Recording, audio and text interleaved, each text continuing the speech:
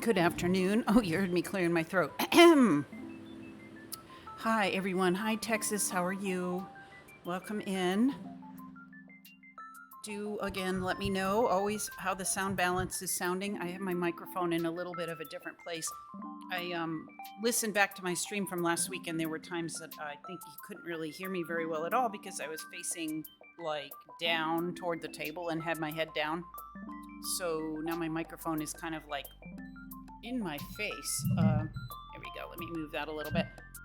Hi, hey Blueberry, welcome in. So apologies for having to start late. I had work to do for my work, and it was a deadline of today. And I mean, my audio is low. Okay, thank you for that. Anyway, my coworker and I tried really hard to get this thing in on Friday, and it just didn't work out. And when the CEO comes back and is like, can you make these improvements, then you're not gonna say no.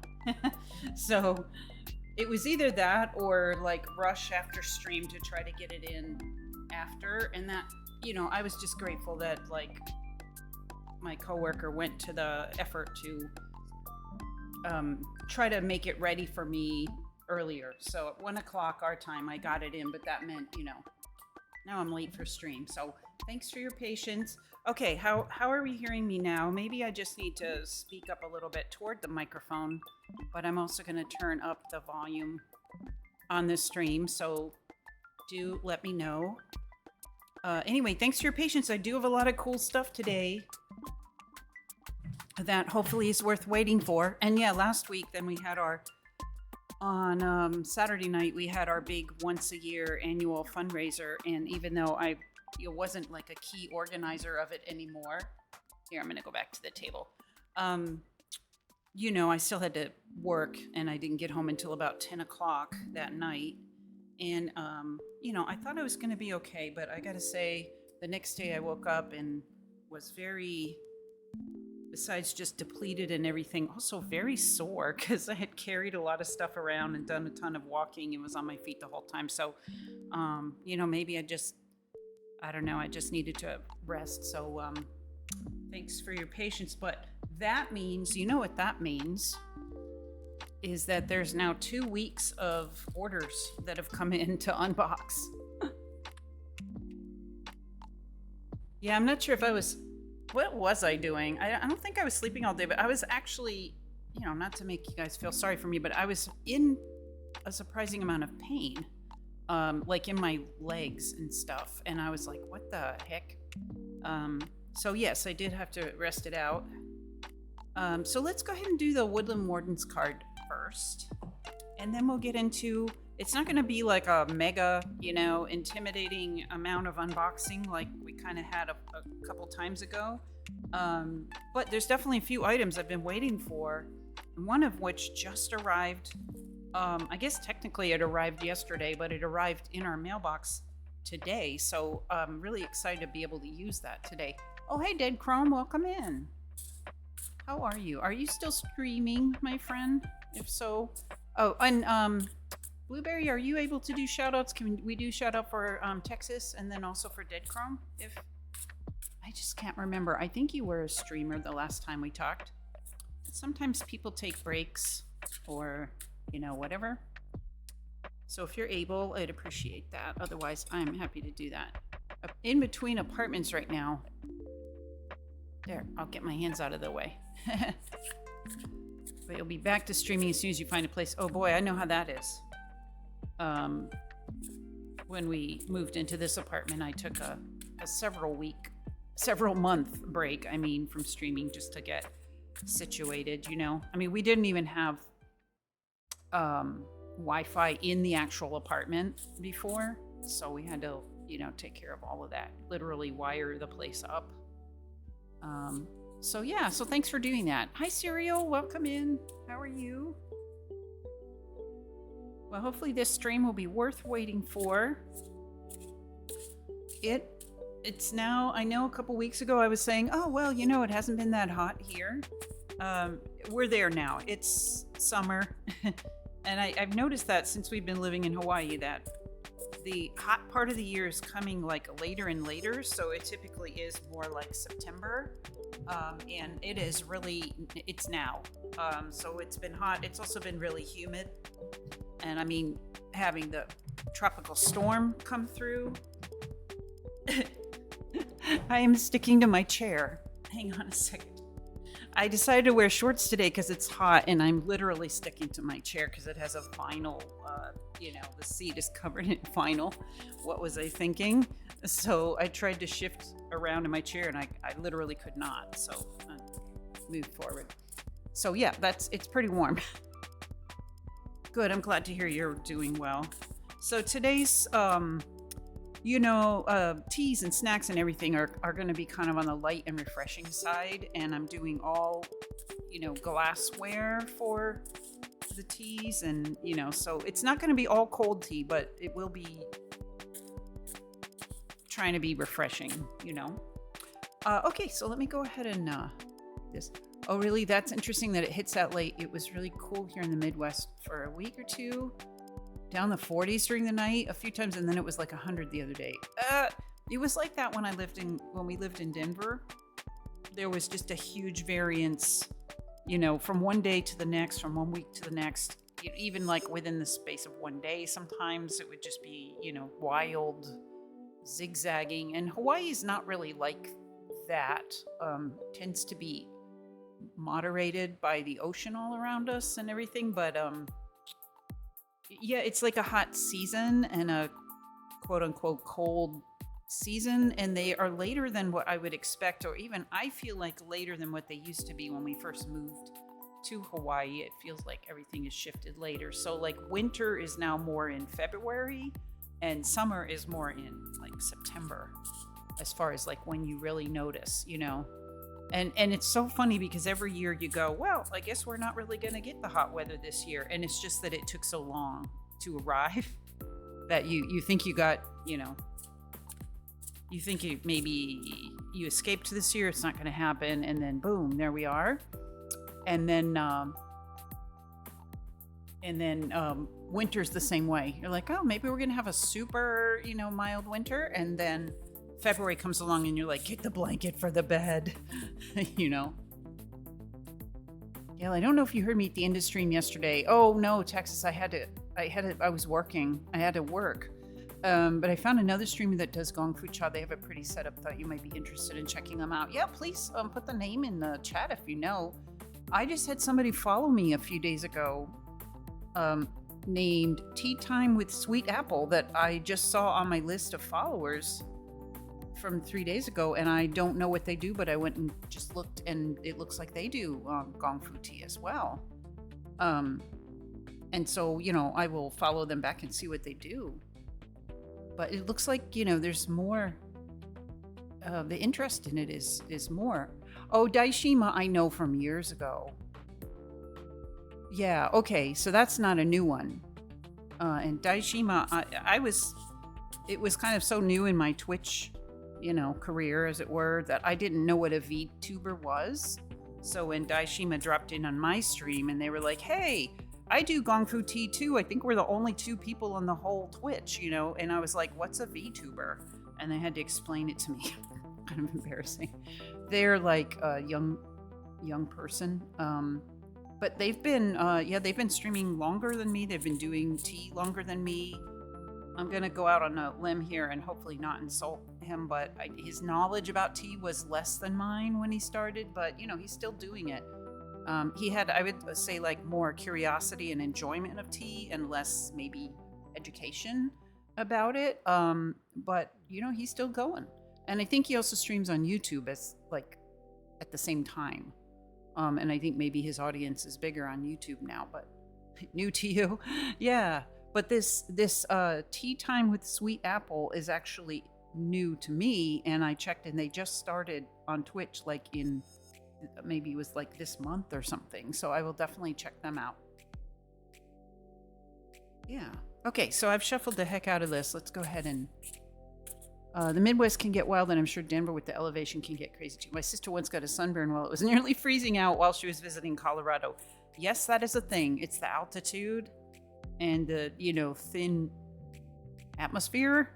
And also, whatever the temperature may be, you can get a good sunburn in, if you're me, you can get a good sunburn in 10-15 minutes.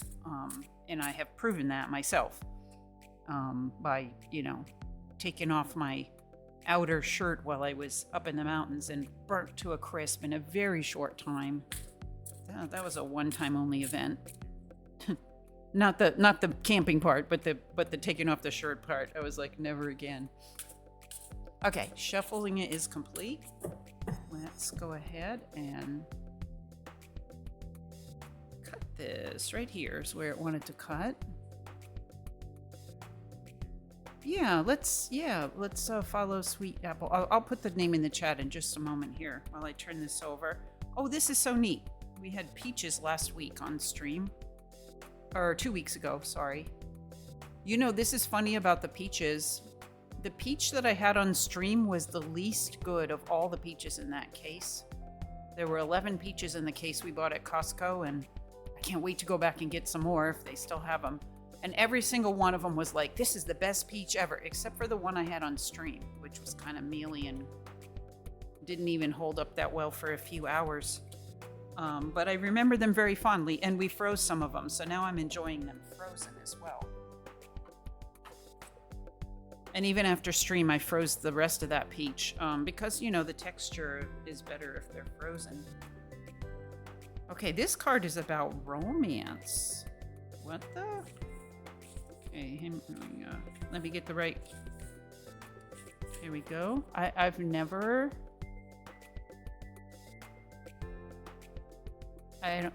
pulled this card before. It's beautiful.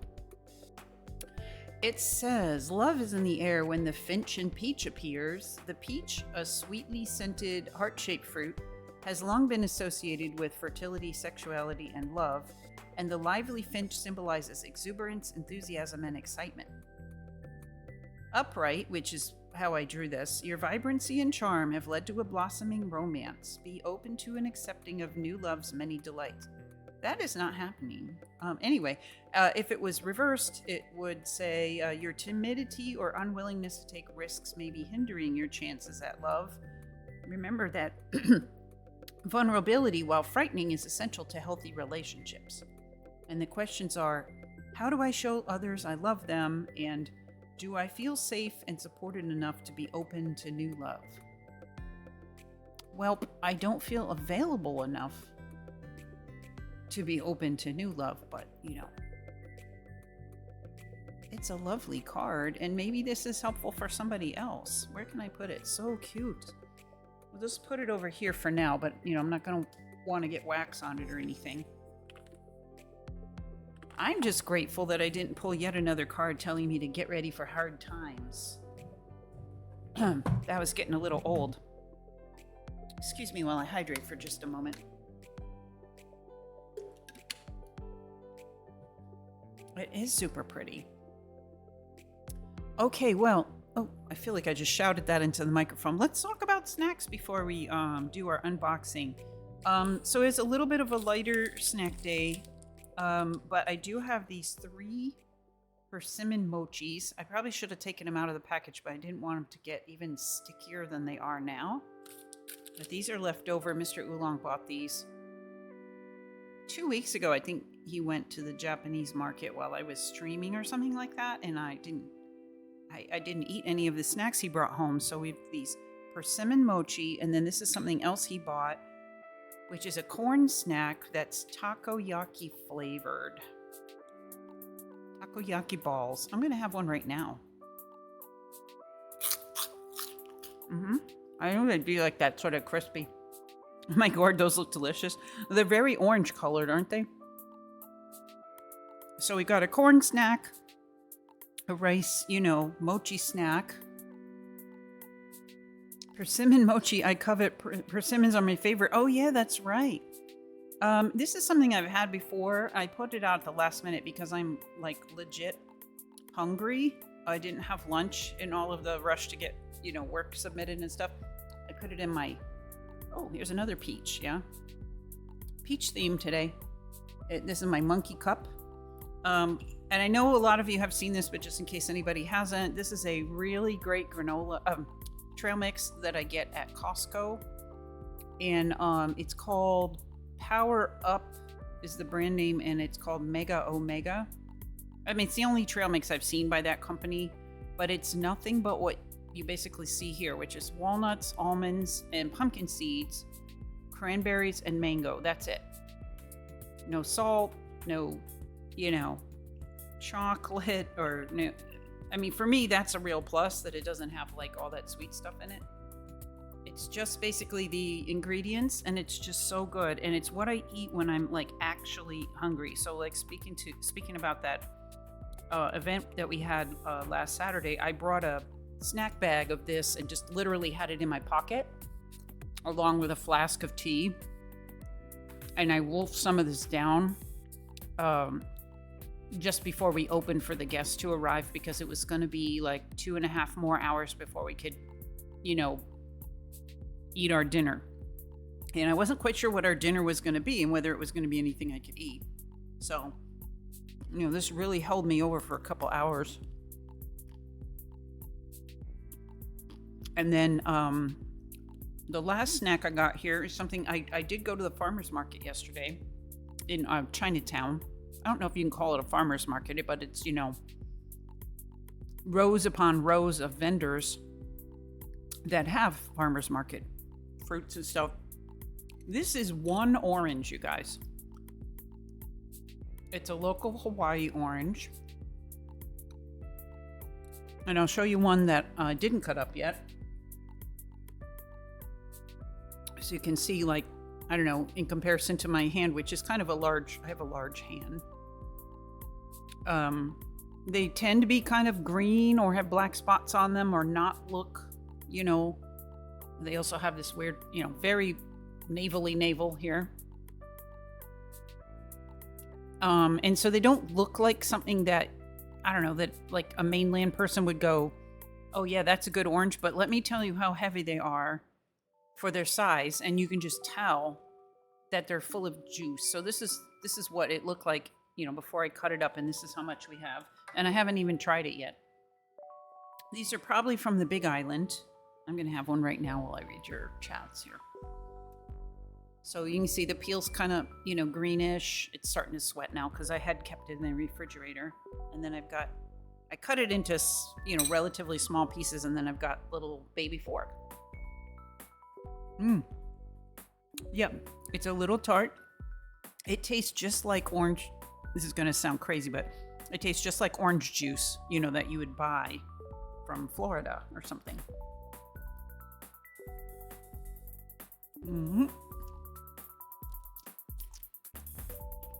It just makes it a little hard to talk while I'm having that, but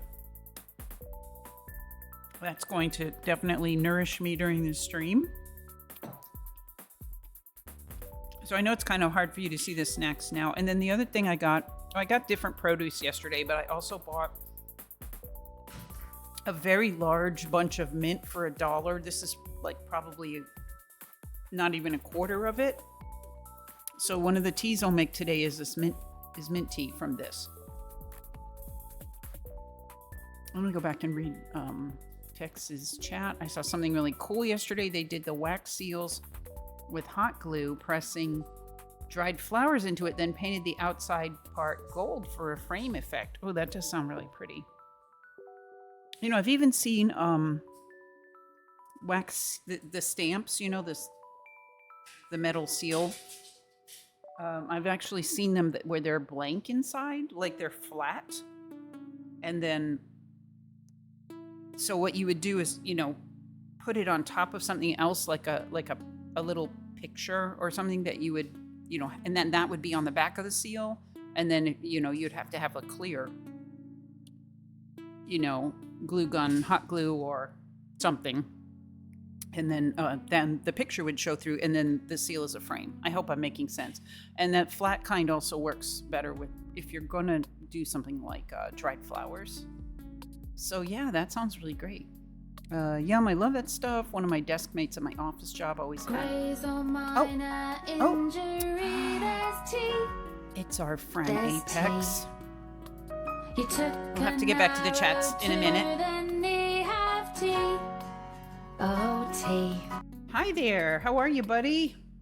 Welcome in, Apex. I was wondering how you were doing. I had to stop watching. I had to lurk while Apex was streaming because I was getting ready for my own stream and also on a deadline at work, and it was a whole thing. So I told him I couldn't really watch actively, but how is everybody? What did you end up doing when I stopped in? You were just chatting. Did you end up playing a game? Welcome in, everybody. Let me get in the camera so you can see me. My name is Gail, or you can call me Oolong if you want, because the channel is Oolong Crossing. And we have tea and snacks, and lately we've been doing some wax sealing as a hobby. And I just was about to unbox a small bunch of stuff. Okay, so your raid messages say, done adventuring in the shadows, now we're ready for some chilled tea and snacks. Oh, that's so sweet that you made a custom raid message for us. There's Kelly McFinch. Hi, Kelly. Hi, Fleur Artiste. Spicy Henny Juice. I remember that name from somewhere. Yeah, welcome in, you guys. Aloha. Yeah, we just got started, really. We're still just chatting also. You're playing Shadowrun Dragonfall. I'm not familiar with that. Thank you for doing the shout out also. Serial did that one.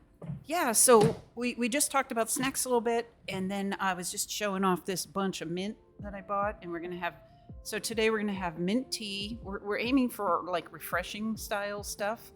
So we'll have, this is spearmint. I'll make mint tea out of that. And also a boba tea, not from scratch, but from a mix, which I've made it like once before, and it was pretty decent. And also I have this is something else I bought in Chinatown yesterday. I've been wanting to try these ginger honey crystals forever. I thought they might be a little too sweet for me, but ginger is kind of like a mainstay for my stomach, needs, shall we say. And I was just about to buy a package, and I saw they come in lemon also. So it's like somebody was thinking of me. Lemon ginger honey crystal. So I'll mix up some of these. They can be had hot or cold apparently, but you need hot water, I think, to dissolve it. So I've got 3 different things to drink today. Yeah. Hot, cold, but kind of trying to be, on the refreshing side. Yes, so let me rewind a little bit, because we were talking about trail mix. Okay. Somebody has that in their office. Okay, I think we're fairly caught up. Oh yeah, and the orange was the size of a softball. I was showing off. This is a local orange. It's from Hawaii somewhere, probably the Big Island, but I'm not 100% sure. And I bought 2 yesterday, and I cut one up, and it made this much, a whole bowl full. So I was just kind of showing that for anyone who doesn't really know what a Hawaii orange looks like. They don't tend to be super cosmetically perfect, like what you'll see in a mainland grocery store, but boy, are they good. And they're very heavy for their size. And yes, they are about the size of a softball. Although oops, it just fell over. That's fine, it can stay where it is. That varies. Hi, Vrax. I didn't see your name when you came in. Hi, welcome in. So yeah. I've done those to try to settle a rumbly tummy. Yeah, I basically have a rumbly tummy basically every day. So I drink these the ginger lemon ones. Use half and you like it iced. Yeah, so I was kind of thinking that too. Maybe half strength would probably, but I haven't tried it. So we'll experiment. So yeah, we've got the orange. We've got takoyaki balls from the Japanese store, which is like a crispy corn snack. I don't know how crispy they're going to stay, for how long. And then these are persimmon mochi. And then some trail mix. So that's kind of what's going on over here. And I am hungry. I didn't have lunch because I was on a deadline at work. And then we pulled the Woodland Warden's Oracle card of the Finch and Peach. So if anybody's looking for new romance, that's what this thing is about. Yeah. Which, you know, didn't really apply to me, I thought, but it's a lovely card and we've never drawn it before. Okay, so are we ready for some unboxing? It's been 2 weeks, so of course, new things have come in that I ordered 6 weeks ago and forgot what they even were. Not as overwhelming an amount as that other time when I got like 2 large sets of wax seals, but this is all supplies that I've been looking for. Looking forward to trying. Okay, so this is, I just wanted to experiment with this. This is another version of this, you know, with stand for your candle to be in. Kelly McFinch, your emotes are so hilarious. So this one, one thing I like about this is that it has the cup to put the candle in. So with this type here, your candle's basically just like sitting right on your table. So I've been using like a wood slab underneath it so things don't heat up too much. I'll probably still put it on there, but you know, technically you don't need to because it has legs. Oh, you draw those yourself, Kelly? Oh, that's so fun. Mine are drawn by Good Cereals. Armad and also an artist. And I also like that this has little wood handles because I'm sure this whole thing is going to get hot. So we'll try to use this one today along with the electric one, which I know you guys can't see right now, but I'll arrange things on the table after I get everything out of the box. So we'll try that, and then it came with its own spoon. Oh, which the handle was loose, but I just screwed it on, so that rests right in here. So yeah, we'll try that one today for melting the wax and see how it goes. Okay, so that's thing one. Here's something else I've been thinking about trying, and let's see how these were not cheap. So if they're not good, I can send them back, but I think they might be useful and also decorative, you know, because for the stream you always got to think about aesthetics. It's from a company called Rock Cloud. I hope I haven't missed any chats while you guys came in, and maybe if I didn't follow something you said, please feel free to type it in again. Oops, I need my scissors to get this open. Okay. So let me know if the music's too loud. It's supposed to be background music, although it's all very chill and mellow. It's still not supposed to be like, you know, in your face music. Ooh, okay. I ordered a set of 2 of these, thinking that they might work well. These are agate, slices of agate. Oh, I inspired you to get a persimmon from the freezer. Oh, like a dried persimmon? Or just a frozen fresh persimmon? That sounds great. Okay, these are slices of agate. Oh, so shiny. And I thought these would be good for making the seal on. A frozen fresh one. Yum. Kind of like me with my peaches, right? So I saw the YouTuber that I watch that, you know, makes the wax seals. She has different stone, you know, pieces. And the surface is very smooth and the wax seems to release very quickly. So I thought I might try to use these. Oh, you also got a peach from the fridge. All the fruit talk. So when you order these, you know, you don't really know what you just kind of choose, like, do you want brown ones or do you want blue ones or whatever. So I got 2 different ones. So just for comparison, this is a ceramic piece, you know, little plate made to kind of look like maybe it's marble or something, but it's not. And then this is a marble or something, granite. I'm gonna say granite coaster that I've had for absolutely ages, and it's thick and it does cool the wax very quickly, but it releases nicely. Having something healthier than ramen or chips and salsa, yeah, why not? So we can try these. I'm hoping that the heat from the wax doesn't crack them or anything like that. It's possible that that might happen. So that's what those are. Next. Chips and salsa have been a craving for me today, though. Oh, Apex. Yeah, I bought in Chinatown yesterday. I bought an avocado, and I don't know if it's ready yet. But boy, you know, you have an avocado on your counter, and it's just like you just want to eat avocado. At least if you're me. Chips and salsa. Yeah, you know, salsa is just nothing but veggies, so I don't think it's unhealthy either. Sometimes I count salsa as a vegetable. Because it is. So these are little cutting mats to go with the little cutting knife that I got last time. And these are the smallest little silicone mats I've ever seen. And, you know, it works well for if you're just cutting a wax seal. Looks like the printing on these is not so great, but I don't care about that because I'm just going to cut them up, you know? They're just going to get, like, cut up.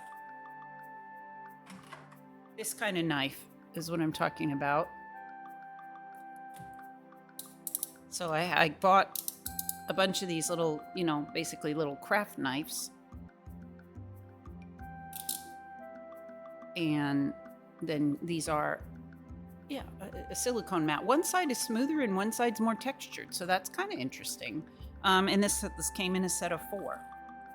So today we'll just try one, but I have backups. Yeah, they're just so small. They're so cute. So they're, you know, I didn't want something that was going to take up the whole table when you're just, you know, cutting. You're trying to cut something this size, right? Details. Oh, the sheer volumes of chips. Yeah, I know that feeling. That's a you thing. Well, let's just say that left alone with a jumbo-sized bag of corn chips, you know. I totally get where you're coming from. Okay, so 2 more things. I'm building up to the best one at the end. But this could be pretty good, too. These says that they're metallic calligraphy markers, but they were sold as, you know, something you could decorate wax seals with. I think I mentioned this before that I was ordering these because right now I just have gold and silver. But look at all these colors. Oh no, you're totally not alone on that. Yeah, so all these are supposedly metallic colors. So, like, there's more. Let's see, how does this even work? They seem to have 2 ends. Wow. I was unaware of that. So let's see. If they're calligraphy, maybe they have 2 different. Oh, they do? Bonus. I didn't even know that I was getting that. Yeah, so they have like a chisel, you know, type of end and a roundy, pointy end. So I will definitely try these today. And I mean, I have tons of wax seals sitting around that I said, oh, I should probably color those, or, you know, it would be fun if I had a color other than silver or gold. And then, of course, I didn't. So yeah, this is 12 different colors, metallic colors. So that'll be fun. Okay, last but definitely not least. This literally just came today. And I know I had told you guys about this. And then we talked about how we could use them for making the fruit stamps that we have. So today's a fruity day. Yeah. So this is transparent wax, which I don't know if you can see. The blue one doesn't look as transparent as the other ones. Oh, I should pour these in my little, you know, candy bowl thing. So we had talked about being able to use those fruit stamps, maybe, like they would look more like fruit jellies. I opened my box upside down and wax seals started going everywhere. I think I need a bigger box. What do you think? Those are last week's. So these are all the ones that I've made. So I'll just pour these into this bowl. You and Gail both have inspired me. I got some watermelon cubes out of the freezer. Oh, it's so funny that you would bring that up because poor Apex, when he's trying to do Forza Motorsport gaming. Are you guys getting the ASMR of this while I'm doing it? I came in with all this watermelon chat on his stream because I was eating watermelon for dinner or after dinner. And I told him the watermelon was the best part of my dinner. And then I just started talking about how sometimes I have watermelon dinner. There we go. There's our definitely not candy. There's our definitely not candy translucent wax.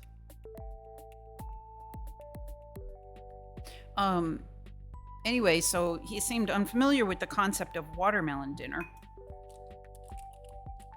And so I had to kind of explain. And last night I legitimately had watermelon dinner. Oh, I wanted to put something on the watermelon and I couldn't figure out what I wanted to put on it. And I now realize that it was spearmint that I forgot I had in the fridge. That would have been really good. But the watermelon was fine on its own, but it was really, it was nagging me. It was just like, I want to put something on this watermelon and make it like watermelon salad. And I was out of feta cheese. And I was just like, oh, who cares? Just eat the watermelon cheese, it's fine. But the mint would have been like really good. Good thing that we have some left. Watermelon, that is. And mint. I got like 4 times as much mint left over. Watermelon will last less than 12 hours for me. I will go through it like nobody's business. Yeah, it's, unless I forgot that it's in the fridge. Like it's, a big piece and it goes to the back of the fridge or something. Why do you want to eat these now? Yeah. Whoops. Hang on a second. There we go. I don't usually buy or cut it myself, but we got some for family get together last weekend, and boy, howdy, did it yield a lot of watermelon. Yeah, so that's exactly what happens is that we get like a whole watermelon because Mr. Oolong loves it too. And then we'll cut like half of it up and wrap the other half, and it gets like pushed to the back of the fridge and it keeps well. And then like sometimes after a little while, I kind of forget it's back there. And then we go, oh, should we have watermelon dinner? And part of that is I can't eat a lot at night anymore, or I can't sleep, So like last night I had a very wonderful, large and late lunch, and I just wasn't, I needed a little something, but I wasn't that hungry. So that's a night for watermelon dinner, especially when it's hot out. Yeah, I forgot to put the mint on it, but we'll have mint tea like right now. Yeah. Either you get to eat to your heart's content or you get to share, either way. Yeah. It's so hydrating and it's so good. And, even if it's not like the sweetest watermelon you've ever had, it's still very satisfying to me, and especially when the weather's hot. You're going to gobble these up, yeah. They look like they would be raspberry flavored. Well, so what I thought about this, they actually come in more colors than this, but I thought these might be mixable into different colors. So like orange, red and yellow make orange, red and blue make purple. You can make different colors of like lime with the green and the yellow. So let me go ahead and pull out my stamps, my seals. I never know whether to call these. Right here on the box, it says stamp. So here's how I've organized these. Into 2 boxes now because I have too many. Oh yeah, I put some the bottles that came in this set. And then this is you guys love berry flavors? I love blueberry and strawberry. I guess you guys know that. These are some of my bestest seals that I put in this box. So like the tea themed ones, the beautiful insect ones, and the hummingbird and the cat ones are all in this one box. It's also just kind of what fit here. So these have like, you know, some holes where you can actually put the stamp. So those are in there. I was thinking not to use these today. They weren't actually a whole set, but thank you, Apex. Yeah, they look like a set now, right? I think these were all bought individually at different times, or they came as part of other sets or whatever. But yeah, so I keep, those are kind of my bestest ones, I think, my favorites. And I put them in that box. And then this box has all the other ones that I consider good. They don't work as well turned over because they don't really fit. But they're mostly floral and fruit. So I thought I would pull out the fruit ones today. Here we go. A cherry, strawberry, pineapple, grapes. I'll show them to you in a second after I get them out. Citrus slice, bananas, citrus from the side, and more citrus. It's a citrus kind of day. And the rest of these are all flowers. These did come as a set, these florals. And I got this set and this set all at one time, and it was a lot of unboxing, and then we just didn't have time to use all of them. So let me show you. But you got to organize these somehow. And then I even have more in this drawer. They're just all kind of mixed in here, but you see them down at the bottom. And these are the ones that I don't anticipate using very often. Like, they just aren't that good. For one reason or another. But they are, I didn't throw them away. They're here. So these are the fruit ones. And I thought we could play around today with the translucent, you know, fruity colored waxes. How does that sound? So these are the three that are like citrus themed. And I made some of these earlier, but they were, you know, they were just with regular wax, I guess you could say. Oh, maybe I can put them on a stone thing and they'll sit a little flatter than on my hand. Strawberry, banana, and cherry. Yeah, that kind of works. So they're a little more simplistic. They're not, you know, the elaborately carved ones, some of the finer, more expensive ones.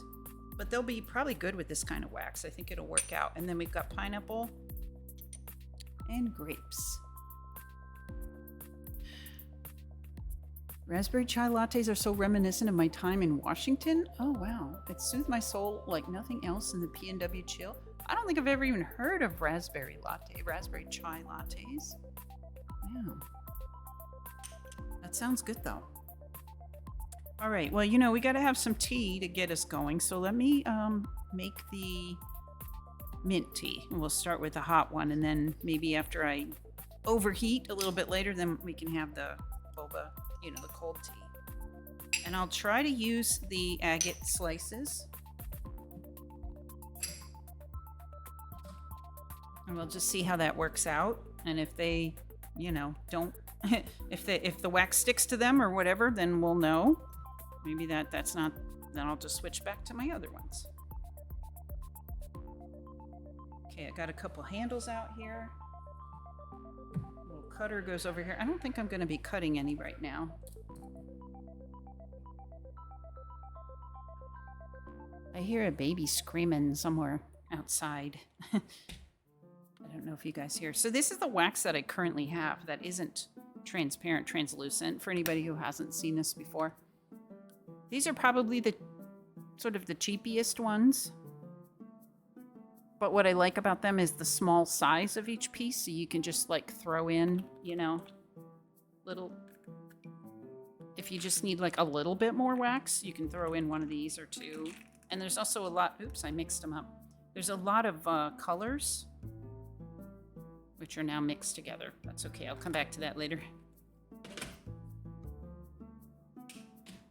This is, oh, these are the ones I got most recently, which are, seems like a fancier style wax. Your 87% steep flirt, wow, accurate. So I got these just the last time we were together. And these are larger pieces of wax, but they're also, some of them are beautifully matte, and they just come across and work as a higher quality wax, like the texture and everything. I can really tell the difference. I did order some more matte wax. Maybe I can, I'll just show you guys. Hopefully it'll be in by next week, but I'm not sure. And then I've got 2 sets of this, you know, sort of standard pellet shape. And they were 2 different sets, bought at 2 different times. So they have there's a lot of different colors. So I'm kind of going through these just as we go. So lots of wax to have, but I thought today maybe we could focus more on the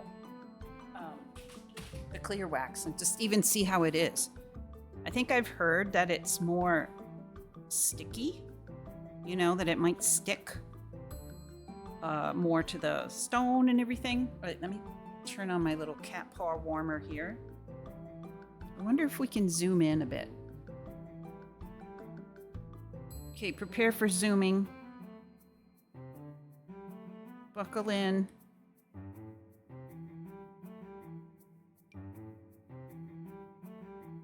Is that too zoomed? Now you can't see anything else on the table. The other thing I'll do is scooch this over a little.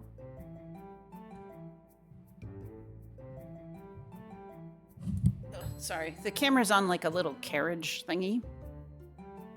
Let's see how that works. Then you got some tea, you got some snacks. Tea, snacks, and wax. What else do you need? Okay, so for tea, I've got some hot water going. I decided to make all the tea in glassware today, so you know, it's just that kind of day. I wanted like a cooler effect. So I'm gonna make the mint tea in this pot here and drink it with this little glass mug, which came with a set of 4 with another teapot that I'm not using right now. I also have this other glass. I have a set of these beautiful glass cups that have like a double wall. So I've got that over here. And then for drinking the ginger honey lemon tea, of course you got to have a mug with a bee on it, right, for honey. And then later, for the boba tea, I've got another glass and my own sort of, you know, boba straw. Whoops, I bumped. Okay, so all of that is waiting for us.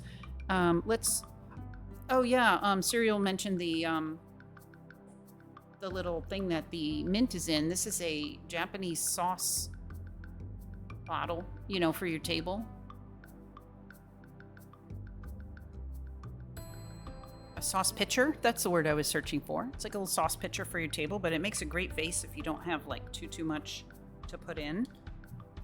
So let's go ahead and just start, you know, tearing this up. I don't know if I like the stems in there, so I just basically tear the leaves off. But you can do like sprigs. And I think Apex mentioned that he likes to hear news about noms. So I will tell you, I had one of the best meals yesterday. I'm just grateful that my stomach was in good shape and I was able to digest it. But it literally felt like it was good for me while I was eating it. So that was a big plus, gave me a lot of appetite. It was for my local friends. It was the vegan Vietnamese restaurant down in Chinatown. And I've been there. They've been there for a few years and I've been there a few times before. But there was just something about yesterday that just struck me as like, this is the best time I've ever, I don't know, maybe I was just ready for it or needed it or something. Because I was really hungry. I was getting like a little wobbly.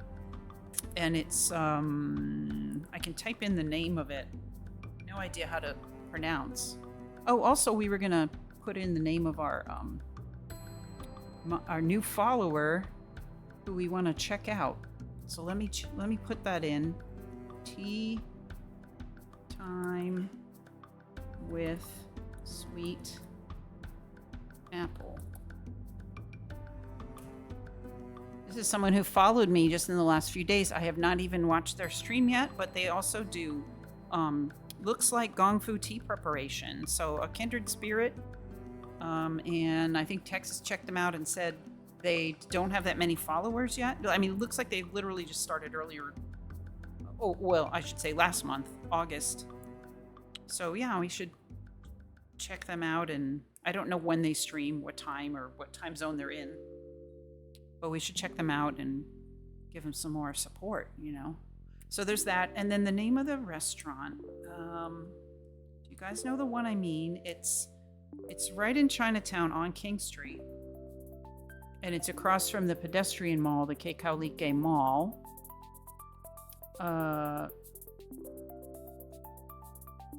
Let me just look it up really quick. And I'll put the name. I know, I'm sorry, you guys that don't live here, but...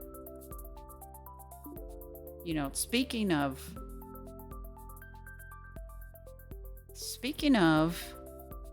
some place that could use support, right? It's just like a little tiny... I got the name. I just don't know how to speak Vietnamese, so I don't even want to embarrass myself. This is just like a hole in the wall. It's run by like a grandma. And they have like all the Vietnamese classic, not all, but you know, quite a few of the Vietnamese classic, a curated selection of the Vietnamese classic dishes, like the sandwiches and, you know, pho and different noodle bowls and all the different rice plates and stuff, but it's all completely vegan. So even though like the name of an item might be pork banh mi or something, it's not. And they use meat substitutes, which I'm not usually a huge fan of those, like wheat gluten or soy. They're okay. With the things they do with those, you guys. So if you're in the area, and it also really reasonably priced. So I had the best meal in a long time over there yesterday. Their vegetarian soup broth, I am not kidding. I took one sip of that and it gave me my life back. I was like, this is like my hit points just went back up, you know, just from eating some, because it was really hot yesterday and we were out walking around and hadn't eaten lunch and I was getting kind of shaky, you know, and probably dehydrated. But it like really, I was like, this just, yeah, it just gave me my life points back. And it was delicious too, because usually, I don't know if you guys have ever had vegetarian pho, but it can be kind of, you know, like the broth is like, well, we didn't really know what to do because it's usually made of meat, but we got to make something for you vegans out there. And it can be, you know, it's all right. This was great. It was really great. So anyways, we used to live a few minutes away from an incredible Burmese Vietnamese restaurant, family-owned hole-in-the-wall place. I miss it, OMG. Yeah, same idea, same. I mean, it was just like the first time we ever went in, I think the grandson was helping out at the counter or something, and he spoke more English. Oops, you guys can't see what I'm doing. Let me just do it over here. And this time, you know, the last few times, then it's just been basically the grandma. And so, you know, the language barrier, but she does great. Also, you know, she brings you like ice water, but it's flavored with pandanus leaf or pandan or however you say that. And that's not even a flavor I'm even very used to. But it's delicious. And, you know, she just brings you this whole bunch of, she brought us a pitcher of water because we were kind of sitting in a corner and it was hard for her to reach us. So she just like brought a whole pitcher of it and just like pushed it down the counter. Like, here you go. Okay, so here's our mint tea. It's smelling amazing. It's highly reflective. There we are. So this is nothing but spearmint. And it's already turned yellow. I don't know how long I need to steep it, but obviously not too long from the color of it. Looks like it's, but I'll go ahead and make that and then we can start with the pig and the lady. Sounds like a fantasy tavern. Yeah, that's a local restaurant here. It's been around for a long time. It's pretty famous. I guess I'll just unwrap all of these and put them in this. It's so sticky. Put them in here so I can show them to you. But it's not vegetarian. But they do have some vegetarian things, right? Can you believe I've never actually been to the Pig and the Lady? I think it's just been my sort of concern that they wouldn't have enough vegetarian food. But it's known as a good restaurant, right? I mean, they even have a second, or they had, is Piggy Smalls still open? They had a second location they opened called Piggy Smalls, which I thought was really cute. Okay, so mochi is achieved. It does look a lot better outside of the wrapper. It almost just looks like dried fruit, doesn't it? But this is persimmon mochi. Yeah, isn't that a great name? Piggy Smalls. Yeah. So I should have gone there just based on the name, but I did not. I'm not a. So that's why it's weird that I would go to a restaurant, you know, that much. Anyway, we just decided to eat at that place, and I was so glad we did. Not much of a restaurant goer lately, I must say. It's terrible. You want to support. You want it to be there, you know, when you come back, when you decide you want to go. Pig and the Lady does have a vegan pho, but not a lot of the rest of their menu is vegan. Yeah, that's what I thought. Like, I'd only ever heard of the one thing. But it's really good. Okay, good to know. All right, I'm going to go ahead and pour this spearmint tea. It's looking very yellow, greeny yellow. And even though it's hot, I expect it to be really refreshing.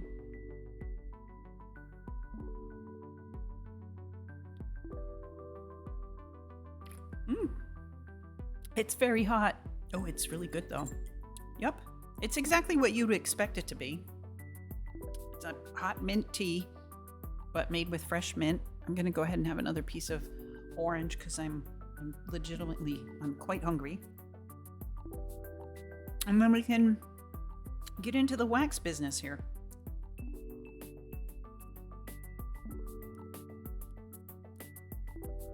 So yeah, I mean, I'm sure the Pig and the Lady is great. I'm sure it is. I'm not in any way kind of implying that they're not. However, for me, the ability to go to a place that I can eat everything there is it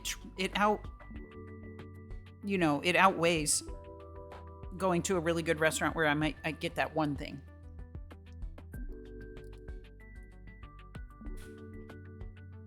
I'm not actually vegan, but I do eat a lot of vegetarian food, so the ability to just pick, you know, anything off the menu and not even worry about it, even if it's called something like duck noodle soup, you know, I'm like, that's a real draw for me. And then the prices are very reasonable for what you get. Oh, hey, Kelly, enjoy your lurk.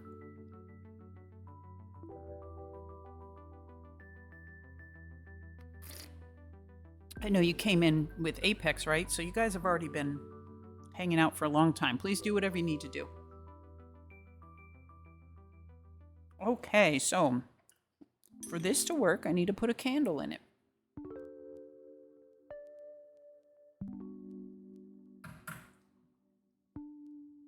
And one of the reasons I thought I would like this one better than the other one is that I think there's a little bit more room between the candle and the bottom of the spoon. And so I'm hoping that this will not put a lot of soot on the spoon, or maybe any soot. That would be great. Because as you guys might remember, the other burner had like, if I used a taller candle like this, it was too close to the bottom of the spoon, and then we had all the soot. And it was a real issue. It was just making a huge mess. So let's see if I can get that candle lit. I do have a fan blowing on me pretty well, so. Oh, and I'll just scooch everything forward so you can see what's happening. Let's put our candy wax over here. Move this in. Move this in. Can you see it now? Yeah, I think more or less. There we go. That's the only problem with zooming in, is that then you can see only fewer things.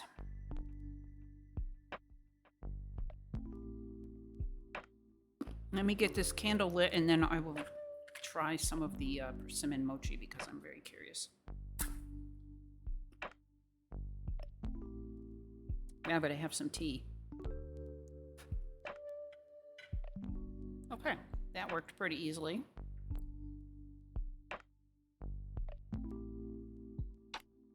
I'll turn it this way so the two feet are forward.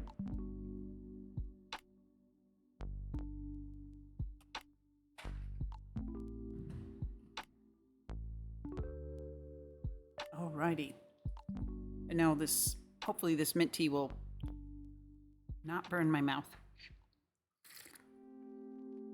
Okay, I'm getting a lot of flickering from the candle because my fan's blowing on it, so give me just one moment. I'm gonna go adjust that.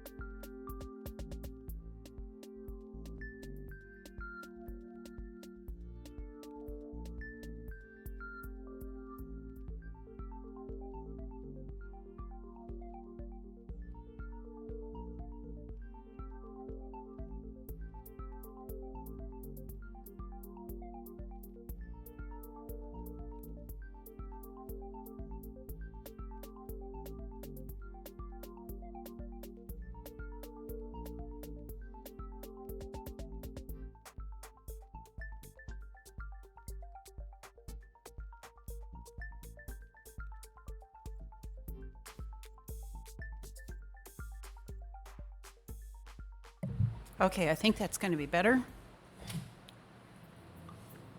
So let's see, what do we want to do? I think we want to try making a... Oh, we want to try this first. It's persimmon mochi. Since I'm feeling like it's a dried fruit, I'm already like wanting to eat it with some walnuts or something.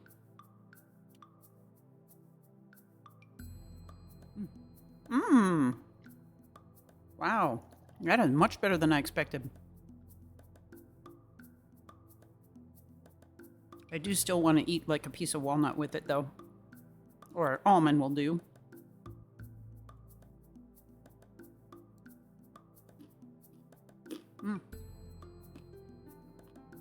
Sweet, but better than expected.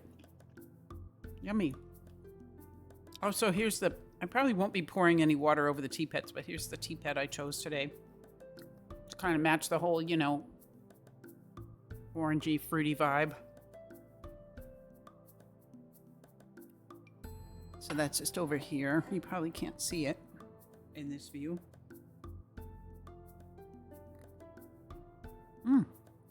That's actually a really good pairing with the mint tea. Better than expected.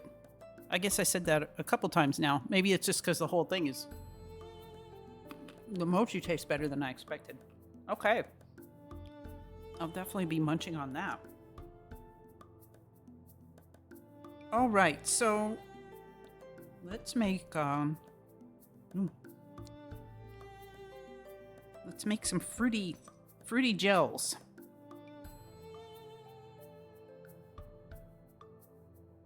I need to pull out some tools. Look at all this stuff.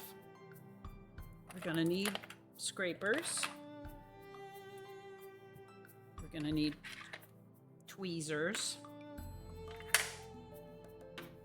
I don't know if we're gonna need scissors, but I'll pull that out.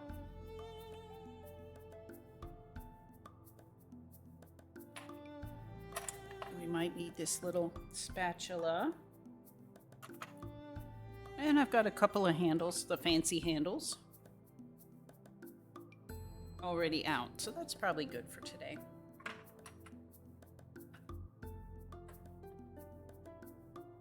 All right, so what I was thinking is I might like to just try the pure colors on their own. So, like, we'll make the strawberry.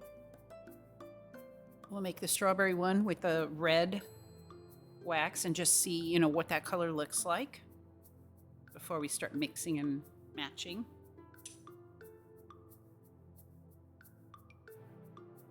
Or should we make a cherry with the red wax? I think cherries are a slightly darker red color, aren't they? Than strawberries.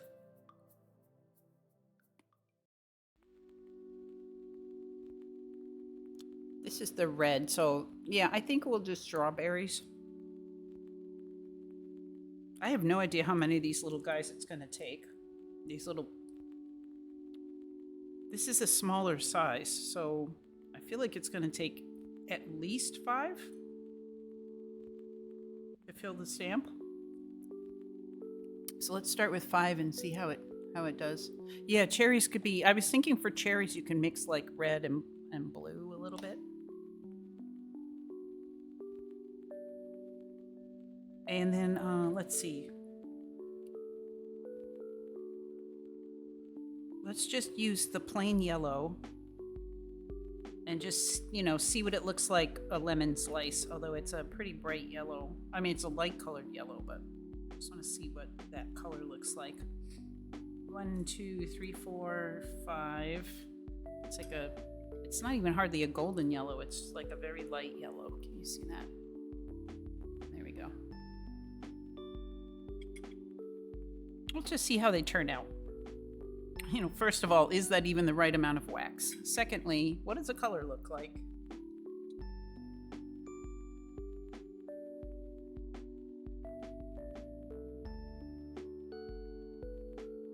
So I'll just try this fruit slice. And I'm thinking that, you know, in reality, we would probably want to throw in 1 piece of red or 1 piece of green and make it a lime color or something. But I just want to try the pure colors and just see how they look. How do they come out? Oh, you know what? Let's go banana with the yellow. Let's go bananas. Yeah, with the pure yellow, we'll make a banana. These stamps don't mate very well with this handle. Is it the handle or is it the stamps? So far, it's just seemed like they've all been kind of universal, but this set, I'll use one of the fancy wooden handles. This set of stamps doesn't seem to be quite as fitting on that metal handle. Okay, it fits great on the wooden handle though, so I think it's the handle. All right, let's see how we do. More mochi.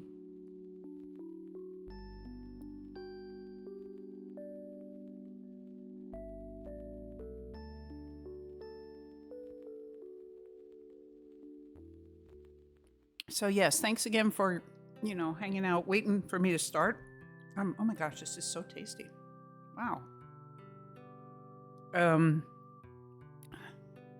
I feel like maybe it's okay because a lot of people might have tomorrow off. So if we, you know, running a little bit late.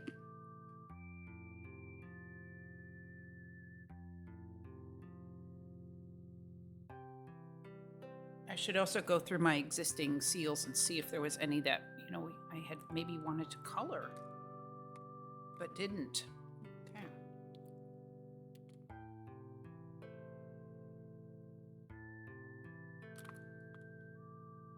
I can kind of pull out some of the ones from last week that we said, oh, that would be good colored in, but I don't have any pens right now.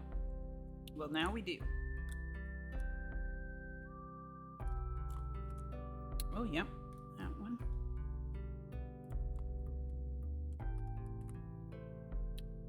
Ooh, that one. That one looks pretty the way it is. Oh, this cherry one.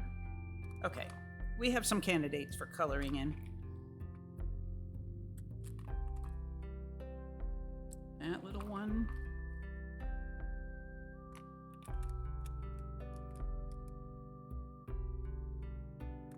Okay, there's so many to choose. Looks like one of our waxes is already melted.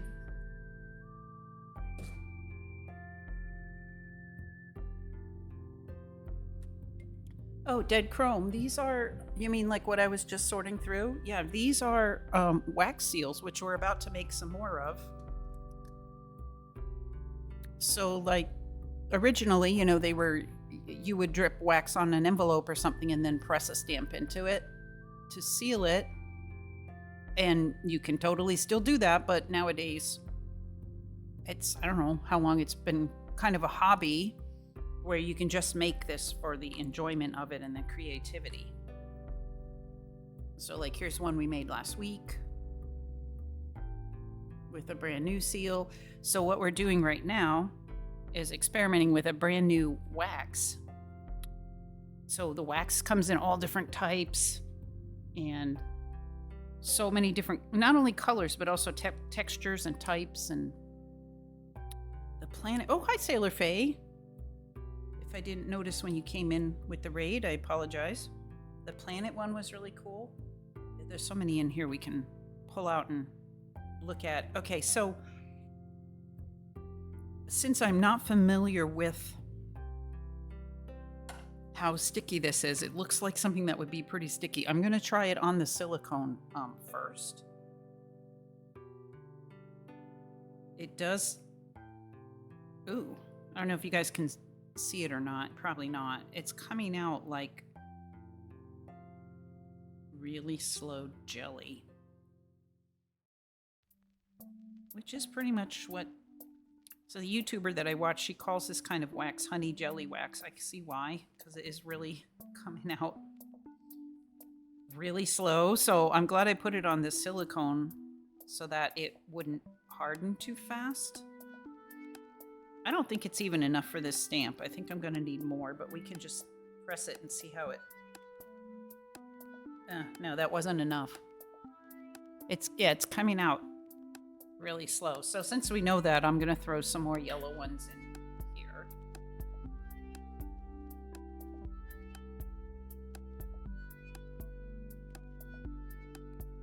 So it'll probably take about 7 pieces to make a decent size. Okay, it does definitely have potential. So you can kind of see what it would look like if it was big enough.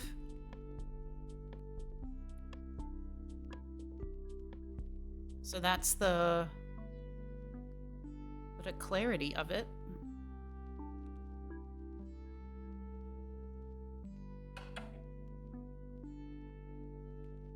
So I'm going to cut that up and we'll remake it.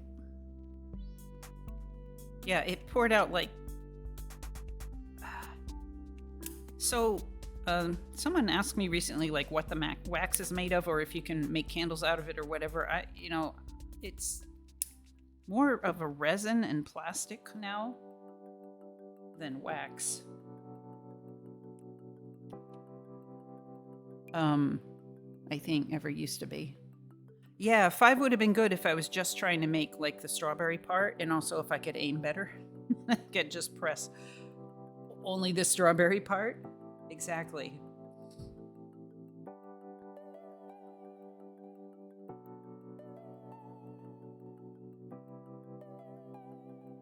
Sort of pushing that one in. So the candle one, good news is it's not making any soot on the bottom of the spoon. Bad news is it's going to take a long time to melt because it's far away from the flame, but I can live with that.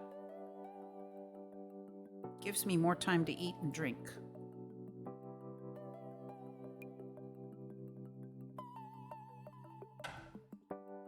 So I just poured more of this mint tea.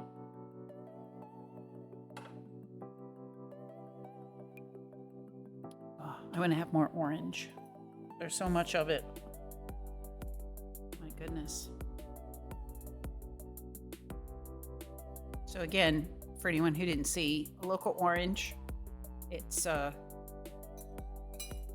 they're not, orange on the back, on the peel, the way that, but look at, so here's what I love about these. Look how thin the peel is for how much fruit you get. And it's just full of juice.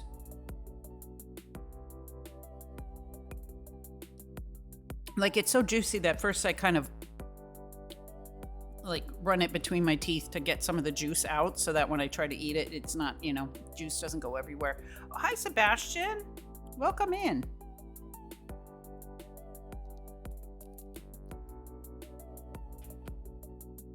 Good to see you.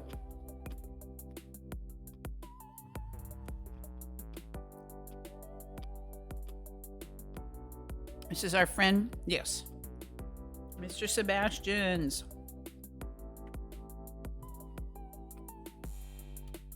Who does like the also fairly chill streams, I would say, by my standards, I think. Plays a lot of variety games, but it's always sort of just a chill place to hang out. So welcome in. You've seen these wax seals before, right, Sebastian?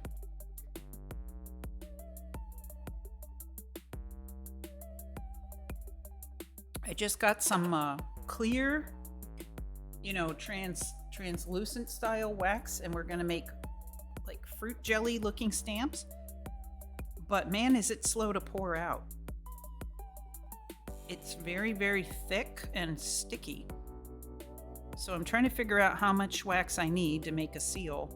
Part of it is that it doesn't pour out of the spoon. So do I like try to scrape it out with a spatula, or do I just accept the fact that there's going to be a lot that stays in the spoon? Okay, so this is with 7 pieces of it right here. So let's try to press this banana and see how it works.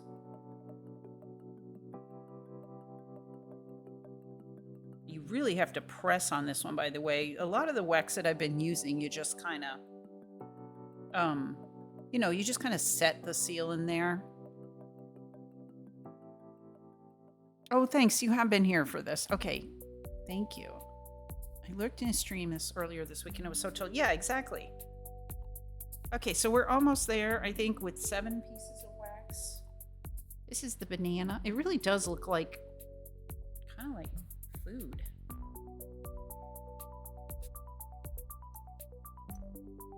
I mean, the word I'm looking for is candy, right? It kind of looks like candy. I just don't have like a great place to hold it up. Can I hold it up with tweezers and you can see through it? Let's see if that works. Cough drops. I'm just wondering if the camera can even focus on it if I do that. Yeah, kinda. Like I need to put my hand or something near it. Or the camera can't really focus on the... unless I hold it maybe right there. Yeah, that's good. So I think I would add like one more piece. So then we're up to like 8 pieces. So there's nothing wrong with that, but this wax, it's going to end up being like you use a lot. It's going to end up being I don't remember how much I paid, but okay, so now we know what the yellow looks like alone.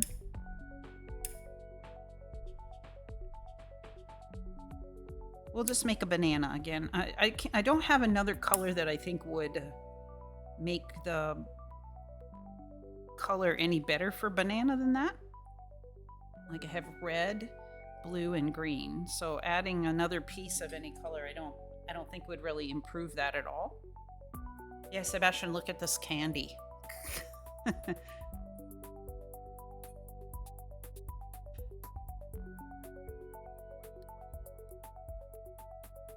Oh, with the bee stamp. Oh, yes, I could see that. Yeah. I wish I'd ordered more. It just seemed like, it was X number of pieces. I forget what it said, which sounded like a lot. And then you get it and it's just like a little tiny bag because the pieces are so small. But yeah, we'll just go for it and then I'll just order more. I don't think it was that expensive. There just wasn't that much of it. Okay, and the red is now ready.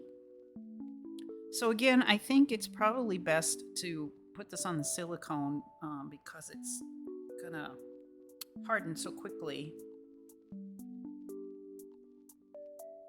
Or that is, yeah, it might harden while I'm still trying to pour it out.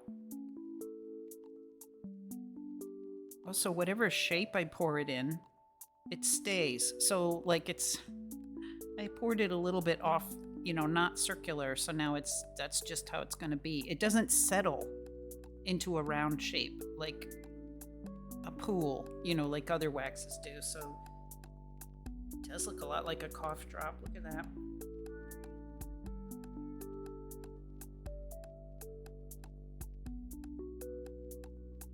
Okay, I'm off center again. So still learning how to use this.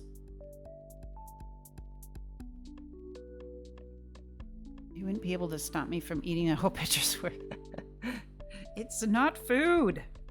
I know, that's not helping that we're making food stamps. Ooh, almost made a whole one. All right, I'll show this to you. Oh, it's still kind of hot. Still kind of hot. But I had trouble getting it on center. Oh! Thanks for the honk. It looks so tasty.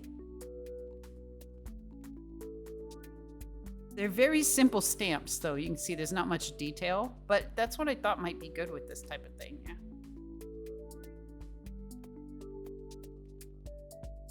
Yeah, I was just trying to tell them it's more plastic than it is wax, even. Okay, so that would be enough wax if I was a little bit better at, centering it. So the beauty of these is it just can be melted again and again. So we'll just melt it again. But probably after this next one, I'll be satisfied and just keep it. But yeah, it's very clear. It's very, these waxes, they come in all different, like, what's the word I'm looking for? Degrees of transparency. I'm going to put another one in because I'm just not very good at centering it's the way that it pours out. Not very good at centering the stamp. Oh, hi, Tweety Verde. How are you? Welcome in. What you up to today? We're just attempting to make some wax seals here in the shape of food.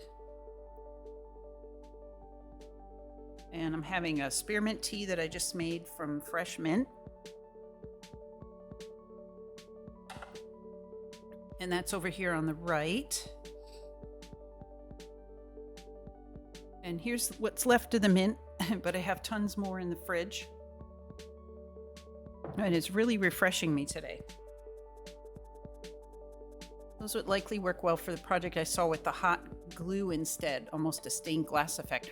Oh, yeah, it would be great to, if you could combine these and, cut them, and then press them again with another color. I think since it's so thick also that if you melted different colors in the same spoon but you didn't mix them, that they would stay separate probably because it's just so thick. It's not like it's going to run together. And so I think that would give like a stained glass effect probably. And yes, there are hot glue sticks that are this translucent style. Since I don't have a hot glue gun, I just decided to get the wax that just comes in the little pieces like this. But there's a lot of sticks of this kind of stuff. But I think the hot glue style sticks are even like stickier than this.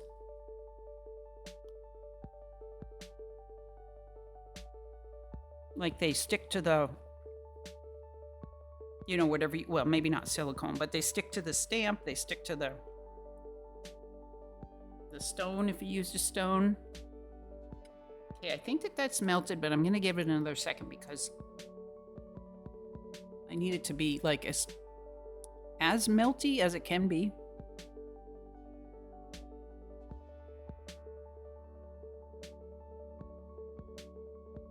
Okay, here we go. And I'm going to pour it lower and just try to make it round. As round as I can and as fast as I can. Oh, that looks better. So it just takes a little practice. So now we have a round blob.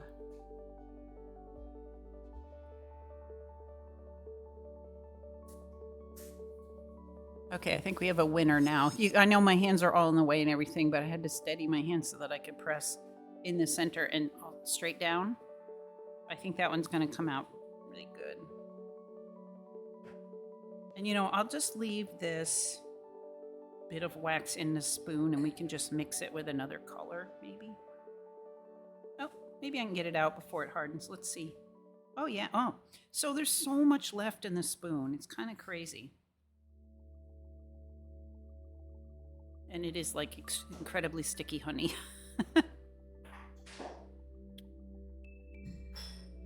Let me just put that over here. It hardened before I even was able to kind of like smear it out on the thing, on the silicone pad. All right, let's see it. I'm a round blob. So now we have a round blob. Me if I was doing a Bob Ross style art video. Oh, that's funny. Well, that's what I was looking for. Ow, this is still hot, but I can kind of shape it into a, you know, a little, again, blob. All right, here's our banana. Let's see how it came out. Notice like how stuck it is on here. But it did pop right off, so that's nice.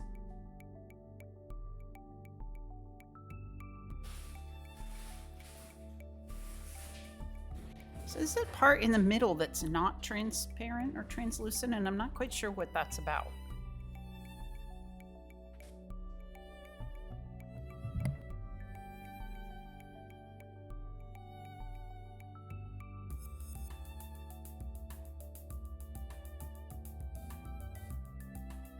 Okay, I had to turn my mic off for a second. Sorry about that. Yeah, so it's centered. It's just like a, but it is, you see how it's cloudy in the center? I don't know what that's about. Is that from the, it could be from the cooling. I love that quote.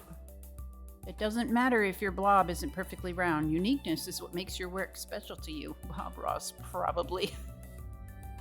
I got to remember that because when my work is too unique, I'm like, no, I mean, you know, this work. I'm just like, it's not good. It's not good enough. All right, I'm gonna put this leftover wax over here. There we go. So yeah, we do have a leftover blob of yellow. Let's see what our red blob looks like. I think this is 8 pieces of this wax. You just have to have a lot of patience to 8 pieces of the other wax would be more than could even fit in this spoon, just for comparison, so you know why I'm so surprised. But these are very small pieces, so. Yep, there's another cough drop. Let's see if we can make it look like strawberry stuff.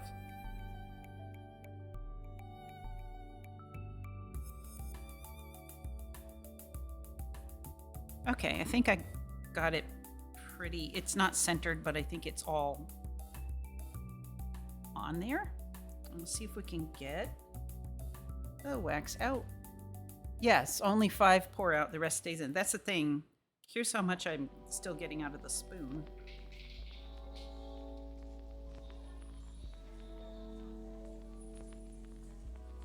Oh, not as much as the yellow. This is a different shape of spoon too. I don't know if that makes a difference. Maybe the shallow spoons are different. Oh my gosh, it's so sticky though. Like if you don't get it out right away, I can see the comparison with hot glue. Ow! And it stays hot for a long time. Can you leave that on? Thank you. Okay. Just detaching. This is a little mess I've made down here, but it's okay. So the other thing to learn from that is that this wax stays hot longer, which gives you more time to work it, but also means you can't go touch it. Let's see how. I'm still not thrilled, but it's okay. We're learning.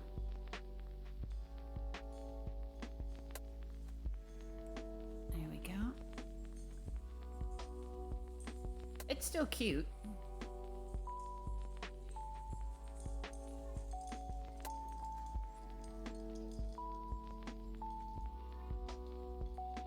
cute. I really love the clarity of them. Like, they really do look like candy. Let's make some more. Doesn't the electric burner burn hotter so it wouldn't be melty longer? Well, I think once it gets to a certain temperature, it's not going to get any hotter than that. It does melt it faster. But as soon as you start pouring it out and it's cooling, then that's kind of where it's like just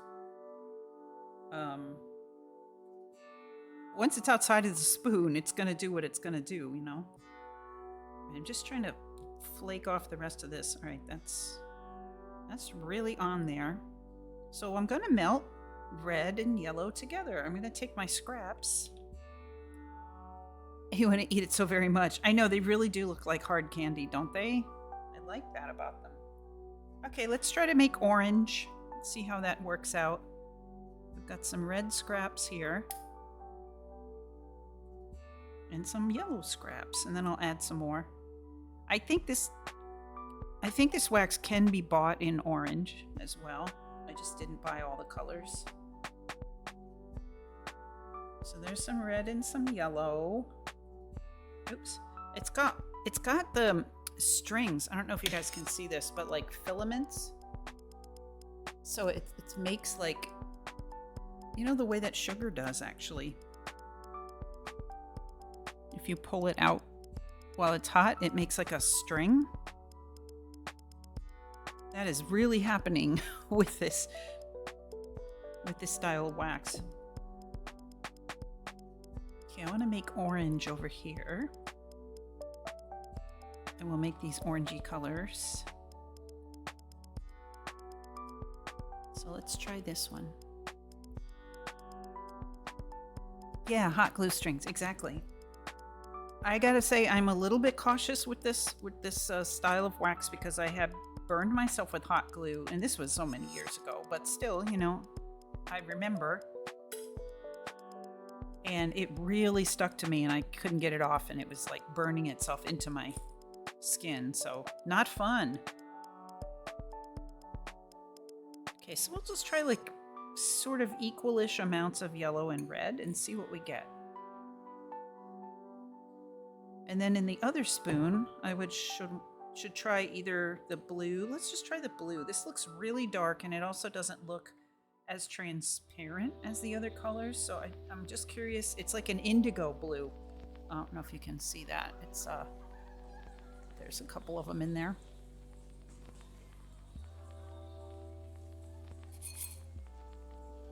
Yeah, wouldn't be surprised if it's a similar chemical makeup. Yeah. I know what you mean. I have a hot glue thing I use for crafts, and it stays so hot and it gets so stringy. Yeah. So I have a scar on my hand. Again, not a huge deal, but I have a scar that reminds me like hot glue is hot and it will burn you. Here it is right here. And this is probably from 30 years ago. And but hot glue is hotter than other hot things, though. Dead chrome. I mean, I don't know, but that's kind of what it reminds me. It stays hot, like you can't get it off of yourself. It's like napalm, you know. Just that's a horrible reference, but you know, it clings, shall we say? And it wasn't a huge injury. I didn't have to go anywhere, but it really burned. Yeah, it stuck.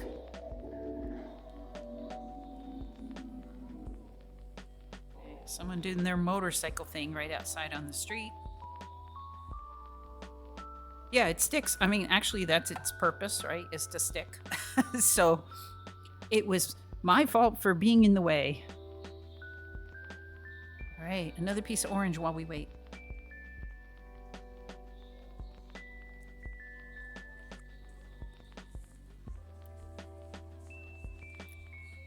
The natural reaction to hot is to let go, but hot glue does not let go. Yeah, it doesn't. And so I'm just being a little extra cautious with this because this is really reminding me of hot glue. But it's very pretty.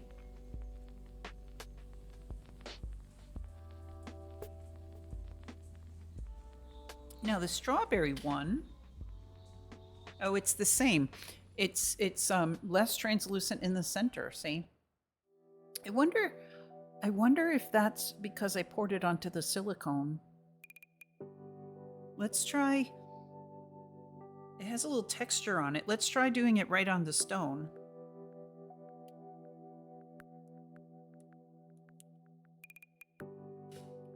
And see if we can get like a smooth back. I think I saw that somewhere. That the silicone makes it not entirely clear, and I see that now. I understand. Well, those blue ones are going to take all day to melt. Let's see how our orange is doing. It looks pretty red.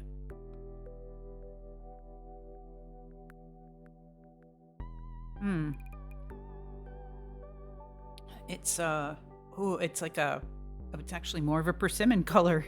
Actually, it's a brighter orange. It's on the red end of the, orange spectrum. I wonder if we should just do it. I was trying to make some oranges out of it.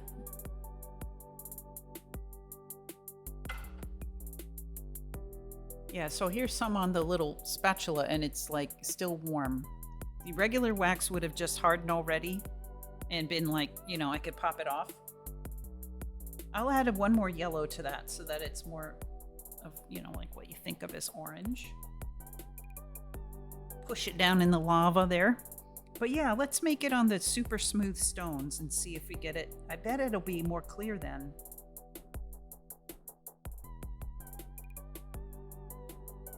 To have patience to do this. I'm gonna have some more crispy, hopefully still crispy snacks. So crispy.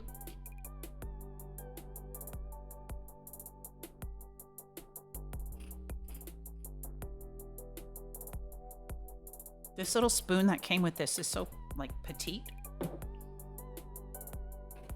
The handle's really thin. My other one that's this shape, I guess it's about the same. Yeah, this came with another set. Same idea though.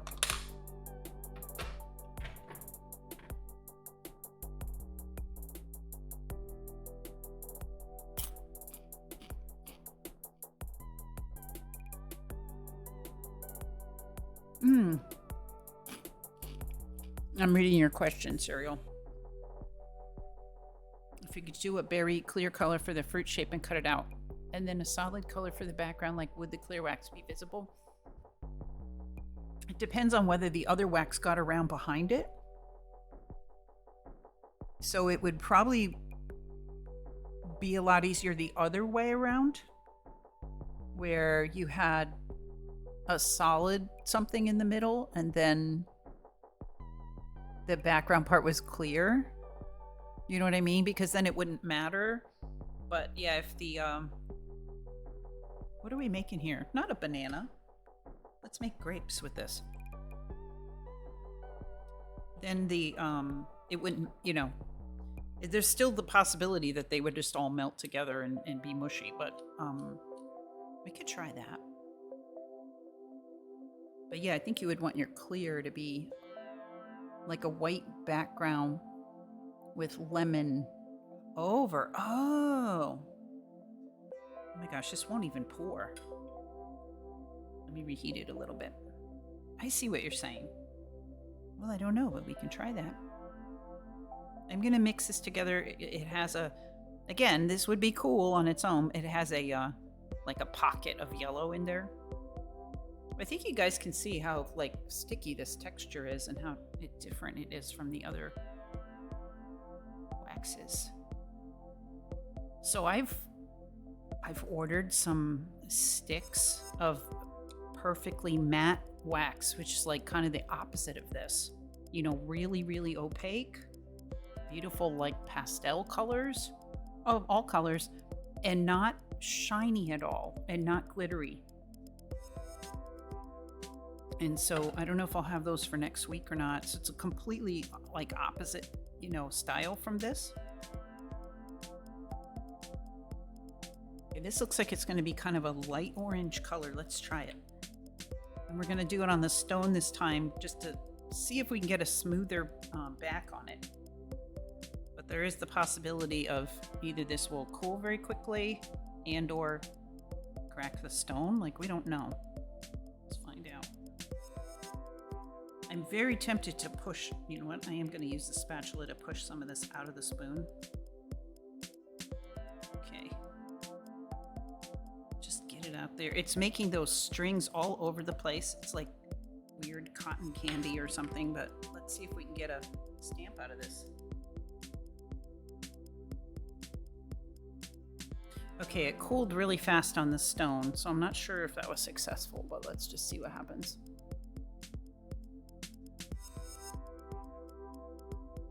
I see what you're saying about the background. We can try that.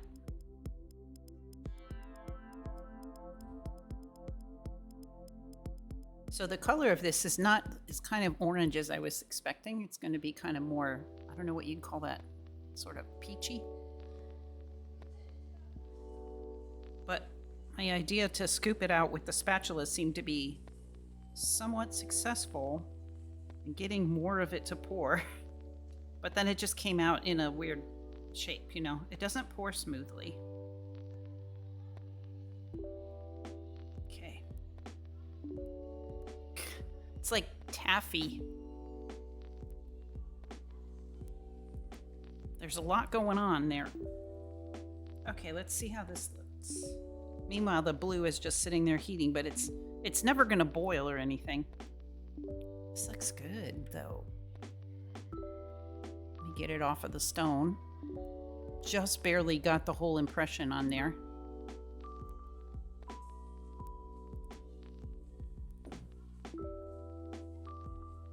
Okay, now this is clearer, but now it shows like a pattern of how I poured it out as it gently hardened as it went along. Camera has to adjust. There we go.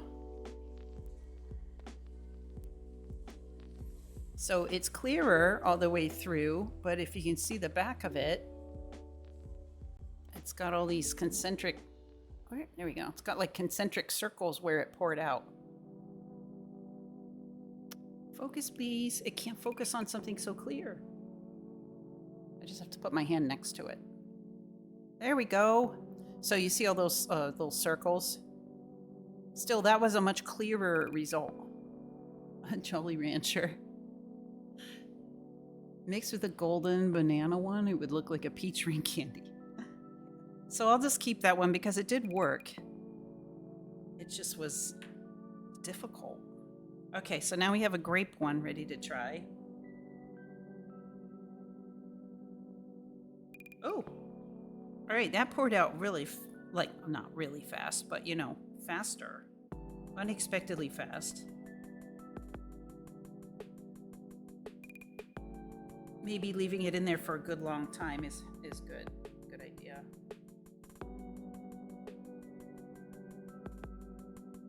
And you really have to press. Ugh, okay.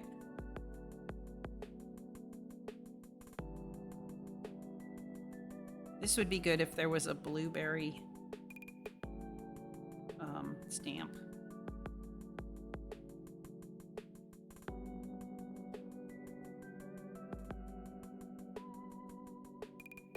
I can clean the spoon with the spatula and it's great. It just doesn't come off of, I can't get it to come off of the spatula again. It's just a very sticky. Now it's unscrewing the spoon from the handle. It's a very sticky situation. Oh, by the way, I'm still waiting for those nonstick spoons that I ordered, I don't know, 6 weeks ago or something. I think they might be here by next week, but we don't know for sure. Don't stamp blueberry. I don't think she'd enjoy that. Fair enough. Okay.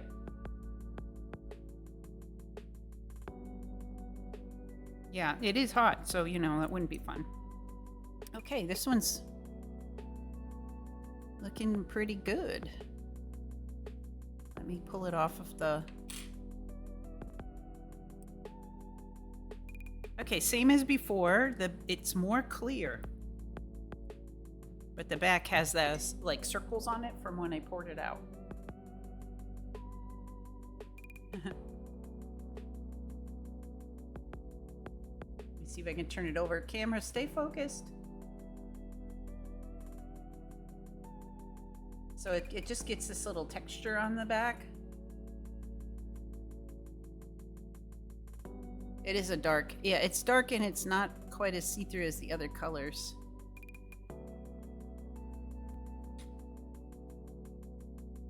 It's just dark. I think the color it's like an indigo color, really. So I'm gonna reuse that spoon since it's full of blue already, and I'm gonna put some red in it and we'll see what it looks like to make purple.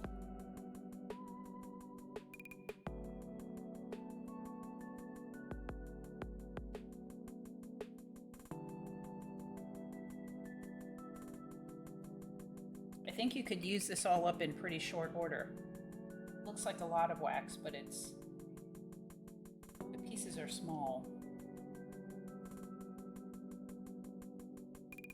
Okay, I'm gonna just set that to melting. On this side, maybe we can try to make cherries with the purplish one, or the burgundy. Let's try just the plain green. We haven't done that one. We haven't just melted the green all by itself.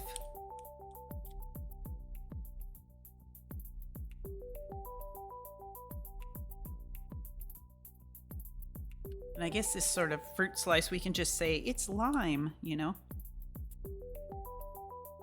We need a command for emotes to spam with an eating theme when we want to eat the stamp. Okay, oh, I'll have to work on that. What do you want to call it? Like exclamation nom or something like that? Can do that.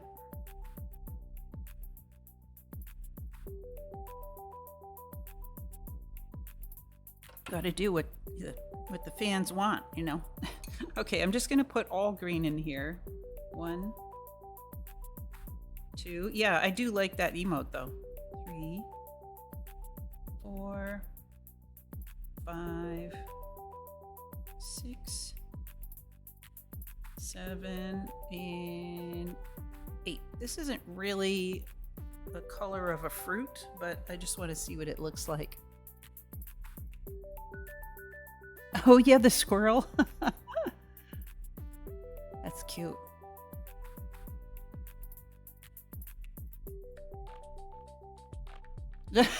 Texas, that one's funny. Well, this is all melting. Let me see if I have any. I'm not sure if I do.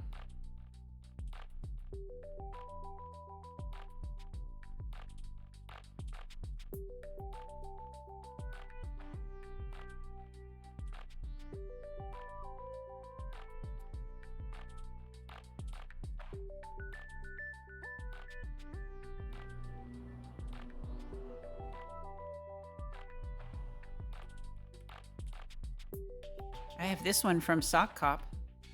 That's not quite relevant though.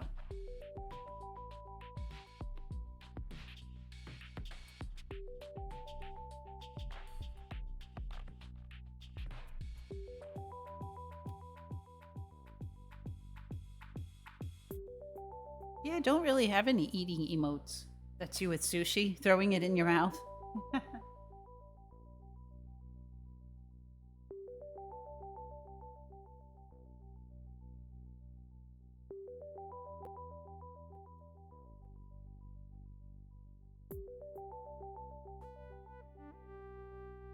Nom, munch, or gobble could work. Yeah. Yeah, that could all work. I would need to upload the emotes into, you know, what is it? Stream Elements, so that, you know, they would actually come out, but I'll find those emotes.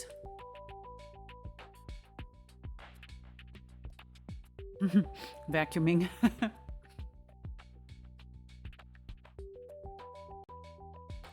I didn't realize this would become such a thing. All right, I'm finally going to treat myself to this whole walnut half here, along with this delicious persimmon mochi. It's really not too sweet, very fruity.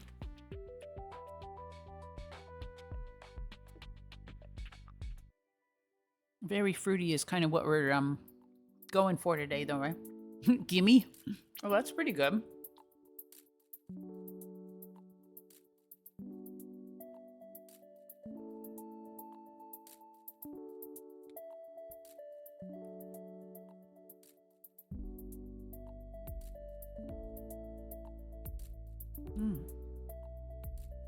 One thing I like about this spearmint tea is that I can drink all I want without any worries about, you know, caffeine or anything, of course.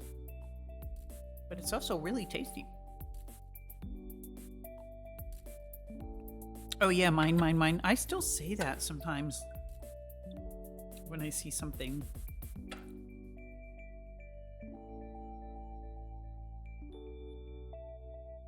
That became like a very, you know, a good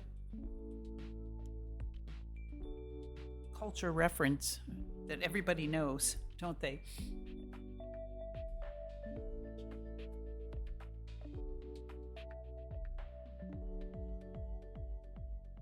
Okay, I think the green wax is melted. Looks pretty clear, like it's ready to go. Whoa, so slow. Okay, so when you pour it out, it's actually not the color green I expected. That's fun. It's more of a bluish green. The pieces of wax look like a... I don't know. I was going to say primary green, but green isn't a primary color, but like a really basic green, but actually when you pour it out, it is more blue. All right, let's stamp it real quick. Oh my gosh, it's already gotten hard. So as I'm stamping it, it's kind of smushed out to the side. We'll probably have to do that one again. Not successful, not really. I'm sure in the past that people were not nearly that particular about their sealing wax. Like you would just seal it, you know, you'd seal your letter and it'd just be a blob and then there's stamp in the middle and it's good enough, you know? Oh, that does sound fun, Texas. If you guys don't know, Kinara is another food and drink streamer. Pretty, really successful one.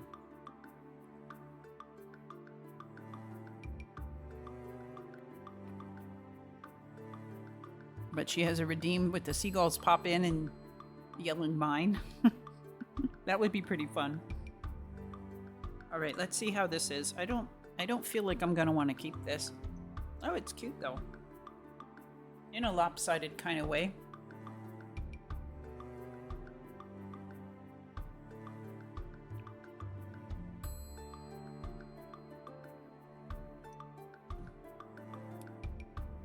It's kind of hard to pry it off the stone. It came out nice and clear. It is just a very blue-green.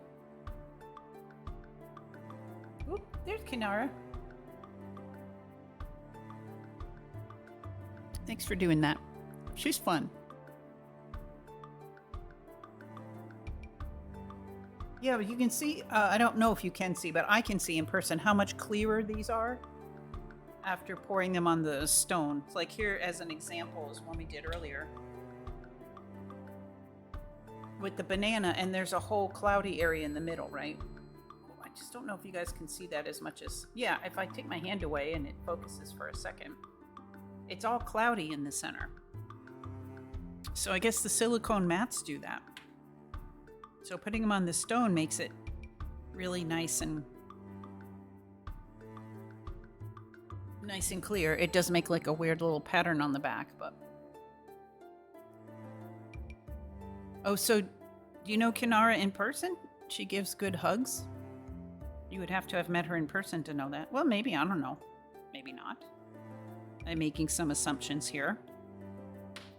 In case anybody wonders, I'm cutting this up. It's very thick. It wasn't like pressed out very well. Her parents live 15 minutes from me. Oh. Yeah, she seems like a really nice person. So I have watched her enough to know where her name comes from, and it was her Klingon name. That she used to cosplay a Klingon, and that was her Klingon name, right? So I don't know what her other name is, but that's where that name came from. That's probably the main thing I know about her, frankly. I just happened to be watching at the time she explained that to somebody. And she showed some pictures of herself doing it, and it was really cool. She was very fierce. Okay, so here we have like a red and blue mixture. You know what? I'm just gonna pour it out the way it is and see how much the wax is mixed together. It doesn't really look like they stayed separate the way I thought they were going to. So maybe it'll just. Oh, this is gonna be a really pretty color for like a plum or cherry. If I can get the wax out of the gosh darn spoon. That's really the main thing.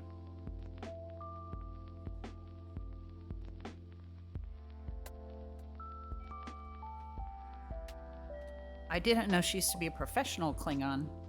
I thought that was kind of her hobby. She's met a lot of the cast. She would be their bodyguard at conventions. Oh, wow. Yeah, Kanara's very cool. She has a southern accent, which just kind of clues me maybe like what part of the country she lives in.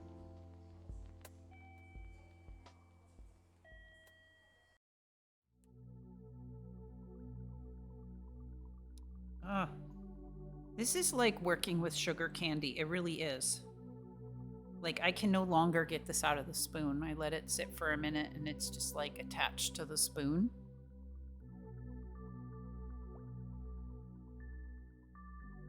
Oh, okay. She lives in Oregon, but she was from California. Anyway, yeah, real interesting lady. So like, I actually cannot get this out of the spoon, so it's just gonna get melted back in there. And we'll just figure out what else to put in. That has become spoon glue. Oh, okay, this is cool. I will probably want to do it again because it didn't fully. Again, it just it didn't spread out enough. It's a mix.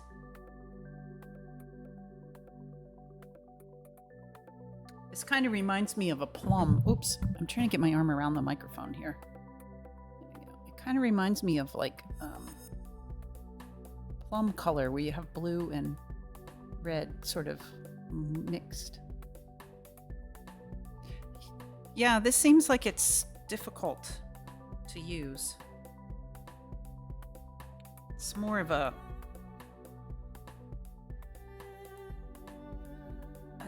novelty. I think, like, again, that YouTuber that I watch, I think I've just seen her mix it with other waxes. And not only that, but like that seems like one way that she uses it, was she'll just throw some of them in and then it'll make like a little clear window, you know, like if you don't stir it together, you'll have like your other wax and then you'll have like a little clear window, like you said, like a stained glass kind of effect. All right, let's try this green one again. Is it the wax that's fussy or is it me that's fussy? So that's another question, you know. If I really wanted this to look like lime, I would add some yellow to it. This green, it's a very blue green. It's pretty.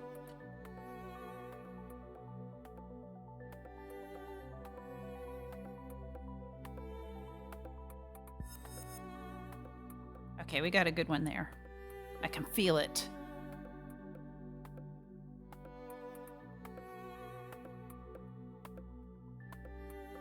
There's a bubble there. I don't care. I think we got a successful one. And now I'm just gonna try to get some of the spoon clean. These are gonna be fun to clean later. Like, I'm just gonna have to. Well, I've done this after stream when you guys haven't seen it. Off camera is like you just heat the spoon like without adding anything to it and then scrape it out right away while it's rocket hot, you know, like just really hot, and then you can get everything out. You have a cat and a window stamp. Yeah, I do. Yeah, so stuff like that. It's good for, yes, it's good for that kind of effect where you want it to be clear. Exactly. So I'm left with, you know, this shape of leftover wax. I'll just put it over with the others. Also, like, this stuff comes in, it could be the glue gun kind. It comes in just clear, you know, totally clear. 100% clear. Oh, this one's great. Okay. I think I'm getting the hang of this a little bit. Definitely a keeper.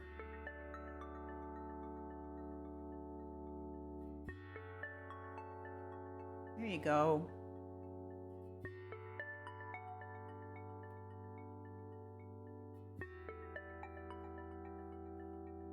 It's clear all the way through. That's what we were going for. Yeah, it's clear all the way through. Yay. It only took, you know, however many times, but that's all right. So we started out with, maybe I can show them on here. Let's see if this works so that you can see the difference.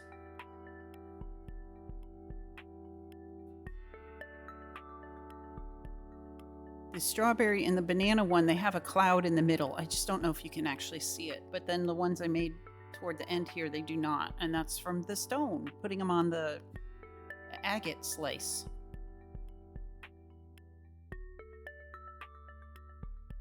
Yeah.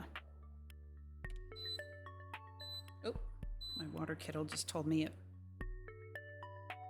it's done. It just, I haven't used it in a while, so it's just turning off.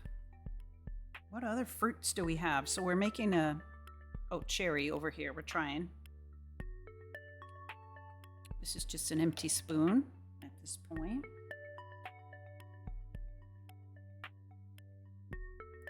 We haven't made the pineapple yet, but that's just going to have to be basically yellow, right? Using this kind of wax, it's just going to be yellow.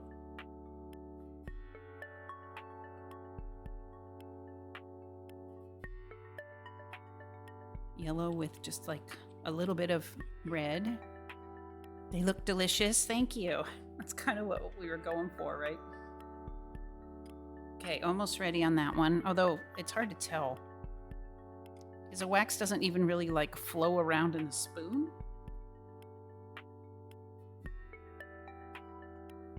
So let's put some yellow, 2, 4, 5. Does pineapples have any red in them? I'm gonna mix this a little bit. 1, 2, 3, 4, 5, 6, 7. We're just gonna put like a couple of each, mostly yellow, but a couple of one of each of the other colors just to kind of see what we get. Pineapples really, you know, and if it turns out a little bit brown, then that's good, because pineapples are yellowy brown. They've got brown on them for sure, and sometimes green.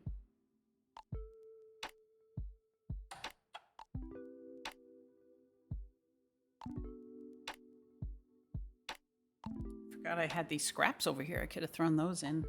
I'll just keep collecting them. Okay, let's see how this works for the cherries. It's very blue.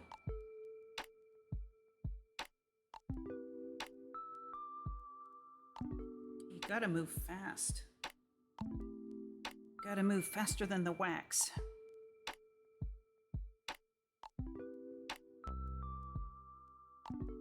Okay, that one might have worked. They have a little orange. Do you have leftover orange bits? I do, kind of. Peachy pink, you know, that weird color that came out. But yeah. Well, I'm just curious to see what that mixture looks like. But yes, I can throw in a little bit of orange. Very quickly scraping the spoon out. And it's actually sort of making a candy right now. It really is the texture of like a sugar candy. And it is hardening already.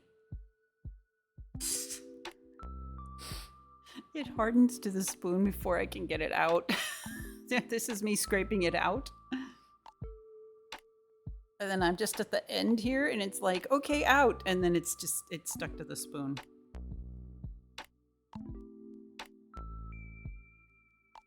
And I can't, I'm just going to try to pry it off. So there's a little bit left stuck to the spoon, but less. Very kind of frustrating, I must say. Did it taste just as good? Yeah, exactly. A misshapen candy.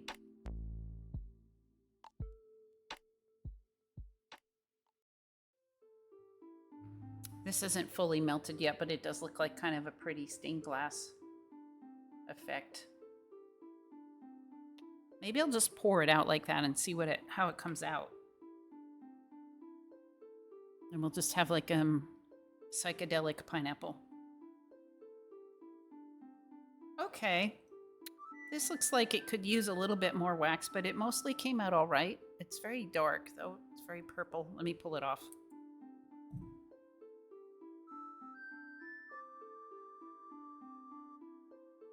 It didn't quite, finish around the edge.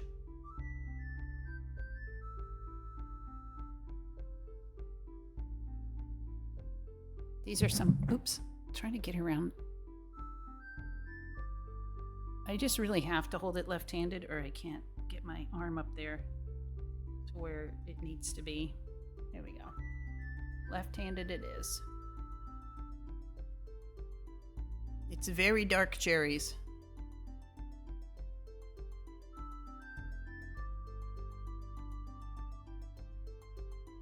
And then you can see on back, the back is like the molten lava pattern as you poured it, and then it just started hardening immediately. You know what, maybe I'll switch from the stone to one of these ceramic pad that I have. And I'll see if that's a little bit easier.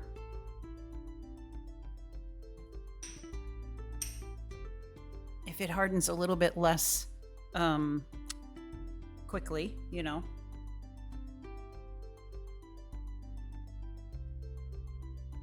It looks like cooling magma. Yeah, that's kind of what that's how it behaves. So you're pouring it out and you're trying to pour it out, and meanwhile it's doing this. And then you come with the stamp and you smush it down, and that's what the outside part is like, just smushing it from the top down.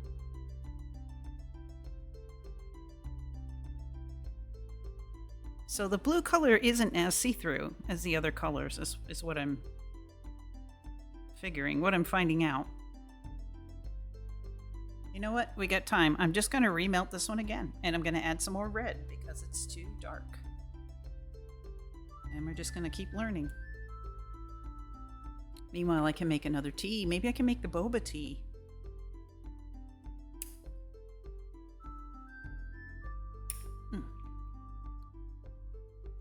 These are harder to cut with my little scissors as well.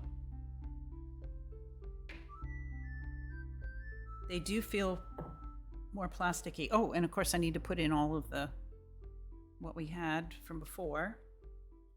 That just didn't come out of the spoon, but was all in there at one point. And then I'll add this, I guess you could call it red. It's kind of a weird mixture of there. Hopefully that'll all melt down. I don't know if you guys can see. It's like piled up over the spoon. All right, let's make a crazy colored pineapple. We'll see how it turns out. Stained glass pineapple. Oh, it's very pretty already.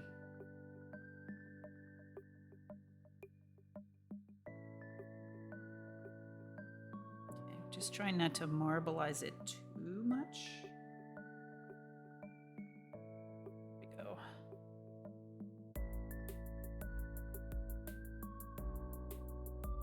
I kind of have high hopes for this one. It pressed out pretty smoothly. Yes, it wants a slightly warmer surface to be poured onto, which is why I started using the silicone mats at first, because it does let it spread, but then it puts a texture on it so that it's not clear anymore. So that was a big problem. Oop. Scoop it. Gotta clean it out. Well, unless I just want to keep going with this mixture that's in here, which is like a yellow, green. I swear I put red in this mixture, but you cannot tell.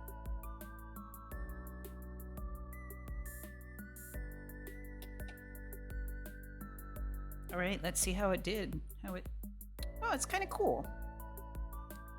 Again, the blue is so much darker than everything else that it kind of took over.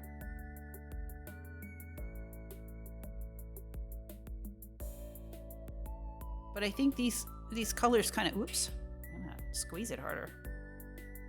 I think these waxes do well in a combination like this. Oh yeah, and it's pretty bubbly. I forgot about that until I saw these bubbles.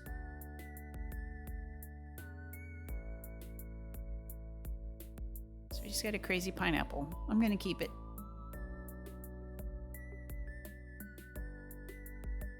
And the back tells the story of it poured out faster.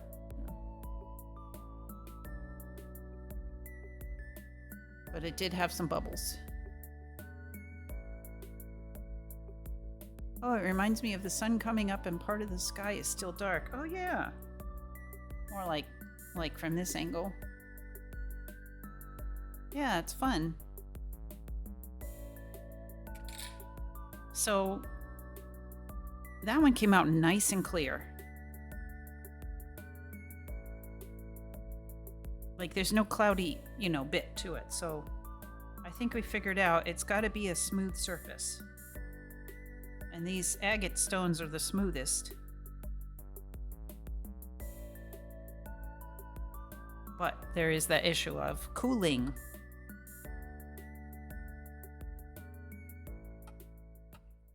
Okay, this weird conglomeration, all that did melt down and it's all inside the spoon now. I'm still trying to get something that even looks like, cherry at all. Let's try this one, and then after that I will take a little break and get ready to make the boba tea. I don't know if it would make a huge difference, but you could warm the agate with your hands before pouring. Oh yeah, although it still feels warm. But yeah, I mean, if you had... Oh, it stays warm longer than the ceramic. I was going to say if you had like a place to put it where it would be warm, but it's actually warmer than my hands right now.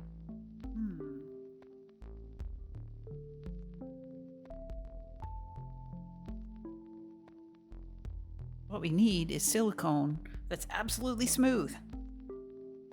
I haven't tried this silicone, and no, it's the same texture as the other mats. There's just something about the silicone that makes it. All right, now this poured out really fast, and there's a lot of it, so we're gonna get a very abundant, if maybe kind of dark, but a very abundant cherry seal right now. Here we go.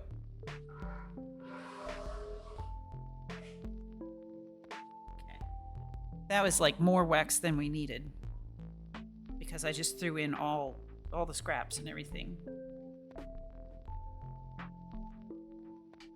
Scraping it out as fast as I can. Trying to get it out before it hardens. Okay. It's kind of a blueberry color, really. It really is. We're gonna make a blueberry color, but a cherry stamp. That's fine. Oh, it's perfect. Still slightly warm, still stuck to the stone. This is the ceramic and it poured out well, but it's stuck. So I'm gonna have to pry it off. Like, it didn't release very well. Maybe the texture of the ceramic. Ooh. And this ceramic is hot all the way through to the back now, just from that. But it came out good. This might be the way. This came out perfectly smooth on the back.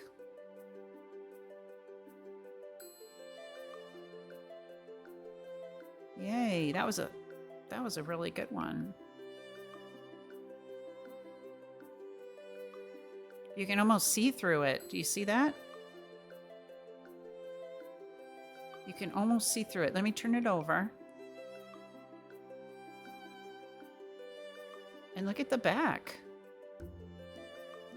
It's almost mirror-like. There's like a ripple, you know, where I smushed it. I think the natural surfaces, stone agate, would be more reactive to room temperature. Temperature of wax. Yeah, silicone stays the same. It's true. Hey, this was the best one so far.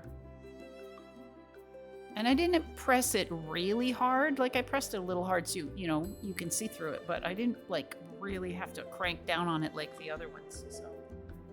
So that's good.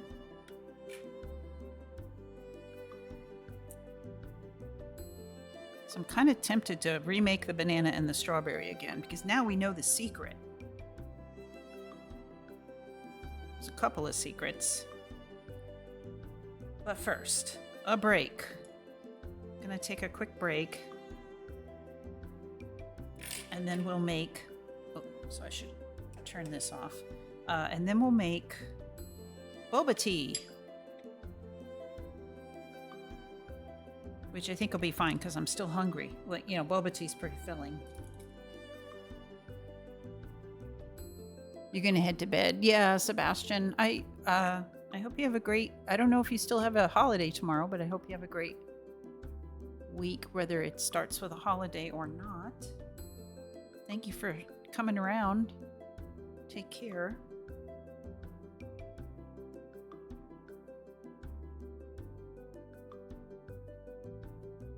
Okay, folks, I'm going to go ahead and take a little break. I need to replenish my supplies and make sure I've got what I need to make the boba tea, and I'll be back shortly. So, take a break yourself. I will go ahead and play an ad for 90 seconds, and we'll still be here when that's done. I'll be back. Thanks.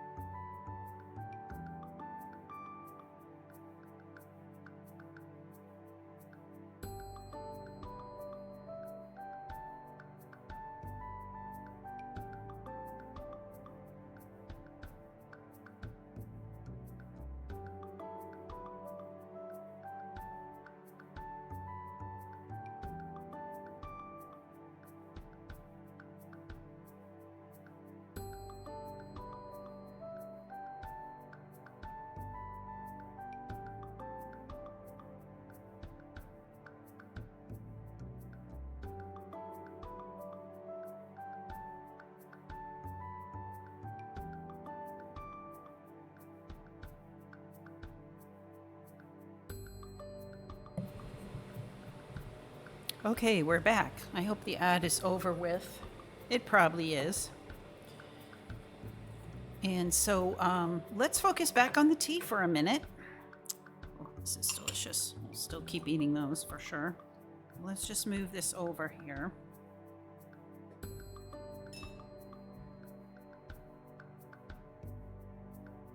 So what I'd like to do right now is, and I'm going to have to jump up and run to the microwave for a total of 1 minute anyway in between, but let me just show you what I'm doing.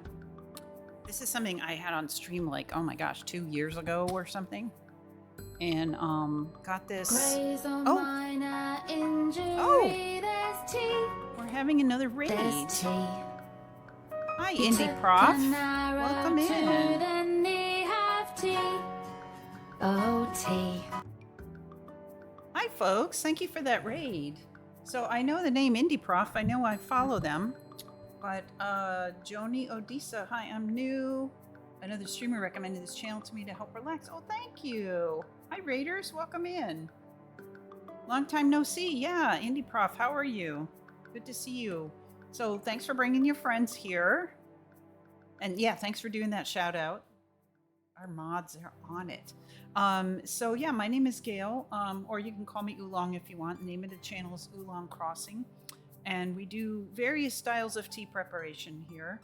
And then lately I've been incorporating this hobby of wax seal making. So today we're making these ones that are kind of like, I call it juicy fruits.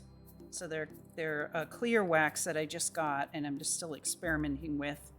But you can see they come out kind of clear, and we've been joking a lot that they look like candy. So today, though, instead of doing my typical sort of Chinese tea prep, I just finished having a whole pot of spearmint tea made with fresh spearmint. And then I'm going to make some boba tea right now because it's just hot here. So you've been surviving, just working and going back to school. How have you been? Oh, yeah, I'm working a lot these days. I was even working yesterday and earlier today, but luckily I do some of my work from home, so it's not like I had to go in or anything, but it was there was something that was a deadline of today, and yeah, so I've been really busy with work. That's just kind of ongoing.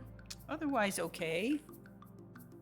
So I was just explaining when you guys got here that I bought this at a discount store quite a while ago, had it on stream, and it's not bad, for being completely not completely instant, you make it yourself, but still, I want to show you guys how this works.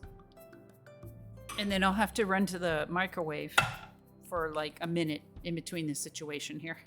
So what you do with this, and there's 5 of these packages inside the box. Looks like I've had it a couple times. Yes, and I'm on my third go round. I, on the other side, had a tough week at work, but I had off today and also have tomorrow to relax and chill. Oh, that's good. How do you pronounce your name? Joni Odessa? Am I saying it right? So what you do with this is, I mean, anyway, I can relate. Yeah, I'm really glad I have that extra day because, yeah, I had something that was due today and I tried to get it done on Friday, and then, other people came in and they were just like, can you make improvements to it? Anyway, so I just got it in like 1 hour before stream was supposed to start. John. Okay, great. John is fine. Well, yeah, John, relaxing is important. We try to play like really chill, relaxing music here. And yeah, it's supposed to be relaxing. Okay, so yeah. What you do with this is you put 150 milliliters or 5 ounces of hot water in with the powder. So for each serving, you have like 2 packages here. One is the boba and one is the mix. So I don't usually drink like tea mixes at all, but this one's pretty decent. And it was only like, it's made in Taiwan. It was only like a couple dollars a serving. It does have non-dairy creamer, which is pretty standard for bubble tea, but it also has black tea powder and Tia Guan Yin powder in it, which is an oolong tea. And then some other stuff we won't talk about right now.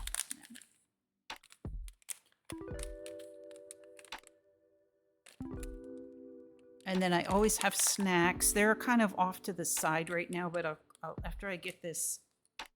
Oh, thank goodness I have my little scissors here. I'm struggling to get this package open. After I get this going, I will show you around a little bit more. Yeah, blueberry's so sweet. Blueberry and cereal have been with me from the very beginning.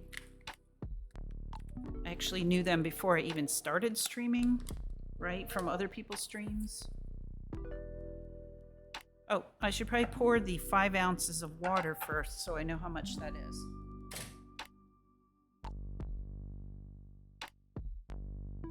But I have heard that this stream is a good way to like wind down and just kind of center yourself for the next week. Huh? Can I ask, as someone new, if you have an absolute favorite tea? Oh, that is such a tough one. Because I have teas that I drink a large quantities of, and then I have teas that are like really special. Do you know what I mean? So the teas that I drink large quantities of, like on a daily basis, would be black tea and white tea. So in the morning, you know, I make a pot of tea that the two of us share, and it's always a mixture of black tea. Sometimes the black tea is an Earl Grey blend or some other thing like that. And then I mix it with white tea for lightness and yeah, and having it sort of be a little bit milder, I guess you could say. Well, white tea has its own flavor of its own, but I just really love white tea, and it's kind of a close cousin to black tea. A lot of people don't realize that. The flavors are actually very complementary. So that's like, I would say that's the number one quantity. Then I even take like leftover of that in a thermos to work if I'm going into the office that day. But like stuff that I really love that I get into that like when I'm drinking it, I'm like, oh yeah, this is special. This is the best, would be like dark roasted oolong teas from Taiwan, or even some of them from China. So what I'm doing right now is adding the boba out of this kind of weird looking package that it's in here. It's all like one layer deep of boba. I promise this comes out good, but it looks kind of like weird going in. Like all the bobas are like flattened and angular and not round. So you put this in, and then you put this whole thing in the microwave for 45 seconds. And then you can kind of see them there. And then so they kind of break up and swell up and stuff. And then you put it in your glass over ice. And that's how you make this mix.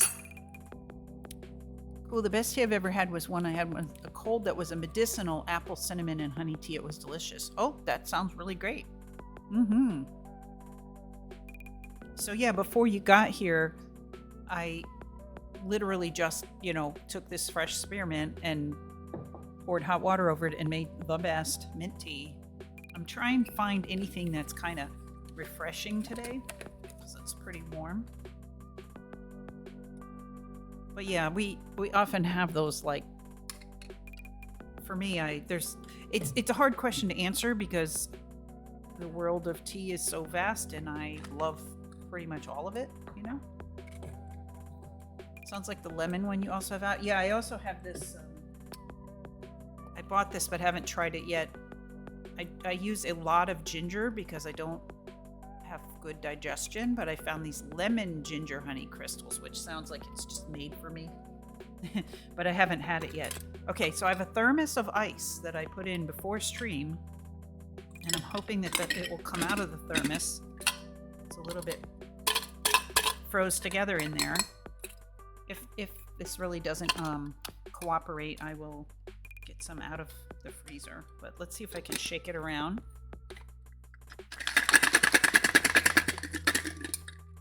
Mint tea is great for hot weather. Yeah, that was exactly my thought, was that even though this is hot, it's refreshing. Okay, I think I have an ice clump in here. and I can't get this out. So I was going to put all the ice in here. So I'll go do that. When I go put this in the microwave, I will take this along and just get ice out of the freezer. Oh well, it was worth a try. I thought it would be cool to just have everything here with me. The good news is this thermos keeps ice really cold. It's really cold, but it kind of melded together. Okay, so I know I just took a break, but I'm going to go ahead and go on BRB again just for 1 minute. You guys can time me if you want. But I got to put this in the microwave for 45 seconds, and I will get ice in this glass, and I'll be right back.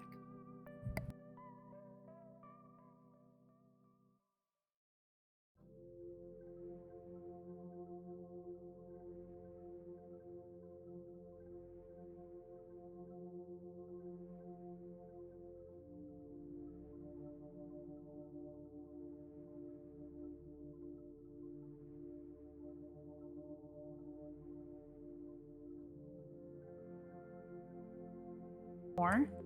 This is like that one time that I cooked chai on stream, but without the stove. Okay, good enough. They're almost all loosened up from each other. Ooh, that spoon is super hot, so the tea must be super hot. So I'm gonna put it up on this tray and just pour it over the ice. And of course it's gonna melt. And I'm assuming the boba will go to the bottom eventually. Yum! Let's put that cup aside over here. And there it is.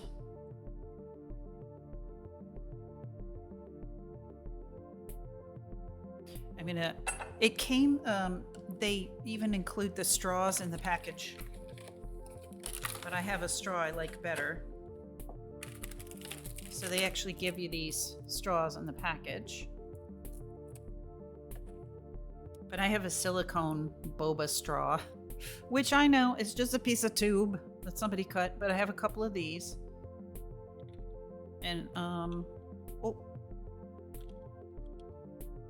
I don't know if you can see that. It's one, boba's getting caught in the bottom of it, but anyway, I like those, and it came with a little brush for cleaning it out. Gail, here's a fun question. Do you know the song Cup of Brown Joy by Professor Elemental? Maybe? Huh. I feel like that sounds really familiar.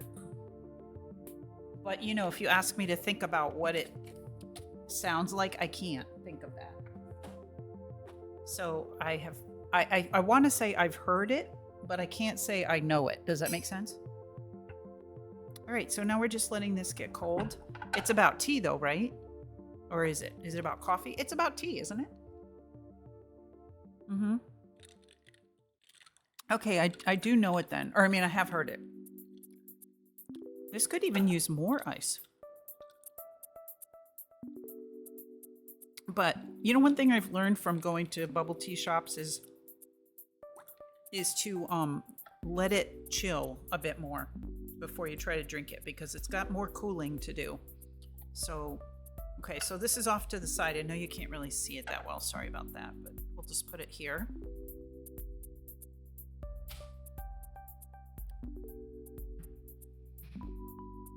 A gentleman wrapper. That's fun. But yeah, the name sounds really familiar. Okay, I'm gonna reset some of my snacks here where they were. So now, although I really loved this persimmon mochi, I mean, it was really good. Now this is appealing less to me because the boba tea is quite sweet. So I'm just gonna push that a little bit back. See if I can get any more ice out of this thermos. I think I created a monster in there. Let me pour a little hot water in and see if it separates the ice cubes at all. Because if so, I can just use some of it. So do you guys like boba tea or not? Or not? Do you like it or not? I'm shaking this. I know some of us have had this discussion, but not everyone, probably. I'll answer on my own. when I have it, I much prefer it to be like unsweetened or not very sweet. I do like the boba quite a bit, but sometimes, you know, I'll just get like bubble tea doesn't have to have boba in it. I hope I'm making sense. Boba tea can be pretty nice. Oh, never tried it, John? That's right. You guys just like, or Blueberry just likes the popping boba. The popping boba. Isn't that interesting? Yeah, they're like little, you know, chewy.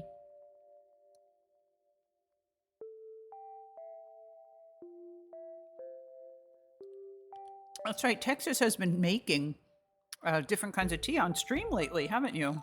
It seems like every time I tune in, you're making some kind of tea. So that's been interesting. Like Thai tea.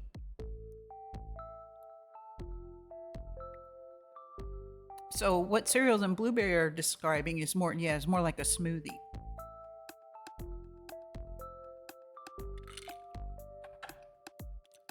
So I'm that weird, you know, tea loving person that when I go to a boba tea shop, I'm like, you know, give me all your tea and none of your sugar. And normally I don't have this creamer stuff either. I don't care for. But, you know, once in a while it's nice.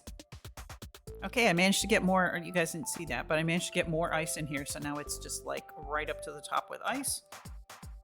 And I got a couple of ice cubes on reserve. I like making hot brown sugar milk tea. It's not that common in Argentina. Is that, oh, that's where you're from? Although I have heard of places where they sell it, but I haven't tried it yet. Yeah, I want to say places with a stronger Asian influence would have more of it. So obviously Hawaii, but also California.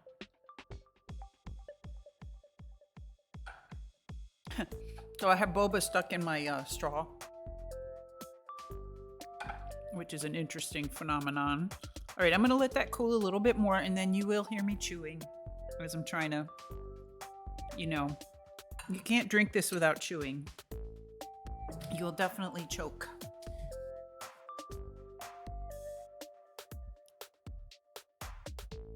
September now, I'm back to mostly Japanese food for this month. Oh yeah, on your stream. I was like, "Oh, do you have a monthly eating pattern?" You At first I thought you meant it was because of the weather, and then I was like, "Oh, wait a minute, on stream, right?"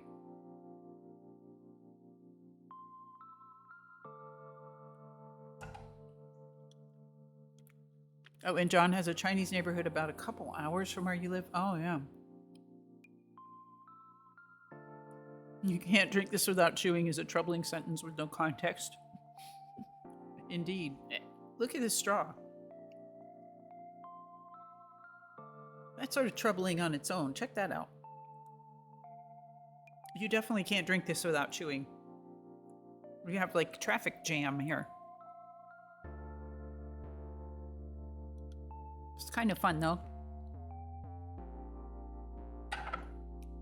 But it's more appealing to me because I was hungry. But it's a food drink. It's a drink food.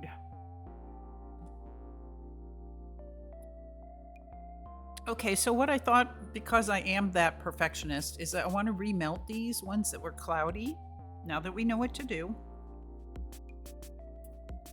And just do them again. Now we know what to do. Okay. Also, my candle on the left here is starting to like sputter. So I'm going to blow it out and replace it with another one, with a new one, because it's getting down to the very last bit of wax. And that's usually when it gets real sooty, but also it didn't look like it had enough, you know, it's not going to be able to warm anything. So just that a drink that requires chewing sounds like it could be gross. Well, here you have it. Here you have it. Are you boba tea is one of those things. Oh, I didn't turn this back on. There we go. This little electrical appliance over here, I do tend to turn it off when I go on break because it's really hot and I don't want to I don't like it just sitting there empty and unsupervised and just being really hot, you know. So, okay, we're going to remelt the red one here. And that was supposed to be strawberries. Also kind of due to the weather, 100 degrees, with a small kitchen that has a little circulation makes me not want to cook. Fair enough. I totally get that. We're so lucky to have the ventilation that we do in this apartment. Except recently when we had that hurricane pass by. That was too much ventilation. That was 2 nights of not being able to sleep. Oh, and oh, you know what? That's why I was so exhausted last weekend. I was like, there was a reason I was really tired. It wasn't just the physical work and the physical tiredness in my legs and stuff like that. It was also that, like, shortly after that event ended, we had the tropical storm. Well, actually, it was raining on our event, but it turned out okay. But I mean, it was definitely weather was happening. So shortly after that, it was so windy that night that it was like banging all the windows and stuff. And couldn't sleep through it. And I didn't think much of it, except the next night was the same. So I finally remembered that over the winteriest part of the winter, we had made this styrofoam pieces to put in the window to block the wind coming through, because we have those louver style windows, and it just gets like downright windy in the bedroom. And so the noise was a real problem. Like, it was banging everything. And okay, so here's a question about this style of wax melter, is whether I can actually get the used candle out without spilling it, and I don't think I can. So I think I'm gonna have to change to the other style while this cools. All right, that's fine, whatever. Luckily, I have one handy. It's right here.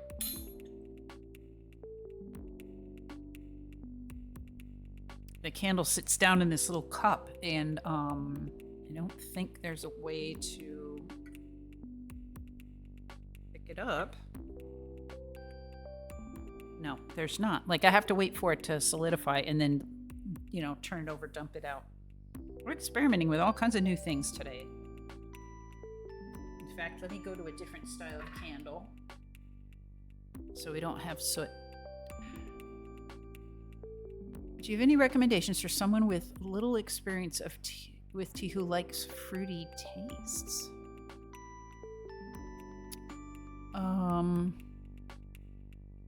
Well, do you like tea blends? It kind of sounds like you're looking for a fruity, like a tea that's blended with other ingredients that are fruity. Sort of an American classic is like an orange spice tea. Yeah, and Blueberry says Earl Grey has bergamot, which is it's a citrus fruit. That's why you're asking. There are some good peach flavored teas out there. Like ginger peach. Like if you like ginger, okay. Just thinking of ones I've had before that I've really enjoyed. So most of these are made with a black tea base. So like it's black tea and peach, or black tea, and there's some good berry teas out there.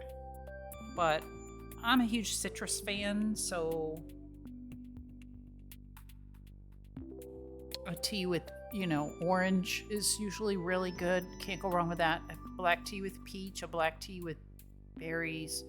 And then green tea can be really good if it has like citrus added as well, or tropical fruit flavors. But I don't have like a name of a brand that's, I mean, I could give you, I'm not quite sure if you're looking for a brand name or just a style. So if you're just looking for a really classic style of tea that has fruit flavors, probably would be Earl Grey. That's like the ultimate classic you know, been around for hundreds of years kind of tea. And that fruit that's in it is bergamot, which is a citrus. What else can I tell you? I mean, there's all kinds of apple cinnamon teas out there as well. And again, that's probably really on a black tea base, you know? A style is what I'm looking for, so I know some recommendations when I go buy tea. Yeah, I mean, you kind of can't go wrong with a... Just kind of depends what kind of fruit you like, but you can't go wrong with a good Earl Grey. There's a very popular and long-standing... Oh shoot, you're probably behind an ad right now. Sorry about that. If you can't hear me, I'll talk to you when you come back. I just noticed there's an ad on. Or is it just a pre-roll ad? Okay. That's only for people trying to join right now. Never mind. You're probably fine.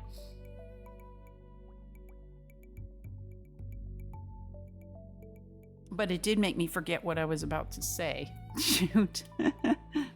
Yeah, oh good. Okay, Earl Grey is great if you want to add milk. Yeah, if you like that kind of tea. If you're kind of like a milk and sugar kind of a drinker.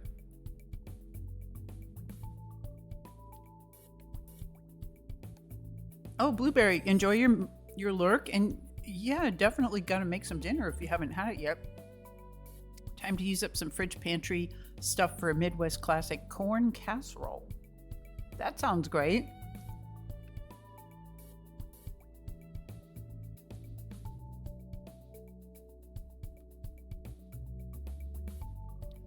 I just made a use up stuff meal the other day, and I'm still eating it. It was fried rice. It's another great way to like use up your veggies and things. Your kitty Junie is curled up on your lap and snuggling your arm. She's so cute, and you just needed to let us know. Okay. Noted. Say hi to her for me. Earl Grey it is. Yeah, if you haven't had Earl Grey, that's a great place to start. You kind of can't go wrong with that one.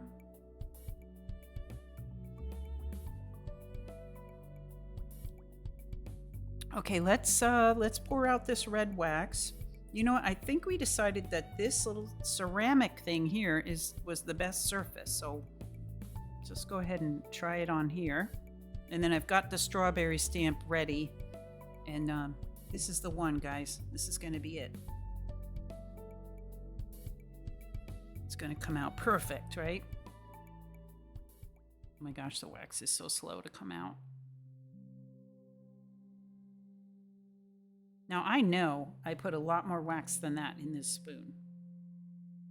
It does seem like this flat spoon pours less fast than the deep spoon, which is the opposite of what I would have expected. Let's see if I can press it. It doesn't seem like enough, does it? It's not enough. All right, I got to figure out what went wrong here. We just need to add more wax, I guess.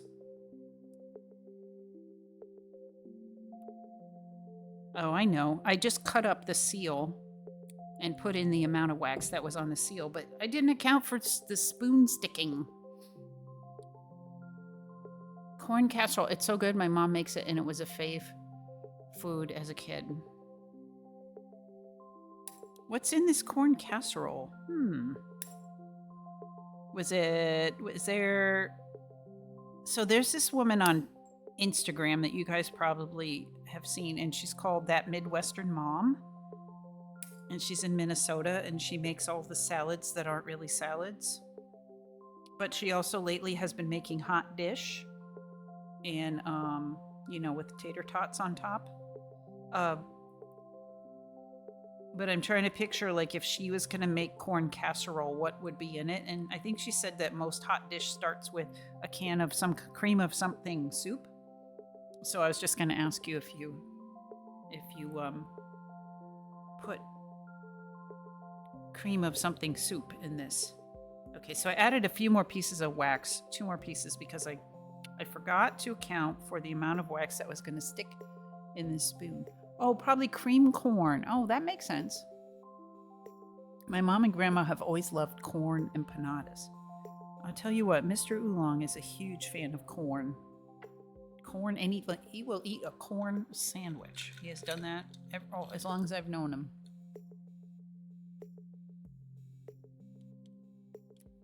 But I love corn too.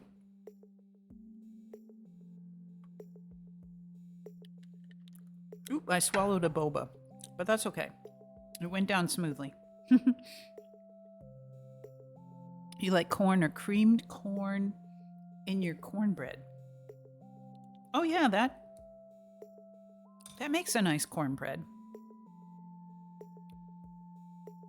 I have struggled to make my gluten-free cornbread that I used to make all the time as a staple. Like every 2 weeks, I would make a big cast iron skillet full of it and eat it for breakfast and stuff. And since we're in this apartment now, it doesn't have an oven. We just have like a countertop oven. And, obviously the skillet's not going in there. So I've made it a couple more times in like a square baking pan. It's just not the same. I'm trying to figure out how to make it. I just remembered today that like maybe a loaf pan would fit in there, like a metal loaf pan, but I'm struggling to get it to come out the same, You love Cohen, but John's not a big fan.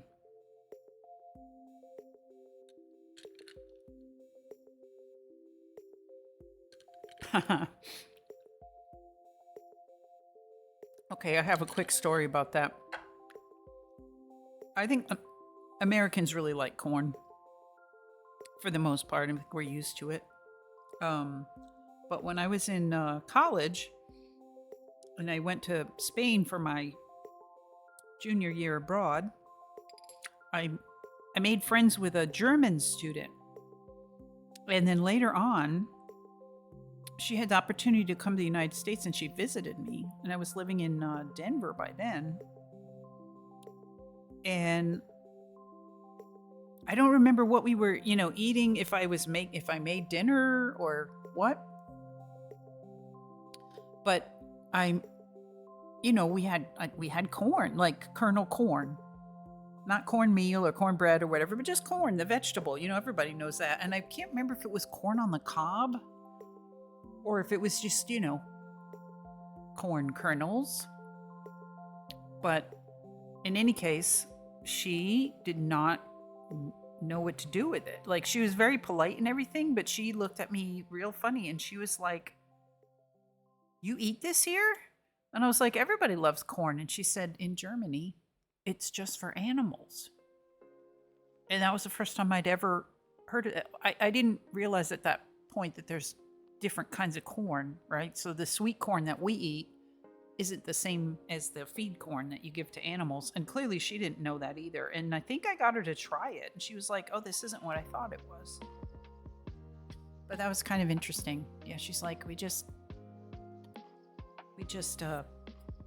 we only, people don't eat this, only animals. And I was like, what the heck? Yeah, so that's what that was about. But I don't think either one of us understood at the time, and we were just like, isn't culture weird? But yeah, you can't really eat the feed corn, right? Or the dent corn, like that's what you make into. Okay, I'm adding more ice to my tea here. If you're wondering that, that's the last of my ice. But the hard dent corn, like that's what you make. There's the dried corn, you can make masa out of it, and then that's a whole other thing. It's a whole other type of corn. Anyway, we had a lack of communication there. But yeah, they're different. Yeah, corn in the U.S. corn is everywhere, so we basically, yeah. These are corn snacks right here. So we eat a lot of corn snacks. Corn chips, tortilla chips. Oh my gosh.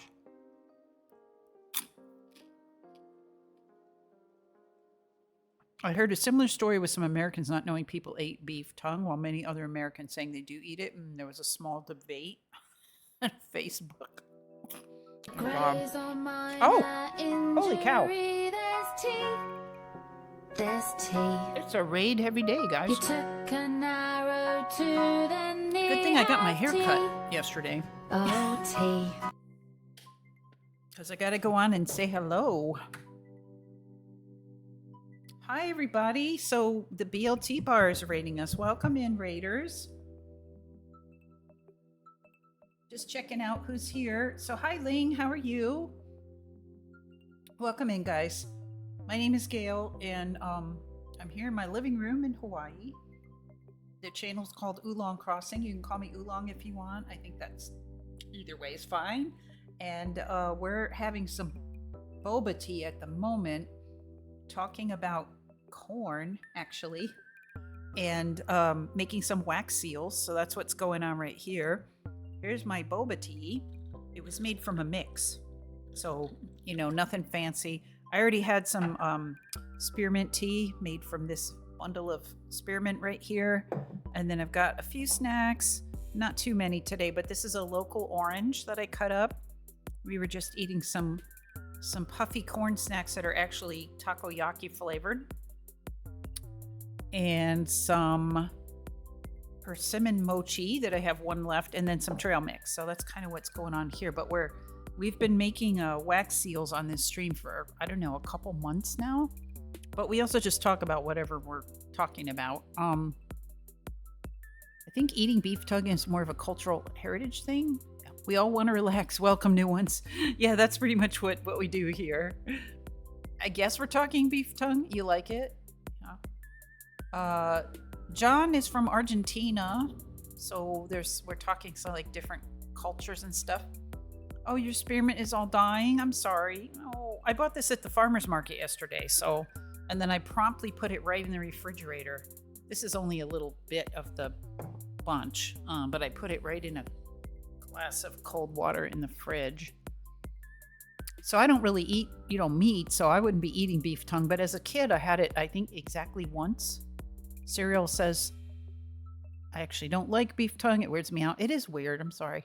Yeah, persimmon mochi. This was surprisingly better than I expected. I think I expected it to be too sweet. Same in my house. The most common way of eating beef tongue is in a vinaigrette. Oh, okay. Yeah, my mom served it to us when we were kids one time without telling us what it was. And I think that just weirded me out a little bit. It was that thing where it's like, what is this? And she was just like, meat. And then after we ate some, then she told us what it was and was kind of like, see, that's not so bad. But, I didn't appreciate the, I guess, kind of being tricked into it kind of a thing. And I thought it was kind of weird, to be honest. The texture was a little weird.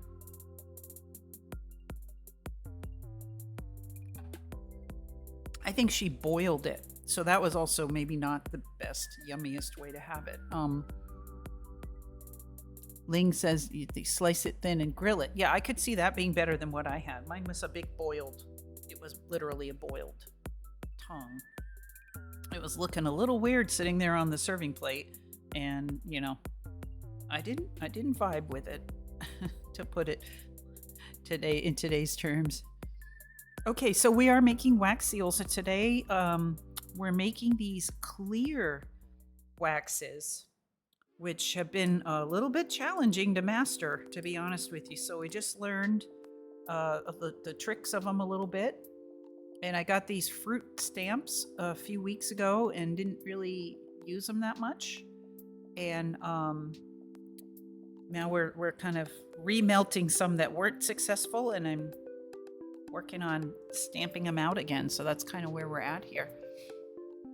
Oh, holy cow. Well, I'll get back to the discussion in a minute. This must be the place to be today. Oh, tea. Welcome in, Raiders. Cherry Bell Design. How are you?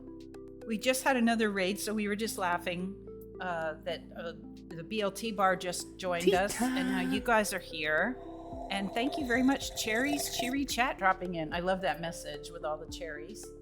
Good to see you.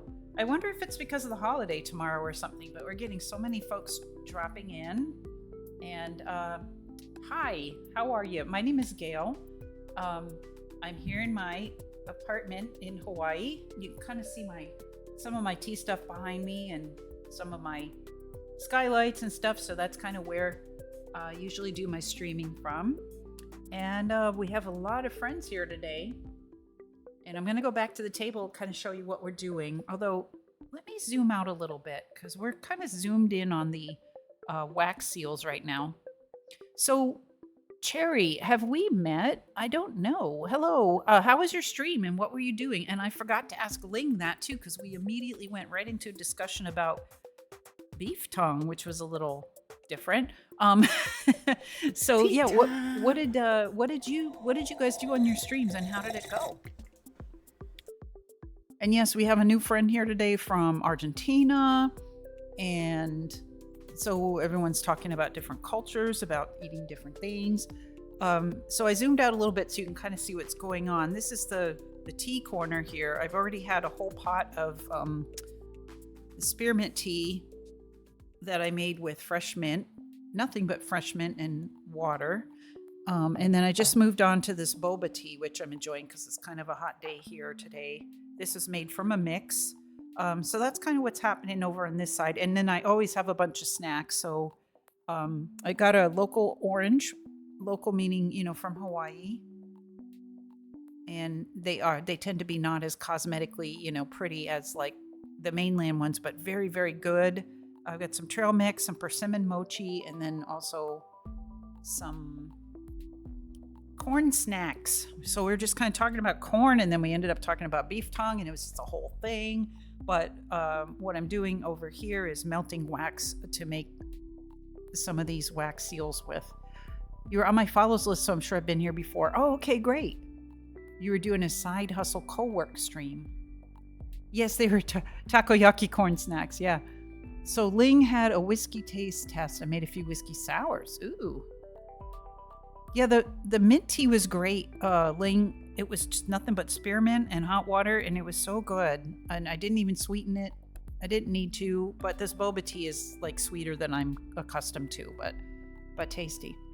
So Cherry, can I call you Cherry? What do you do for your side hustle? But you usually do fiber arts and spinning yarn. Oh, you know what? This is sounding familiar because I think I might have told you about a tea blogger that I know. Friend of mine who also does fiber arts. Does that sound familiar? What's her name? Oolong Owl. And she also is now heavily into fiber arts and has like a whole separate, I don't know if she has a blog or anyway, she has a whole separate thing. Yeah. 5 Little Pumpkins crafting. Oh, that's so cute. You just finished your bedtime snack and Cherry's just about to go eat cake. Okay. I think that sums it up. That's a lot. Everyone's doing something on Sunday night, but thank you for those follows too. I didn't even get a chance to mention. Thank you, BT63 Oil. Did I say that right? Or does that actually stand for something? Tea time. And then 5 Little Pumpkins crafting. Thank you. You know what? That just put me at 400 follows and I really appreciate it. 400 followers. Hey, thank you. That's so sweet, you guys. Well, I hope you enjoy what we do here. I'm usually on every Sunday as much as I can, unless there's a hurricane coming through or something. We were just realizing that's what happened last Sunday.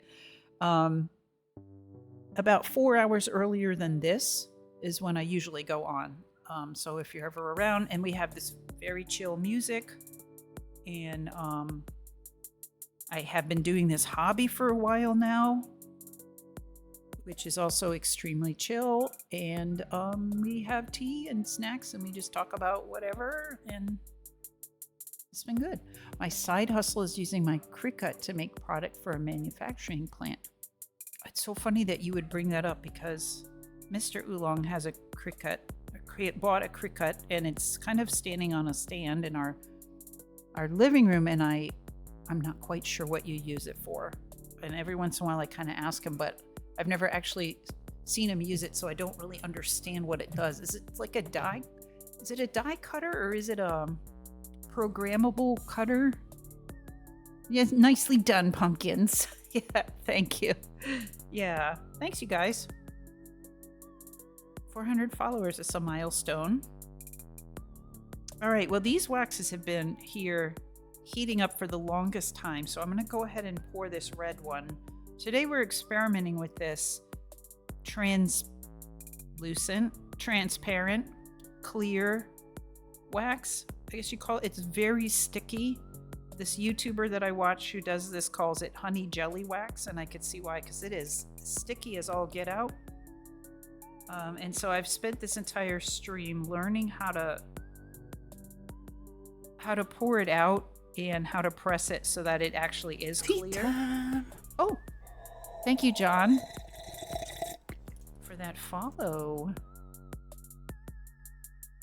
It's a CNC die. You can program it to cut out a variety of things. Some people use it to cut out stickers. Okay, gotcha. Yeah, I just haven't seen it in action, so I'm like having trouble visualizing like how it actually works. But that's a cool side hustle. Wait, did you say that was your side hustle or your regular job? Hang on a second. Yes, that's your side hustle. What do you do with your seals? Nothing so far. I've been thinking of giving them to subscribers maybe. But so far I just have this whole box full. And I haven't made any outside of stream. All of the ones I've made here, I've made on stream. And the folks that watch know I tend to be like so perfectionist about it that I will remelt the same one multiple times until I get, you know. So there aren't that many duds in here. Like this is a whole box of actually pretty nice ones. You can kind of see, get a feel for what they look like. Oh, good night, 5 little pumpkins. Should I just call you pumpkins? Good night. It's your birthday? Happy birthday. So right now, as of now, I don't really do anything with them except collect them. Sometimes I'll decorate my, you know, setup, my tea setup with them. Pumpkins is good. Okay, I'll remember that. Well, have a good night, pumpkins. And happy birthday. Yeah. Indie Prof, I didn't even ask you what you were streaming, did I? Please tell me. I'm the worst. I just jump right into like welcoming you in and telling you what we're doing, but I keep forgetting to ask you what you're doing. So Indie Prof, what were you doing on stream? Yeah. So anyway, with these, you know, I don't actually seal anything, but we enjoy like trying different ways to decorate them. And I did recently get some double stick rounds that go on the back of these. I don't know if they're specially made for that purpose or if they're just really good for that purpose, but I got some, and sometimes people just, you know, stick them on things. It's decorating. Oh, okay. So Indie Prof was streaming Simpsons Hit and Run. I have never heard of that. Yeah, so these seals can be really cool.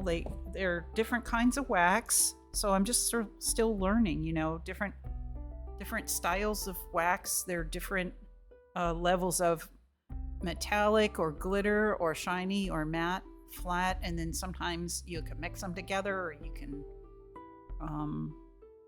you can blend the wax. You can marble, just pour it out, marble it. You can use one color, multiple colors. Today we're just using these clear waxes. So that's what this candy looking stuff is over here. Is that these are some clear waxes that I literally just got today. Oh, Cherry, enjoy your lurk. Get some cake and fresh air. Yes, absolutely. Thank you for bringing your friends here. And bringing your, you know, rating over here and checking in again. Appreciate it. And have a great rest of your, I don't know what time it is where you are, but. Okay, so through much trial and error, I think we found the right formula for getting a nice clear seal, because this is so much better than it was when we started. So much better. Let me see if I can bring it up here and show you Look at how clear that is. So putting it on this ceramic plate is, I've tried them on three different surfaces now. And pouring it on the silicone mat, although it lets the wax stay warm longer and it spreads farther. Sorry, camera. Just trying to find it. It's so clear. They were cloudy when we did that. And then the natural agate stone, I think, cooled it too fast. So we were getting a lot of like lumpiness. But this ceramic plate is doing like an excellent job of letting it spread just enough and then getting almost like a glass-like finish. So I'm gonna bring this one over here and do that again. So this is the best, seems to be the best surface for it. And we're gonna make a banana stamp. I would use those on so much stationery letters. But yeah, that was kind of the original, you know, purpose, was just literally to seal stuff. I'm going to zoom back in. I zoomed out earlier to show folks like what the whole setup was, but I'm going to zoom in so you can see. So this is a very simple stamp. I got a whole set of fruit stamps. And they were okay with the regular wax, but with when I saw this clear wax for sale, I was like, oh, I really need to try that with the fruit. So I think I named today's stream Juicy Fruits Wax Sealing. We had talked about it earlier, but then the wax came in today, so today's the day. This type of wax tends to hold more bubbles in it as well, and that's just, you know, that's just part of it. And then it's super sticky in the spoon, so I gotta clean it out as fast as possible, or it's just gonna harden in the spoon, and you know, that's okay too, I guess, if you want to use the same color again, but if you don't, you've got to get it out ASAP. And I got special spatulas for that job. Okay, let's see how it came out. I think these are going to be so much better than the first ones I did. This one's extra bubbly, though. It's kind of cool. There she is. Extra bubbly banana. Why was it so bubbly? I don't know. Maybe I let it melt, you know, long enough it was starting to boil or something. Who can say? I have to pry it off of here. It's on really tight. There we go. So here's the back. Those of you who were here earlier, you know this is like 10 times better than what it looked like the first couple times that I tried it. The bubbles are fun, yeah. It's a banana smoothie.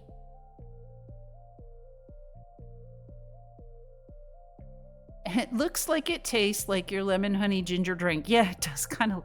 It looks like it would, yeah. So I haven't made that drink yet, but I probably should try it. So for anyone who just got here, I'll show you the other ones, other stamps we've made. So I only have 4 colors of this wax, and I've just been experimenting with like blending them together or using them alone. I wonder if you can see all these. The dark ones are hard to, so one of the, it's like an indigo colored blue. I can't fit them all on here at once. Other than the banana one, here's what we've made so far today. So we got strawberry, a lime, I guess, orange. The cherry is actually a blend of red and blue, but you can't really tell. And then the grape is like the blue alone. And then the pineapple, we just went nuts and just melted some waxes together to see if they would mix or not. And they didn't mix, so they ended up kind of looking stained glass like this. Yeah, forbidden candy. And then we just made the banana. So yeah, I like these. They have like a cool feeling to them because they're so, you know, clear. So that was good. So I think my goal for today was to kind of make one good stamp of each of these stamps. So far we've now done successfully banana. This metal is still a little bit warm. We've successfully done strawberry. We've done cherry. We've done this orange. We haven't done this orange. That's it. Just one left.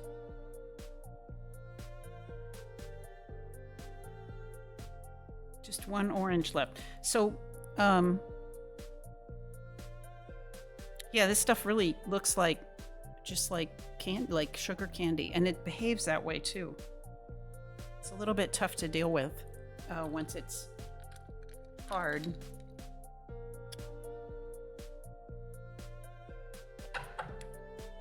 Okay, I'm having a sip of boba, which means I gotta chew for a second. Okay, so let's. Oh, thanks for doing that shout out for Text Scripted. Did we shout out everyone who raided us? I feel like we did, but like when a raid comes in, it moves so fast. Did we shout out Cherry Bell Design?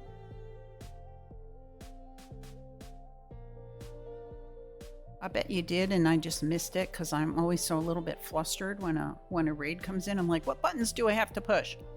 So did we did shout out Indie Prof, right? Did we shout out? Oh, thank you for doing that. There's Cherry. I do remember her being here before. Now, because we were talking about fiber arts. And then we did the BLT bar, right? So many streamer friends today. I think we had 4 raids. So it's been hard to keep up. Oh, thank you, John. Thanks for the relaxing stream. It managed to really relax me. It's 1 a.m. here, so I'm finally sleepy. Good night, everyone. Thanks, Cindy, for recommending me this channel. Well, thank you for coming, John. Mission accomplished, I guess. We do try to just, chill you out and have a good night. Yes, have a great rest. Thank you for coming.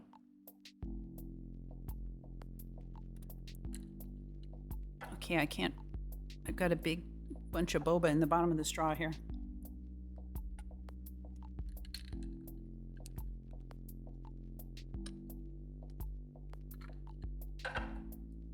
Hopefully we'll see you next time. Take care. Okay, so we gotta make a citrus here that could be an orange or lime or anything. Maybe I should take this spoon off the heat. Oh, I am going to heat it up and then clean it. That's what we'll do. And then I think maybe we can just try out the new metallic markers. I can dig out some, not on these seals necessarily, but on these other ones that, I made and then just threw in the box like, oh, when we get markers, we can, and then just got the markers today. So that might be a fun idea. Let me just try to clean this spoon off a little bit. This needs a little super glue or something right here because the handle is coming, you see, the handle comes off the spoon. So when I turn it a certain way, it tends to unscrew. All right, that's going to need more heating. I'll just keep trying to clean it off a little bit.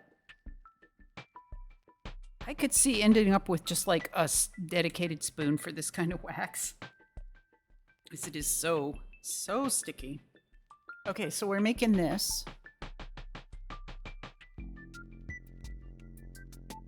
Got this beepy song right now. There we go. So you can see it's like a fruit and a slice.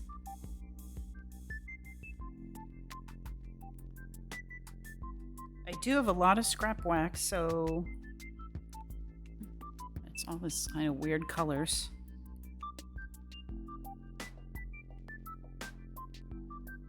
I feel like trying to make a lime color with green and yellow together.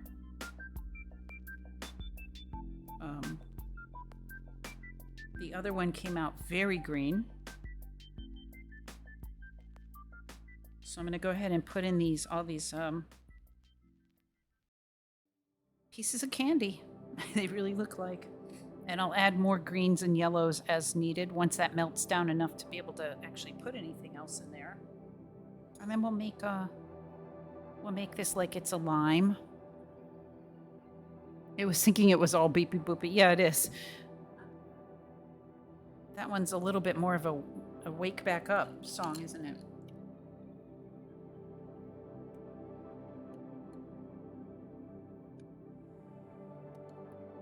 Ugh, okay.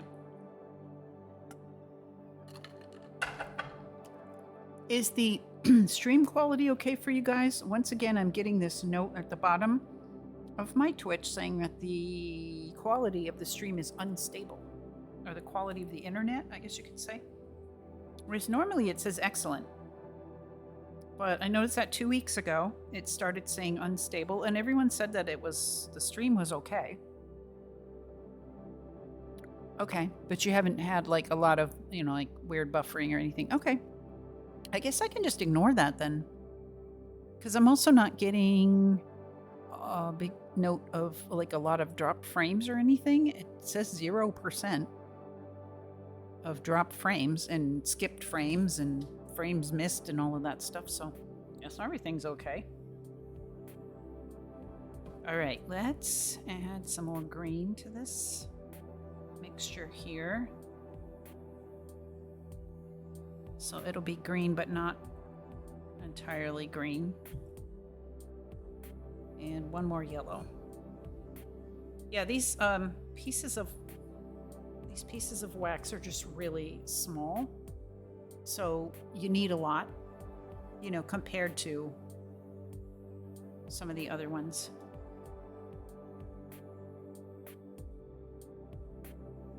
Like I was saying earlier, though, one of the advantages of that, I guess, is it does allow you to kind of fine-tune how much of each color you're putting in or how much wax you're putting in overall, if the pieces are smaller. Yeah, okay, so yeah, let's we'll make this one more, and then I will do some coloring, I guess. All right, gonna try to wipe this spoon again without touching the metal part because, it's really hot. I'll wipe off the bottom. You need like 4 layers of paper towel though to not, feel it.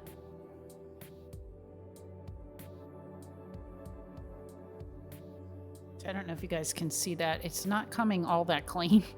It's so sticky. This just might be my clear wax spoon from now on. Luckily, though, no soot on the back, so that's nice. Well, the clear wax spoon will be... I'll be using, whenever I ever get them, I'll be using the non-stick spoons later, and that's really probably what will work with this wax the best. They have a black non-stick coating on the inside, which will make it harder to see what color the wax is, but it'll be totally worth it. From what I've seen, you can even just let the wax harden in the spoon and then just pop it out.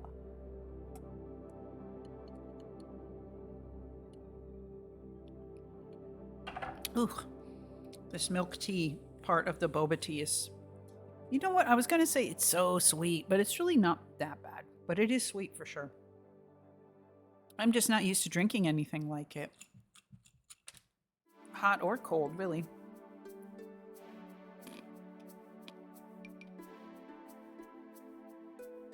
Just throwing snacks in my mouth.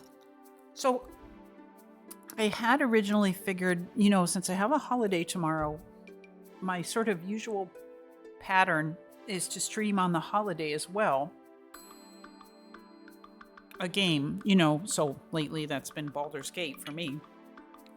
But I have a acupuncture massage appointment right in the middle of the day. So I couldn't figure out how to make that work. That's why I didn't tell you guys I was going to stream, because it's at 1 o'clock our time, and it's a 1.5 hour appointment. So I leave here at 12:40 or something. The appointment starts at 1. It's over 2:30, so I wouldn't be home until 3. So by then, for most other people, it's really late, right? But yet I also wouldn't be able to start before the appointment. That would be like getting up and doing it. Streaming first thing in the morning, which is definitely not my thing. Couldn't figure out how to make it work. So... And also when I get back from those appointments, I usually need a shower because, you know, I've had massage. I'm all greasy, like stuff gets in my hair. I definitely like need to clean off all the oil and stuff that they put on me. And then, yeah, as Cyril is just saying, like, you kind of, even though you've been resting for an hour and a half, you need to rest from it because, you know, I like acupuncture. It doesn't, I seldom feel it in terms of like the needles don't hurt or anything. But, you know, massage and everything, it does release waste products you're trying to get rid of into your system, and then you do feel kind of tired or achy or something. Yeah. So the timing is unfortunate.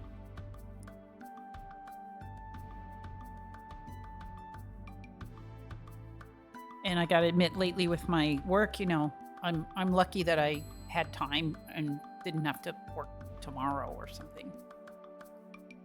Not that we're open, but you know, I had what I've been working on is a proposal for a grant, and it was literally due today by midnight. I'm mixing the wax together, if you're wondering. I think it's going to be an interesting lime color. That's what I was going for. Oh, it's a little blue. That's okay. We'll just use it. We'll just try it. Let's just try it. It could be a calamansi lime or something.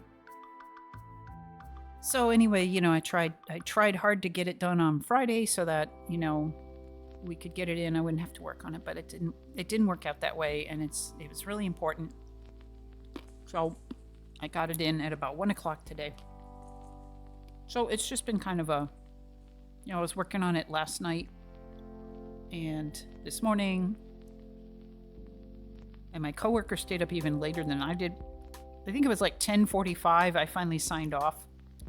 I get up this morning to realize she's still going. She sent me stuff after that. So,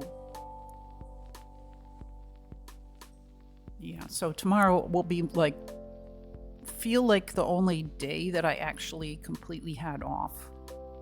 Yeah. Thank you, Serial. That's what I'm trying to say. Is that tomorrow will be the only day that just feels like I don't have anywhere to be and I'm off.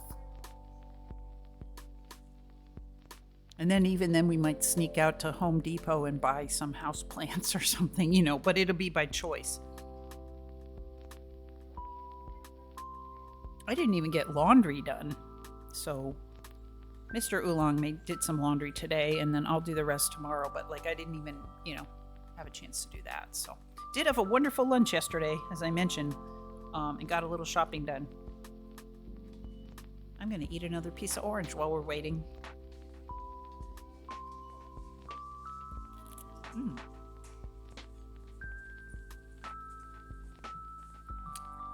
So juicy. I'm really glad I didn't cut these pieces of orange any bigger, because you wouldn't be able to like hold all that juice in your mouth as you were eating. It would be like squirting out.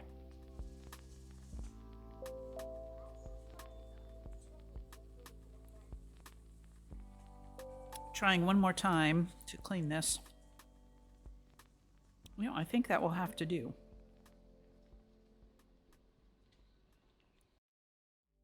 Let's just put her there. Okay. But yeah, I'm gonna take tomorrow off, I think.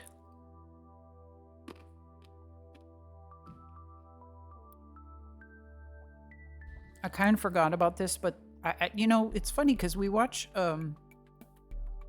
TV series, and then I kind of forget about them after they're done.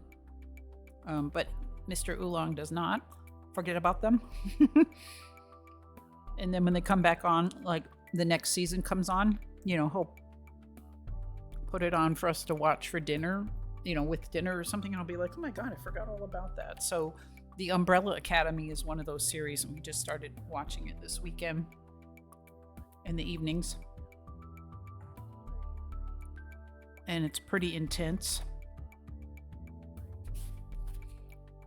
But it's interesting. Do you guys watch that? All right, here we go. This looks very ominously dark in the spoon. But I think it's going to be good. It's like a dark lime color. All right, I think we got the right method here. Hopefully I'm not speaking too soon, but there we go. It only took 4 hours to figure out how to do this, but that's okay. Time well spent, just chilling out. I think you guys are gonna like the color. Oh my gosh, I'm never gonna get this clean. I'll have to look up like what's the best way to clean this incredibly sticky wax off of here.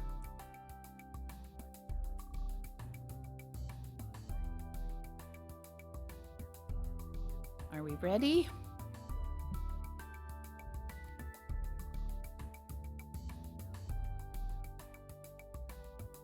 I'm a little bit off to the side again, but that's okay. I am going to call this one a big success. I'm just excited that I figured out how to do it. Wow, it's so clear.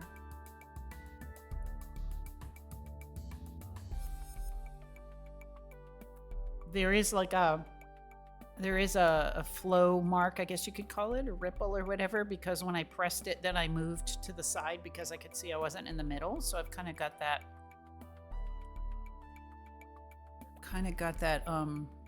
one little concentric circle in it, but wow, it's great. I usually forget very many things after watching a show, but I usually like to rewatch it before a new season comes out. Oh, that's good, because I'm probably pretty annoying because I spend the whole time asking him, what are they, do you remember anything about that? What are they talking about? Oh, yep, this is where we need that command. Nom nom nom. These really do look like candy.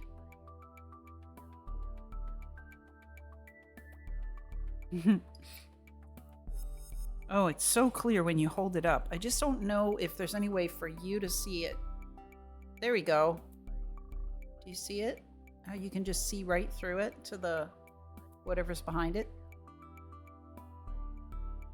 It's not very effective holding it over the green runner because it's just like, oh, it's green, but I think now you can see. Well, these are just lovely if you do them right.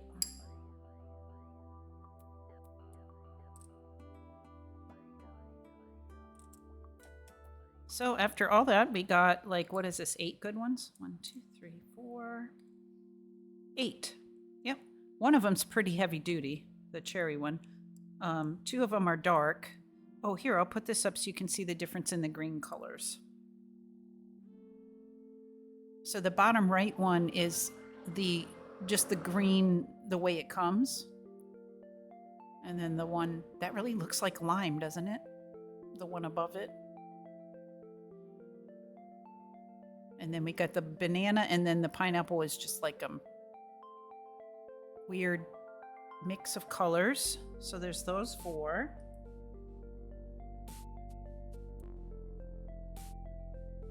And then sort of in the red-blue family. Whoop. The wax even like feels a bit different.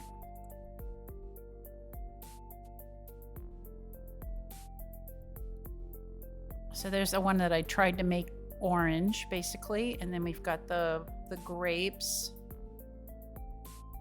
and then the cherries, which was a blend, and I didn't press that one thin enough to really see through it. Well, you kind of can, actually. You can. Yeah, you kind of can. And then the strawberries. I wonder if some people spray silicone wax spray or even cooking spray before adding the wax to get it to slide out. Oh, on the spoon. I didn't think of that. Yeah, it even gets around like underneath the spoon because it runs, in spite of me trying to be neat, it runs out of the spout and kind of down around the bottom. When the spoons were really sooty, you remember that? I did this off stream, heated them up and cleaned them out as best I could. I'm turning this off. And then it was just kind of painstaking, but I cleaned them in the kitchen sink with alcohol and just like Bon Ami, which is like that. It's like a softer scrub. It's not as harsh as Comet, that worked pretty good, but it took a lot of elbow grease. This is totally stuck to even the silicone. Okay, but I did get it off. So here's our interesting lime green leftover wax.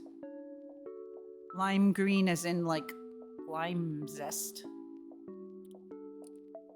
Yeah, so I think I could probably use those pieces for something, but I'm not going to do that right now. I would like to maybe color. They're like little glass. Yeah, sour apple. Yeah.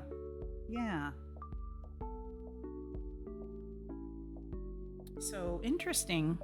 Let me get a white coaster out here. Just so these show up a little better.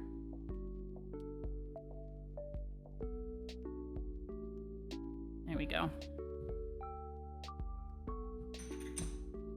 So the agate pieces are pretty, but they're little. With this wax, they weren't the best choice. Turns out this ceramic plate was the best. The silicone made it all cloudy and weird. Yeah, Texa, little bits like that could be neat for dragonfly or butterfly wings. Yeah, so that's where I've seen like some really nice uses of just a little bit of the clear wax. Is it like makes a little weird, window in the wax. And then you just have like this unexpected see-through piece, Great. I'm going to put these. Well, you know what? Why don't I just put the stamps in a box? The stamp heads or whatever you call these. So just go ahead and put them away.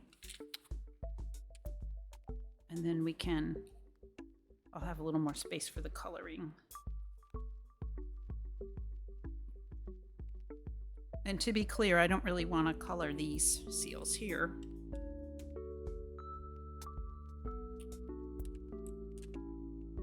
I want to just find some old ones.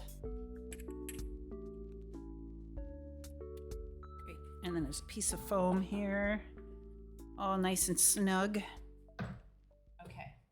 And we've got our heating things turned off or blown out, whatever the case may be. Push those aside. Okie dokie. So here's our pens. And now I've got room to kind of spill out these other seals. Oh, so many though. Do we really have room?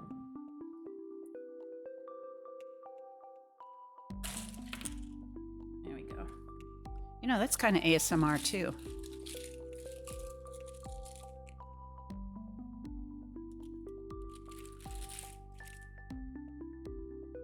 So let's see which ones. Not that I need to do all of these right away, but let's see which ones could use coloring. And then just to review, there's another wax. I've been using these like silver and gold pens and also silver and gold, like glittery powder, which is nice, but I have to say it doesn't stick forever. It's kind of like you can rub it off with your fingers. And then this also gold pen came along with one of the kits. So the powders, I really like the way they look, but they don't seem to last very long. Like my fingers will probably, you know, rub off some of these just while we're looking at them.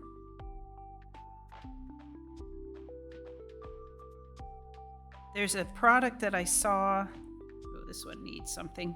There's a product that I saw on, I think it was Etsy or AliExpress, that was paste, like gold or silver paste. And it was a much more intense color application and, you know, more dense. And so you could use it on its own, you could use the powder, or you could like mix them together and it, you know, get like a really dense sticking effect. I'm just trying to find room to turn all of these over. This is fun though. Kind of reviewing. Yeah, you'd have to seal them. Yeah, so it's been fun doing these, but I suspect that a lot of the ones that I put glitter powder on is probably wearing off, you know, just from being in the box. Like this one, for example. I certainly did my best to apply it at the time. But looking at these, you can kind of see, I can kind of see which ones had, you know, powder as opposed to pen. But that being said, I haven't been a big fan of some of the gold or silver pens, and I wish I had another color, so. Oh, look at all this riches here.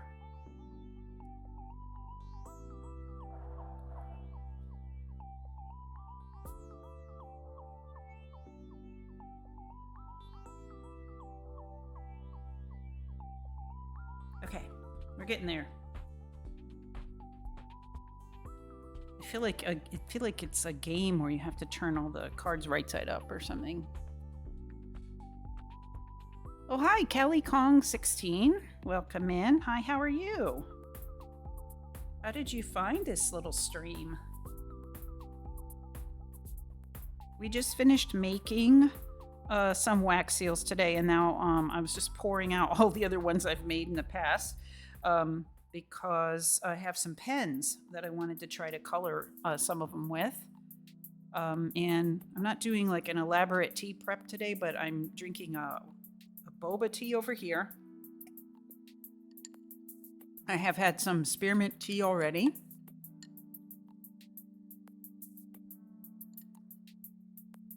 So we're kind of just doing more refreshing things, I guess. Yeah, because it was pretty hot today.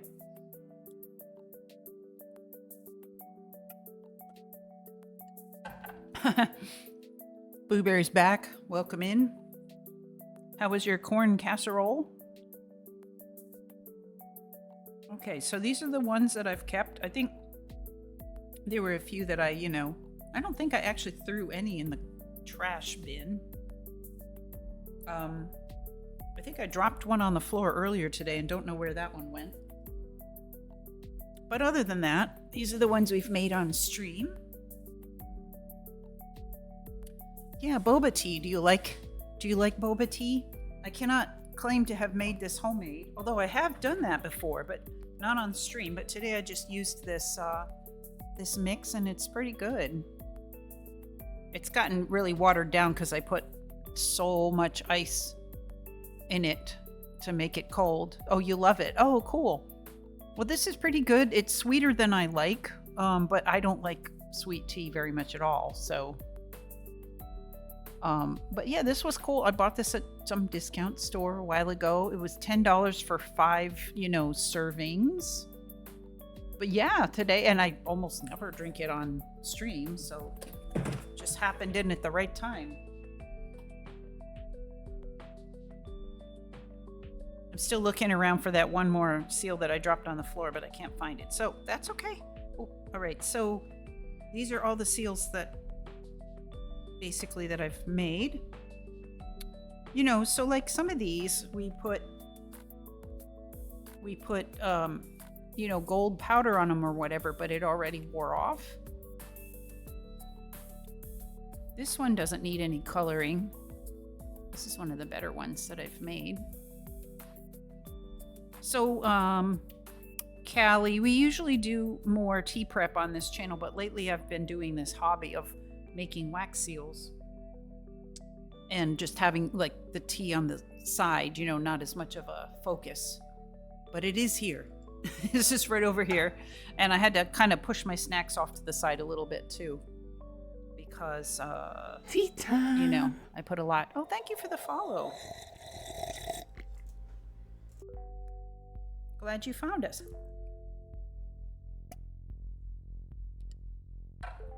What kind of boba tea do you like? We kind of had a little discussion about that earlier.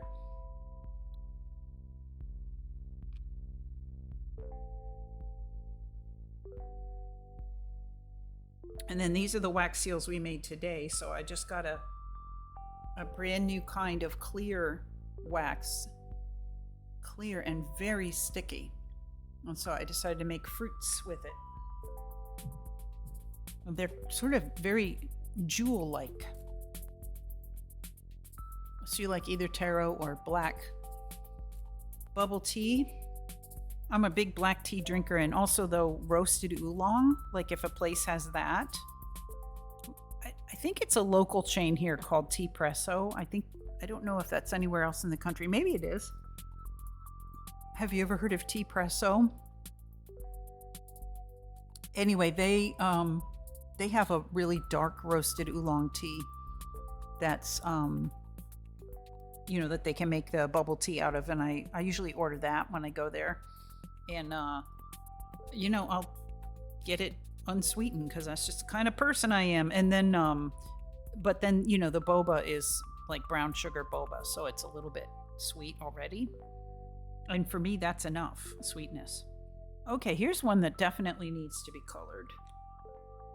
Sorry for the whiplash. I know I just changed subject, but here's one that was like so pale. And it's just a cute little stamp of a dandelion, but you know, because of the color, you can't really see it. You're a matcha girly too. Oh, that's cool. Matcha on its own kind of upsets my stomach. Apparently, I don't really tolerate green tea very well. So, but I do like it. I really like it mixed, you know, into food, and I really like matcha flavored items. Okay, so let me just try coloring this little, I wonder if I put it on here, if you can see it. No, it's too slidey. What about here? That's kind of cool. You can kind of see it that way. So I'm going to color it, you know, with my new pens. So we'll see if, like, there's a green pen. I guess that doesn't really work. It slides too much. Oh, hang on. We got these little silicone pads for a reason.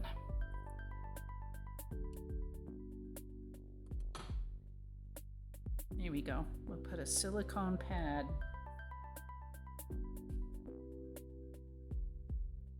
Although they do have kind of like wax stuck to them. So what colors do we have? We have green for a leaf. And then these pens, I opened these earlier and discovered, didn't even realize they have two different ends. So they have like a chisel end. Apparently they're metallic calligraphy pens. They were sold to me, and then they have like a pointy end. They were sold to me as, you know, for decorating these. So let's see if this is green enough to show. Oh yeah, it is. Okay, gonna color in the green leaf. Well, by color in, I mean color the outlines of the leaf, because this kind of stamp is the kind where the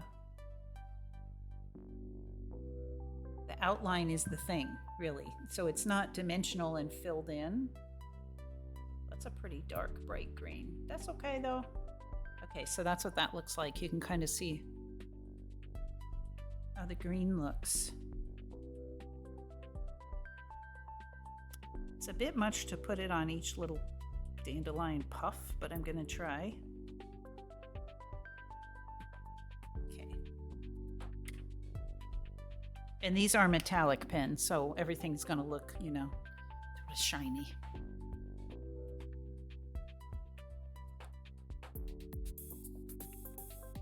So we have 12 colors plus silver and gold. And then this also has like a silver in it as well. Guess I'll see what the yellow one looks like. I mean, dandelions are white, right? The flower part. I wonder if this chisel end would work better on these.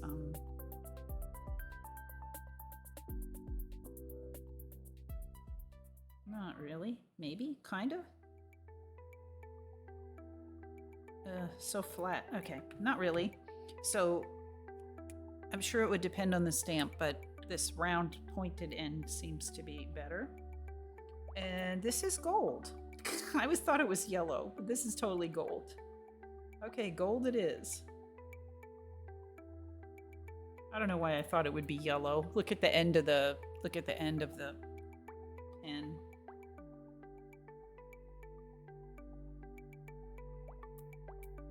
But I mean, when it comes down to it, what is yellow metallic other than gold, right? I don't know what I was expecting. But you can do pretty good detail work with these. And it certainly shows better. Ooh, and then I want to see if I can do the little border. But I mean, what a difference, right? You can still see the color of the wax behind it, but then the little outlines are just brought out and you can see the design. Okay, so gold and silver. And then there's another color here that looks like it might be pewter, maybe.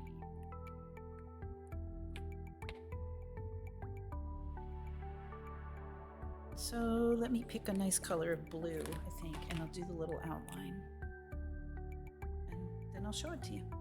So yeah, it's a lot cuter now. I mean, I really am a fan of picking like the right color of, oops, I drew on it where I didn't want to. The right color of wax, or, you know, doing something interesting with the, as this one is, a marble colored wax. I really like that idea. But sometimes you just don't get to see, you can't really see the design even when you do that.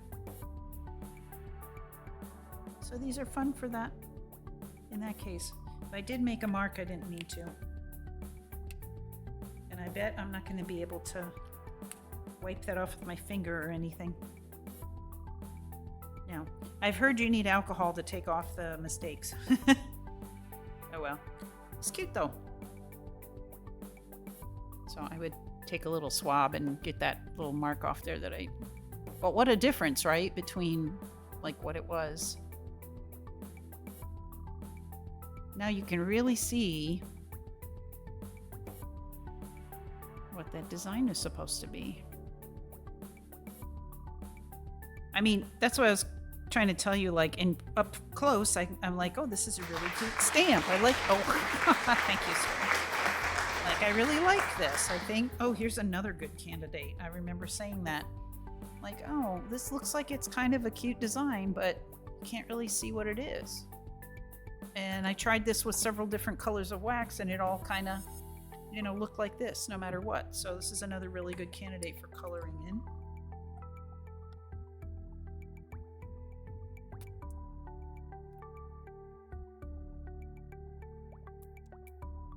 I'm still trying to get some of these boba up this straw.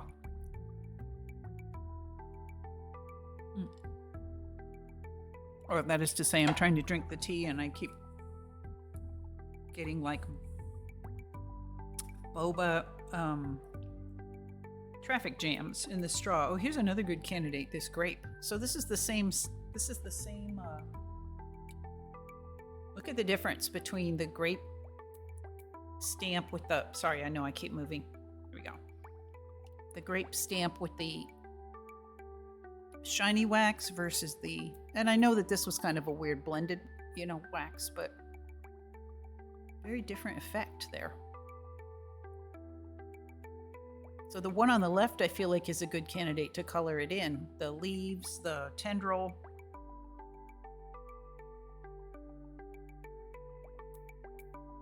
I'll do the pink one first. Oh, and then this one too. There's so many, actually, that could benefit. So many that could benefit from being colored in. Even though the wax colors are pretty and stuff. So I'm not sure how long you guys want to hang around while I do this, but I think I could do it for about 15 minutes or so. And then it's going to be 7 o'clock our time. And I imagine, some of you all need to get to bed. Oh, look, here's another of the same stamp. And both of them just have this look to them like, can't quite tell what it is. That's a factor of the stamp itself not having a lot of detail. And I kind of found that no matter what kind of, no matter what color wax I used. So let's go with like some purple. So these pens are pretty good, I guess.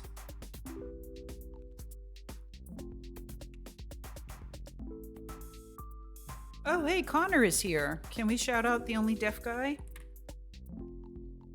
Hey, Connor, welcome in. I hope my captions are working. I think they are. I think they are, as long as you can find them. It's going great. There he is. This is Connor. He's from the UK, and he streams food and drink, as in cooking at work, and then I think also some crafting and stuff.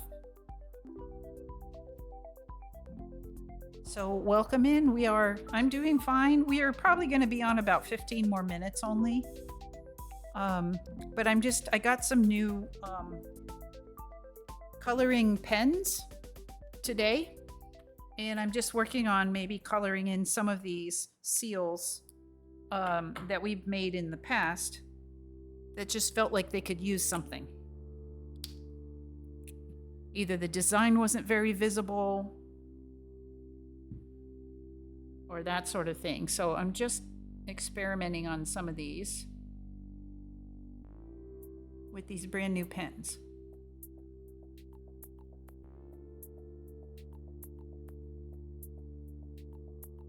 They are a little painty, like they go on a little bit like paint. And I really did kind of like the glitter powder for the way that it doesn't look. I'll show you what I mean in a second. So they do look a little bit like paint when they go on.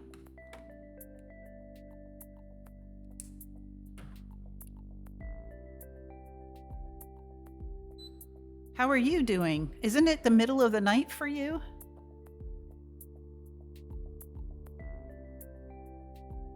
So Connor, I'll show you what we did today though.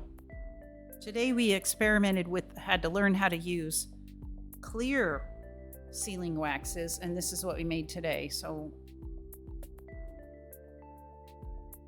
we made these fruits that look like candies.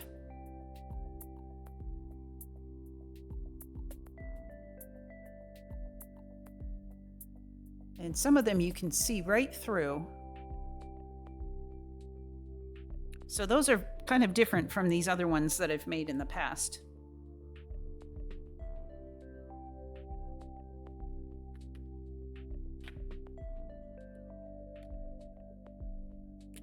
So I'm just going to paint on these for another, 15 minutes or so, and then we'll probably be good for the day. Although I did start a half an hour late today. And you guys, I've been getting better about putting my VODs onto YouTube. So I might be able to just do that tomorrow with this one. So even though I probably won't be able to stream tomorrow unless my appointment gets canceled for some reason, I will have to be out in the middle of the day right when I would be streaming. So if nothing changes, I don't think I'll be able to stream, but I'm going to try to put on some content on my YouTube channel. Oh, it's a little bright, but it's kind of cool.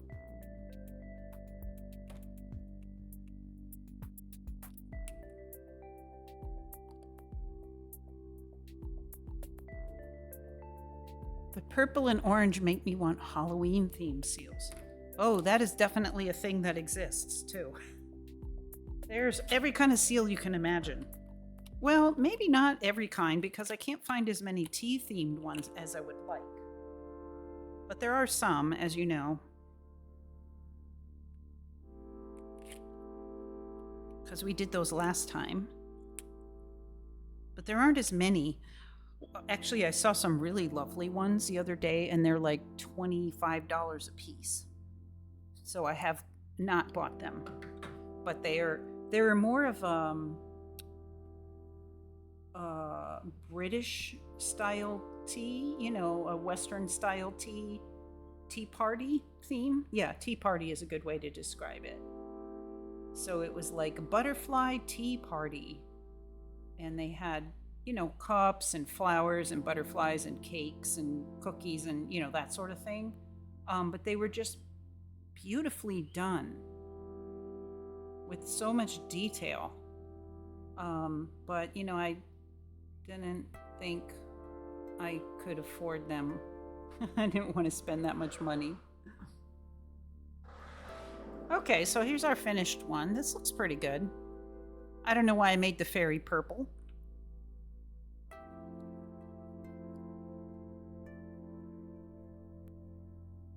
Maybe pink would have been better. There was a pink pen. But you get the idea. So it really shows up the pattern really well of whatever the seal is supposed to be, but you can't see it. But I wouldn't have chosen purple, I think. Now that we know what color everything looks like.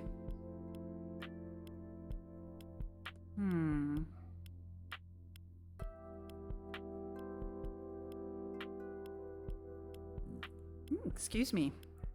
The boba tea is making me boba belch.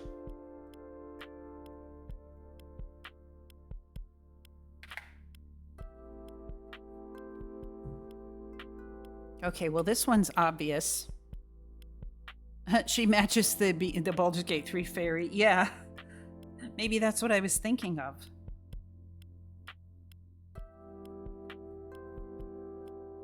So this one is calling out for the purple, so I'm just going to make this one purple and green. Green leaves, purple grapes, simple, easy. There's a light green and a dark green color, so I'm going to try the lighter green for the stems here. Or maybe the dark green would have been okay too. This one's easy to color in because it's just the design is really simple.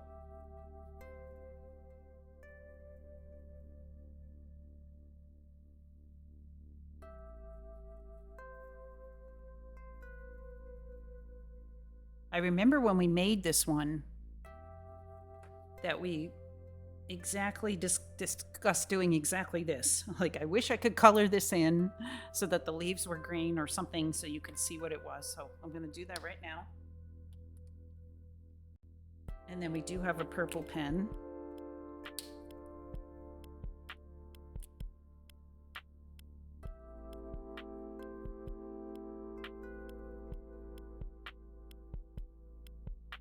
Although the wax is already purple, there's still plenty of wax around the edge here that you can see. Guess I could have made the grapes green too, because that's a thing. Or even, there's a sort of a red color here, but it doesn't look like the right color for grapes. It's kind of a pink red. I don't know, I haven't tried it yet.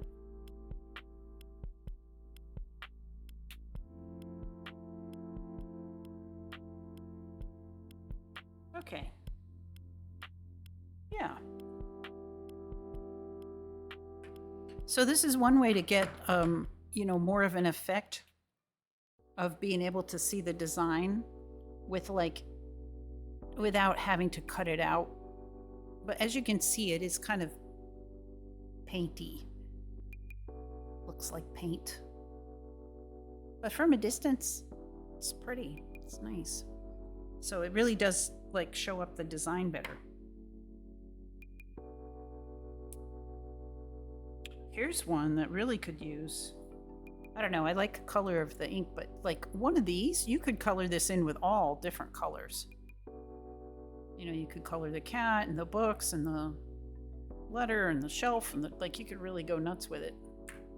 I'm not going to do that right now, but that's possible. I'm thinking this pink, we love the hummingbird, right? But look at how pale this one came out. It's a beautiful pastel color, and I think I might have put something, oops, I think I might have put something on it at the time that's already rubbed off, or maybe I didn't.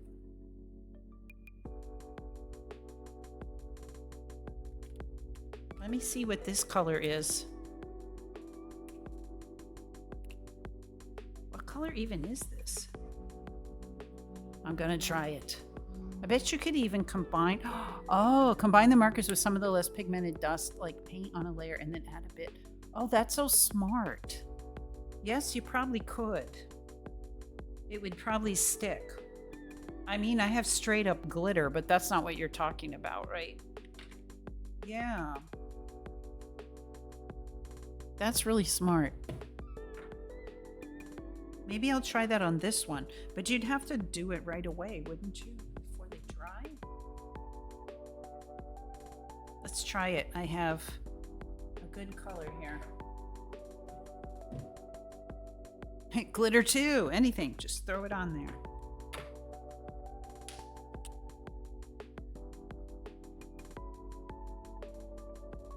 I'm gonna try this even though, like we know, oh, I'll color the flowers in with the pinkish red. And then we'll figure out what color the hummingbird is. Oh, this is really coming out nice. Just have to be careful around the edges. Like, look at the detail you can get. It's just, you know where it looks painty? I keep saying the word painty, I just made that up. But you know where it looks painty is on wide, big expanses, like a flat area like those grapes were. But I have absolutely no problem with it on these little skinny lines. So if you're just trying to paint in, fill in the, the grapes, or like some of these other, like these stamps that we just did today with the fruit, where you might have a big flat, you know, banana or something, that's going to look like paint. But on here, it doesn't. It looks great. This seal also looks like it got some of the soot from when we were having our sooty times. Oops. I just got the bird's beak a little bit, but you can go over it with a different color.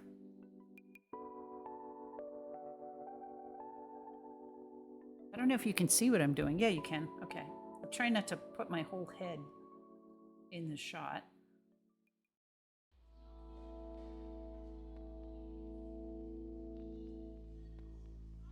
Boop, boop, boop. And then these little tiny dots as well.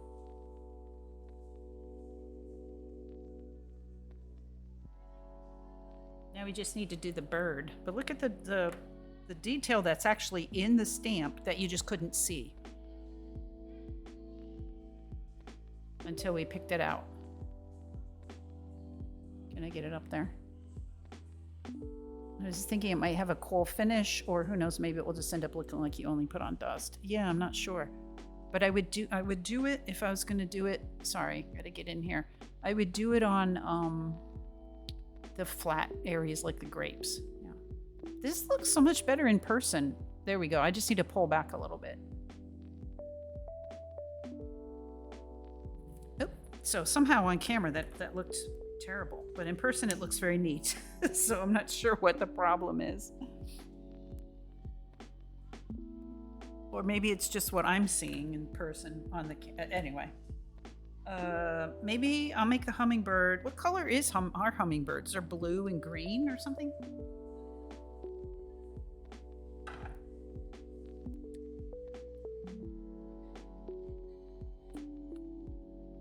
Or are they brown? Why don't I know what color hummingbirds are? I'm adding glitter right now. See if it sticks.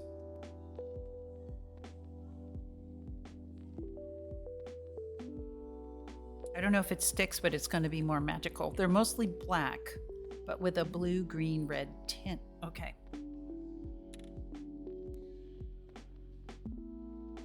Kind of like a peacock. Black, blue, green, red. So iridescent. They're iridescent. Okay. What about these two colors?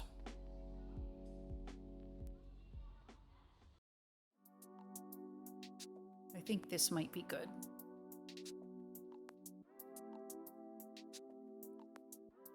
All right, well, I'm just gonna go for it. I don't really know, but this is all fantasy stuff anyway, right?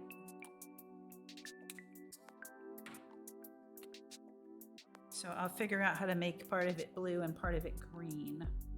Let's make... Okay, I think I got it. Make the wings blue. And the body green or something like that. The head like teal. Oops. Ah, smudge. Try a smudge. But this one's already all smudged up with soot anyway, which is why I didn't really mind just experimenting on it.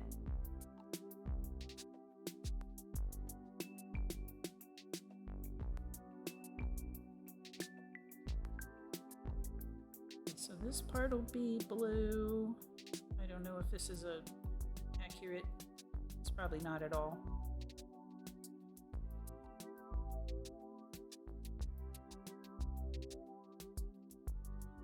And these feathers will be blue. And the rest of the bird will be sort of green, including his head. I seriously doubt that his beak is green, but there's no like demarcation between his beak and the rest of him, so green it is. But you can always go over it later with gold or something too. Oop, is this on camera? No, sorry. I brought it closer to my eyes. I need to just put my eyes closer to it. Okay, putting that green down through there. Ooh. Well, that looks pretty good. Let me put my glasses on so I can see what you're seeing. Maybe I'll quickly dust it with some, and this eyeshadow powder is really what it is. Oh, hi, Bug Kitten. Sorry I missed you. Hi, welcome in. We're sort of painting with pens right now. Probably not for very much longer. Okay.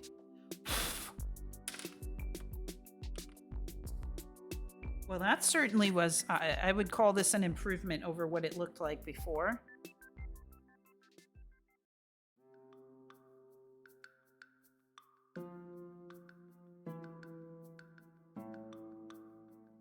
Where he had like no, no definition or anything.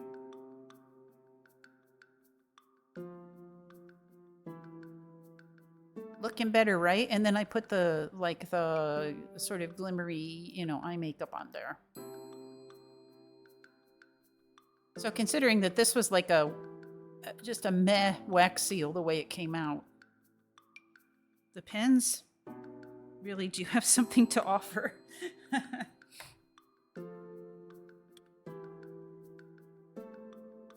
And quite a number of these are like, they're okay. Oh, hey, thank you, sir. Thank you. Yeah, so there's so many that, we could paint. Let's do one more. I still have a little bit of tea left.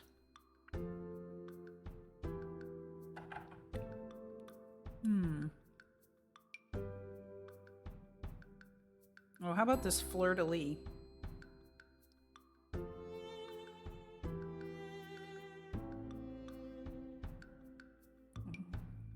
No. How about... That really does look good. Now that kind of is...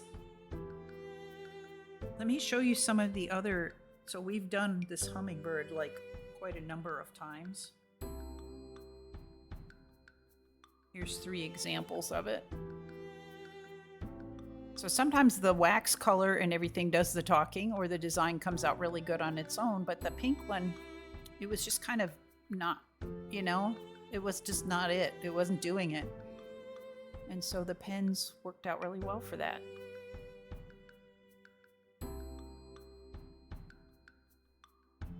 I kind of feel the same way about this cat stamp that we have here that's like all these cats.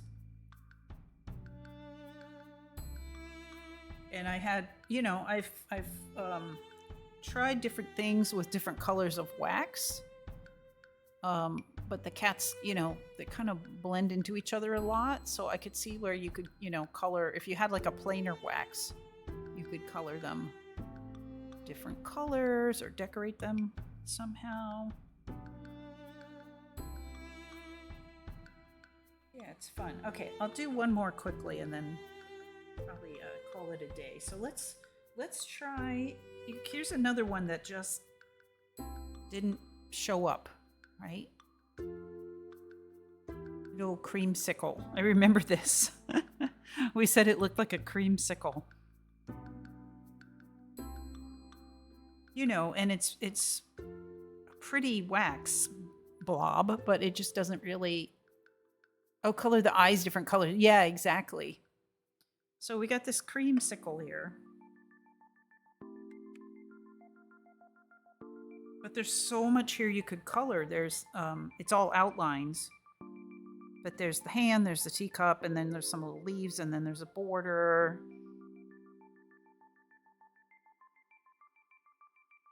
And you wouldn't actually, you're not coloring a lot. It's just those little sticking up outlines there. But there's a lot of opportunity there to color different colors or whatever. So let me just do that one. I don't know, I'm just gonna wing it.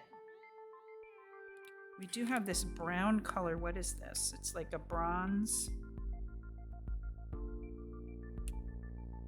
And then I'm probably gonna be out of energy for the day.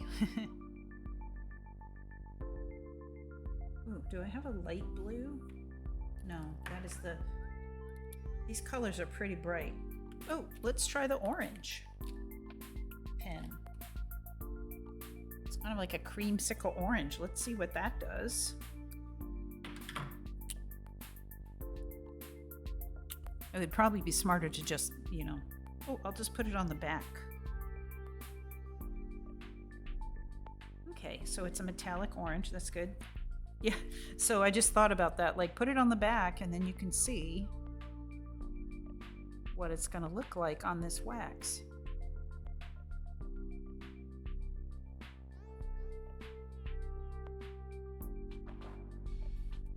Okay. So I'm just going to pick out the cup in this color. It's kind of the theme. This hand even has a fingernail, so that's kind of, it's got 2 fingernails, so that's kind of a fun opportunity to just like do, you know, nail polish.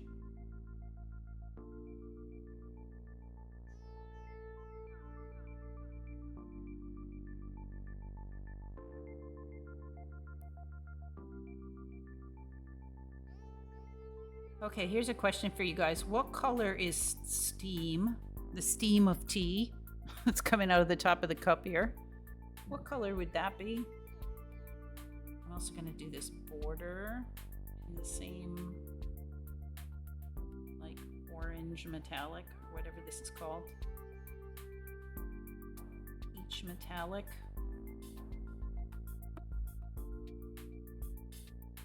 And these these little sparkles.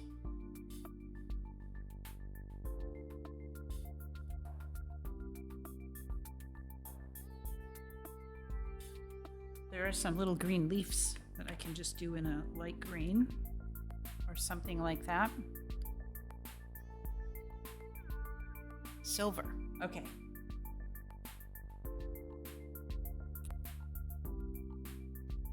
I have to take off my glasses to do the work, and then I have to put them back on to see what you guys say, to read the chat. I guess I can stick my face over by the laptop. That could work too. Oops. Unwanted mark. I have a towel handy, maybe. Yeah. If you get to it fast enough, you can wipe off. As long as it's a small mark, I think. Okay. Well, maybe we don't want to make too many different colors. So I think I'll make the hand silver as well. The outline of the hand.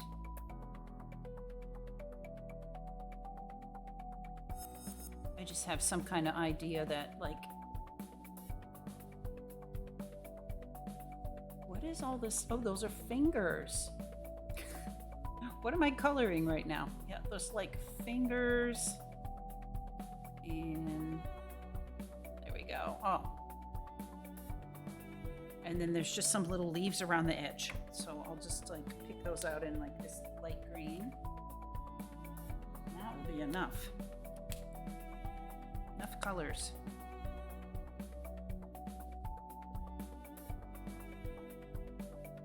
Oops, get it where you can see.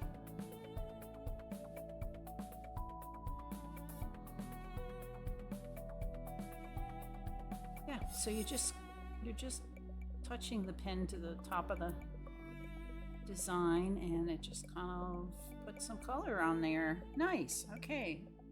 I mean, I could have made this cup, so you're not filling in the cup, you know. I mean, I guess I could try to do that, but then you'd have to color down in between these really fine lines, and it would just be a mess. I don't think you could get my pen down inside in between those lines. So basically what you're doing is just the high points, right? Ooh. There we go. Actually, I feel like I want the green to go all the way around. One moment.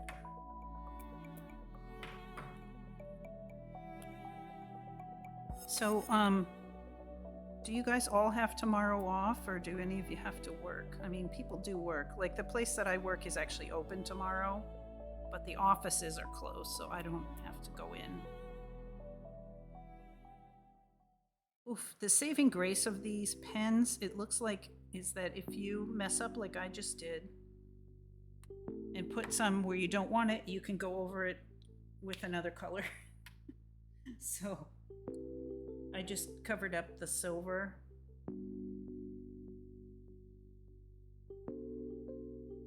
Oh no, you can't even see that I did that. Okay, never mind. I only touched it, but it doesn't really look like it. Okay, that does look better though. There we go. The green had to be more continuous to look good to me. That's right, Texas, on your own schedule right now. That's a nice way to look at it, I guess, huh?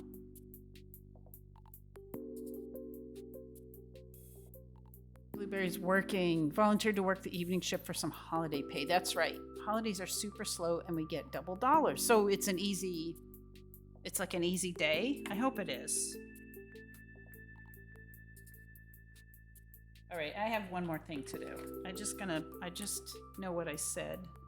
I know what I said, but I'm just going to paint these fingernails because I don't paint my own fingernails, but I thought this would be fun.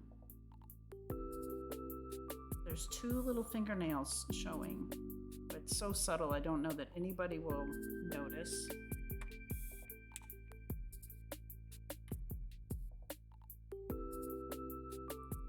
Okay, now we have little pink fingernails. It's just cute. Well, I hope you have a good day at work tomorrow, Blueberry, and that things are not too Yeah, super easy. I do customer service for businesses for pest control, right? They're not open on holidays and your days are easy as pie. Oh, and it's at home, isn't it? That's right. So it's not even like you have to drive in and sit in an empty office all day or at the empty front desk of a place, right? That sounds like a good deal. Yeah, if you weren't planning to go to a, I don't know, a barbecue or something. Yeah, so you're just almost just like being on call. Oh, that's great. That's a smart decision. And then you get extra pay. Double pay. Yeah, so that's the only thing with being on salary like I am. I'm not complaining because this is definitely the most I've ever made. But, you know, nobody cares that I had to work Saturday and Sunday, you know, for something, and that I had to work last Saturday all, you know, a full day, and that, you know, we're just way over whatever 40 hours is in the dust, right? But that's just how that is with certain jobs. But this sounds good. Are they hiring? Kind of always. Oh, you guys should check in with each other. Yeah.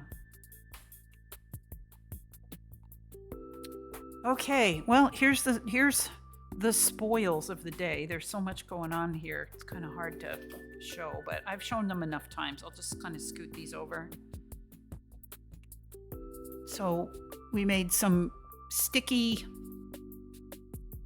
jelly candies and experimented with our pens and bubble tea and spearmint tea and some snacks, but maybe not enough because I think I'm probably still hungry. So I hope you guys have a great rest of your week coming up. And thank you so much for sticking around. Thank you for all the follows today and those who rated. If any of you are still here, thank you very much for coming over. I hope you and your folks enjoyed it. Yeah, I need a bigger box. I know, right? I just added 8 more. Now you can see why I'm so particular about it, because I'm like, the ones I save, they should, let's just keep making it until it's one that I want to save.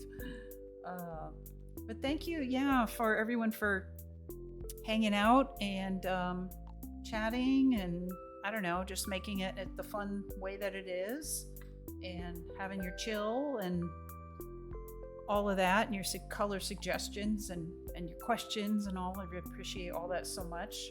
It wouldn't be much fun if I did this by myself. So thanks for a cozy and relaxing stream. And yeah, I think I am just gonna take tomorrow off and just kind of relax, and then, you know, do a couple things around here. But and then I have my appointment, so I do have a place to be, but it's a super relaxing place to be. You're just basically laying there for an hour and a half, right? So I'll be getting my, oh my gosh. No way. There's tea. Oh, You took well, this is going to be a short one. Oh, tea. Hi, Barbs. Hi, everybody. I was just trying to say goodnight, but welcome in. How are you? Barbs, what were you streaming? I'm sorry I missed it, but I imagine I was probably on the whole time you were streaming. I'll show you what we were up to, but we were trying to close it out. We were literally saying our goodbyes.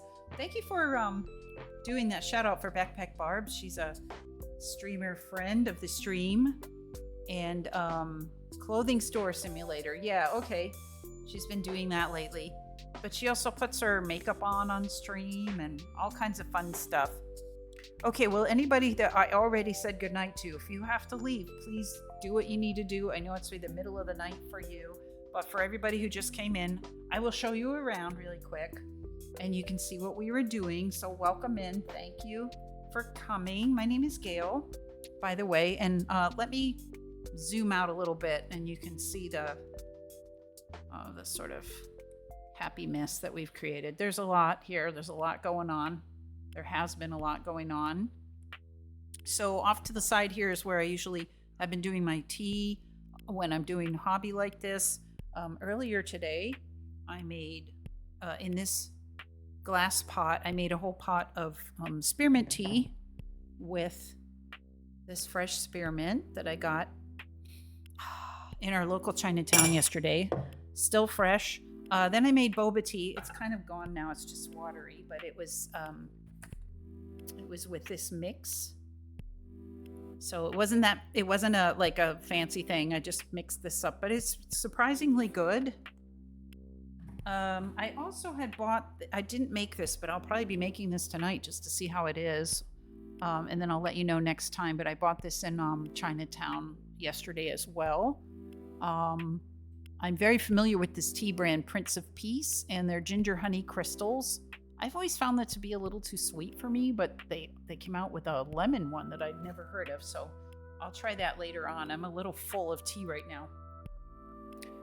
So that's the tea situation, and then I've got snacks over here. A local orange from Hawaii, persimmon mochi, which I already ate 2 of these. Delicious. Trail mix, and then some corn snacks that are takoyaki flavor. So, lots going on. And then we worked on some wax sealing. And today, those of you who have been hanging around for a while, I made all of these, not today. This is over the last few months or whatever that I've collected. And then today we were coloring some of them in with some pens that I just got today. So we were kind of experimenting with like these metallic pens and coloring in a few of the seals that didn't really show up very well on the wax, colors that I used. But these are all from before. These are from today. So today I had a brand new kind of wax that's like a super sticky, clear wax, and it makes things that look like candies, frankly. And I had these fruit seals from before, these stamps in the shape of fruits. So we decided that was a really good combination. So we made some really delicious looking fruit seals.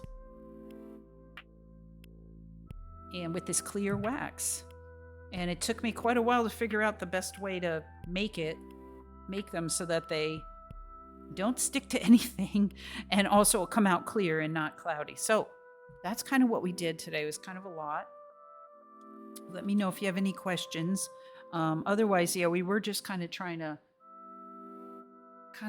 chill it down. You guys are literally the 5th raid that we've had today. So that's why we were kind of laughing when you came in. Like, what? It's, I guess, the place to be. Do you all have tomorrow off? Is that why you're hanging out on stream tonight? I do have tomorrow off, but I was just saying that I had to do some work for my work yesterday and today. And then tomorrow I've got a acupuncture and massage appointment in the middle of the day. Otherwise, I would probably stream Baldur's Gate, which is always fun. BG3 and T, I call it. But my appointment is right in the middle of the day, right when I would normally be streaming. So I just can't figure out a way to make that work. Unless I just come home and stream like it's going to be, going into the middle of the night for literally everybody. So the appointments in the middle of the day are the worst. If it was a work day, I actually wouldn't mind. But yeah, it's at 1:00. So it's true. You can't really do much before it, and then after it, it's like, well, there goes half my day, right? You're right. I have to kind of sit around all day waiting for it. It's not like I can go grocery shopping or anything before it. What I'm going to try to do is like a couple loads of laundry. And so that's my ambitious plans for the day. So yeah, this is like all the seals, the wax seals that I've made before and kept, and I just dumped them all out. I know it's a lot. But we were looking at them for good candidates to color in. And just kind of having a little fun with pens. So, yeah, if nobody has anything, I think you did kind of catch me right at the end here. So we were kind of saying our goodbyes, and probably just talking about having stream next Sunday. And for any of you who are new here, although Barb's is usually on at the same time, I stream about 5.5 hours earlier than this on Sundays. So whatever time that is for you, it's 2 o'clock here. Today I couldn't start till 2:30 because I had work. But normally it's about 2-ish. And it's normally every Sunday unless I had to work like last weekend. Or we have a hurricane coming through like last weekend. Kind of made a problem, like people's power was going out and stuff. But normally it's Sundays. For real, I felt the same about classes I would have in the middle of the day or super late in the evening. Yeah. Thank you, Serial. So that's usually 8 p.m. Eastern Standard. If you guys are around, that's when I usually start. Every few months, I'm like, I'm going to start streaming earlier so I have time afterwards to do this stuff. And it lasts about 2 weeks before I slack off again. When I'm streaming games, I try to start an hour earlier. And part of that is just that there's so much less setup to do. I stream in my office where my computer already is. And it's just so much less setup that I'm usually able to start earlier, an hour earlier. But like this setup here, I have to bring everything out to the dining room, and it's a whole thing, and with the food and the tea and all of that, it just ends up taking, and the whole hobby setup now, it just takes time. So I totally get it. But speaking of slacking off, I think I am going to slack right off stream, and I got to clean all of this up, probably eat some actual dinner at some point, relax, and put all my hobby stuff away and rest for the rest of the evening, and then tomorrow get up and do other stuff. So sorry for those of you who just got here. Thanks, Barbs, for bringing your friends. If you want to follow, you can catch me next time. But Barb's tends to stop in here frequently, so maybe you'll come in with her another time. So again, I thank you so much. And I also, if you want to see the stream, I've been putting my streams on YouTube lately. So I do have a YouTube channel as well. It's in my about information. So there's some streams on there. And then my channel also has highlights of past streams. And, you can check it out if you want to see. Oh, thank you, Barbs. Thanks for that applause, Redeem. Appreciate it. Okay, yeah. So lots of love to all of you. Big hugs. Have a good week, whether you're working tomorrow or not. Take it easy, and I will see you very soon. Thank you.